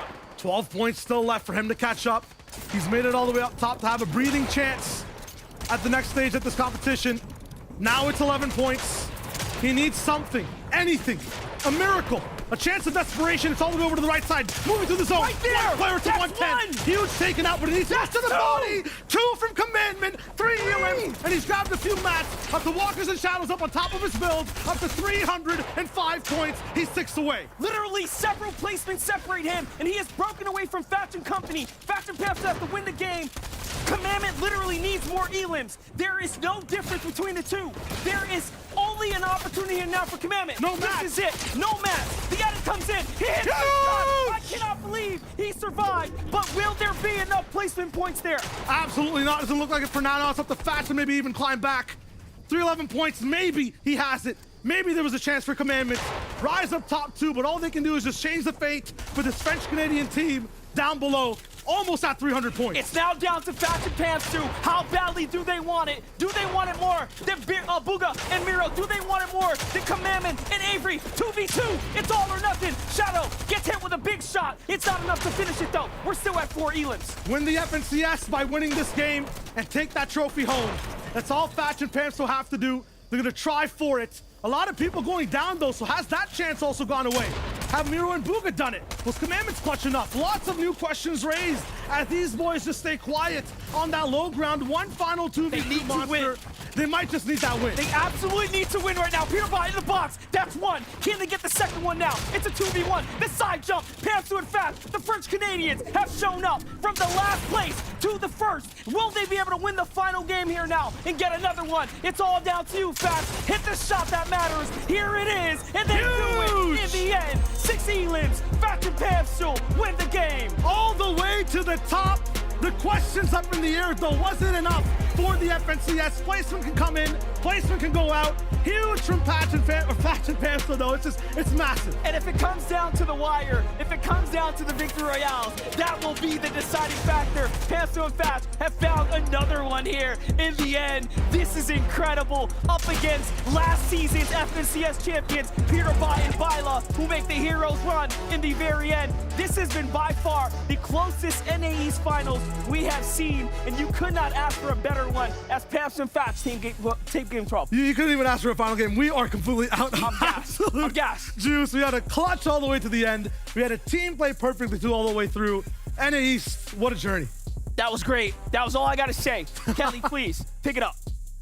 I don't know if I can. I feel like I'm almost in tears right now. That was such an incredible run by so many players. Pamsto and Fatch, congratulations on that Victory Royale, but we also got to talk about Commandment's incredible solo run. Yeah, I don't even know where to start. Where do we start, Jacob? You know what I mean? Like, don't even know. Commandment, I don't know if he did it. I don't know if he did it. I don't know if Boogamira did it. I have no idea, but the effort was there. Commandment left as a solo, picked up so many eliminations, put everything on the line. Game 12 of this FNCS. I don't even know what to say. My eyes were glued to that leaderboard, counting down the point. He needs 6. He needs 5. He needs 4. I was counting down like it was New Year's. No, we almost forgot to leave the green room and come up on stage because we couldn't leave our screen. I mean, how could you with such an incredible run? But also to have Peterbot and Byla be the second place team as well, holding out so strong. I mean, just so many incredible duos competing here today. Yeah, I mean, if the question here is, you know, like who won, it's probably Booga and Mira. It might be Avery and Commandment, depending on how many eliminations that he picked up. But one thing is for sure, that top 10 is just absolutely everywhere. And I think it is time, Kelly. Here we go. Your first place. Oh my God! Avery, No, he did it. Point. They beat out Miro and Booga.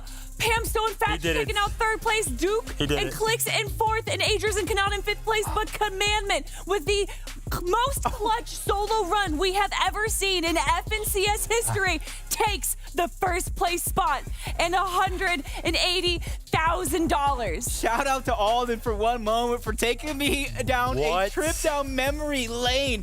Chapter 2, Season 6. They led into Game 11. They let that one slip through their fingers. Guess what? They powdered those hands. They made sure they were dry as can be, and they held on to that placing. There are moments throughout every single FNCS. We think about them all the time. We remember them. This one right here, I think it tops every single one we have ever had the blessing to witness. Commandment, what do you mean? What do you mean? You just solo clutched your way to an FNCS championship. And you could tell in that game that he was nervous. He was making mistakes left and right. But when it came down to the eliminations, when it came down to the refreshes, where it counts the most, that's where he had it in spades. By a single point, they beat out Miro and Bugha, the 3-time FNCS champs. Yeah, and honestly, he needed those eliminations. Without those extra points through eliminations, they would not have been able to pick up that victory because look it was 1 point. That one game or end game elimination really won them the championship at the end of the day. I bet you they're going to remember that when they're swinging that axe of champion. It was quite literally the last elimination that he got. We saw him. He was using the grapple gloves. He's making the rotations going forward. He had no materials left. He finds himself next to this just random wood build. He realizes there's a player on the inside of it, and he takes him out. That right there, every elimination being worth 2 points, and then he also bumps himself a placement because he takes out another team in doing so. Right here it is. This is the winning moment. Takes out Tabney. Boom, 2 points elimination. Boom, bumps himself up placement. That is a 3-point swing right there, and that is why $160,000 is going into the pockets of Commandment and Avery. $80,000 per player here. That is life-changing money by a single point, a single elimination. But honestly, all 10 teams, all 50 teams should be proud of themselves to make it here after the multi-week journey that is taken through qualifiers, through semifinals, and now the 12-game, 2-day series that is the FNCS Finals. Yeah, honestly, it's very, very hard for me to even get out and make it past it open. For these guys to do it, grueling 12 games, 2 different days, it really proved that it was a marathon. It wasn't a race, because if you let up off the gas just a little bit, the leaderboard shows you would have lost thousands of dollars, let alone that championship. Jacob, coming into this game, how many leaderboard changes at the top do we have? Honestly, with Commandment Avery going back up, that's 11 leaderboard changes out of 12 games. Almost every single game we had somebody different at the top of this leaderboard, and it shows in this leaderboard as well. Pamstel and Fatch at 1 point being very, very close, only 3 points away from their very first FNCS championship. I don't even know what to say. Everybody played so well today. There's really not much that can be said. Pamso and Fatch squeaking through, holding on to that 3rd place. Even they were in contention, 3 points shy of at least tying that 1st place spot. And then guess what would have happened? It would have came down to VRs. That, I don't know if that was tied, but if that one was tied, it would have came down to eliminations. We would have had so many tiebreaker scenarios. Pamso and Fatch, even though you didn't win, you definitely won my heart. And listen, they won this last game right here, right? So they got like pretty much all the points they really could have throughout the game. They just needed to find a couple more eliminations. 2 of them would have been the difference right now, and they would have been the FNCS champs. But I mean, 3rd place, nothing to be sad about for sure. Fatch and Pamsto putting on one show this weekend. And also, 2nd place, $100,000 going to Miro and Bugha there. Considering the fact that they have now gotten 3 first places in a row, a 3rd place, and a 2nd place. Yeah. They might be the best team in all of FNCS. Wait, hold on. There's still that in-person FNCS Invitational that I think is going to be perfect to go ahead and cement some legacies, whether it's this region or the next. I think that is where we're going to end the year strong. There you have it. I mean, listen, honestly, ending strong. Talk about it. Duke and Clicks as well, sneaking in that 4th place position. They were keeping themselves in that top 10 throughout the entire competition. And it's also great to see Kanata and Agers finding a 5th place, still on the hunt for the win. But I mean, 5th place, that's still a really great accomplishment. Yeah, Agers and Kanata kind of had a bit of a struggle yesterday. And going all the way up into this 5th place spot, they definitely deserve it. I know it was duo FNCS. I know Agers is one phenomenal player, but it wasn't for Kanata and his solo clutch just taking over endgame after endgame. Who knows how far they would have fallen. So even though it's a great, fantastic team effort, Agers better give him a great pat on the back. I mean, honestly, all of these duos need to give their respective duo a pat on the back because they all played so well, especially everybody in this top 10. I really feel like at any point in time, a lot of these teams, it doesn't even matter, a lot of them could have been in contention for winning this. But I cannot wait to hear my man Shia wager. Like, it was a big question mark. He did it. Commandment did it. How does it feel? It feels good, man. That was insane from just his perspective to watch how far back he was, Monster, way in that zone by himself. And like, it's an impossible rotation as well. Everything about that clutch was perfect. And not only that, this is one of the special moments where having this job is like one of the coolest things because you get to see it firsthand. You get to be in that driver's seat, call those moments. And it was truly a question mark for us. I didn't know if Commandment did enough. I knew he was doing something crazy, but then Panso and Fatch, man, to win that game. It's huge. The big thing, too, $60,000 elimination. That was the big difference in that moment. Cabinet, you're worth $60K as well. Add that to the earnings of what's going on too many. I mean, come on, man. You're the man, okay? You are the man. If you're watching unbelievable scenes, guess where they were going into today? Ninth place going into today. I had a little look. I want to see where were they going into today. 9th place. And if it wasn't for that solo clutch, we can't say it enough. They wouldn't have done it, but they came first. They had such a great day. They gave us such a good show. And Chow, you're saying, like, it's the $60,000 difference there, but also Commandment, who is time and time again fall into that second place spot. Avery, who hasn't won an FNCS since Chapter 2, Season 1 back in 2019. This means so much more than the money, but the money is also very nice. Think about their story overall, right? Last season, Monster, me and you were talking about it.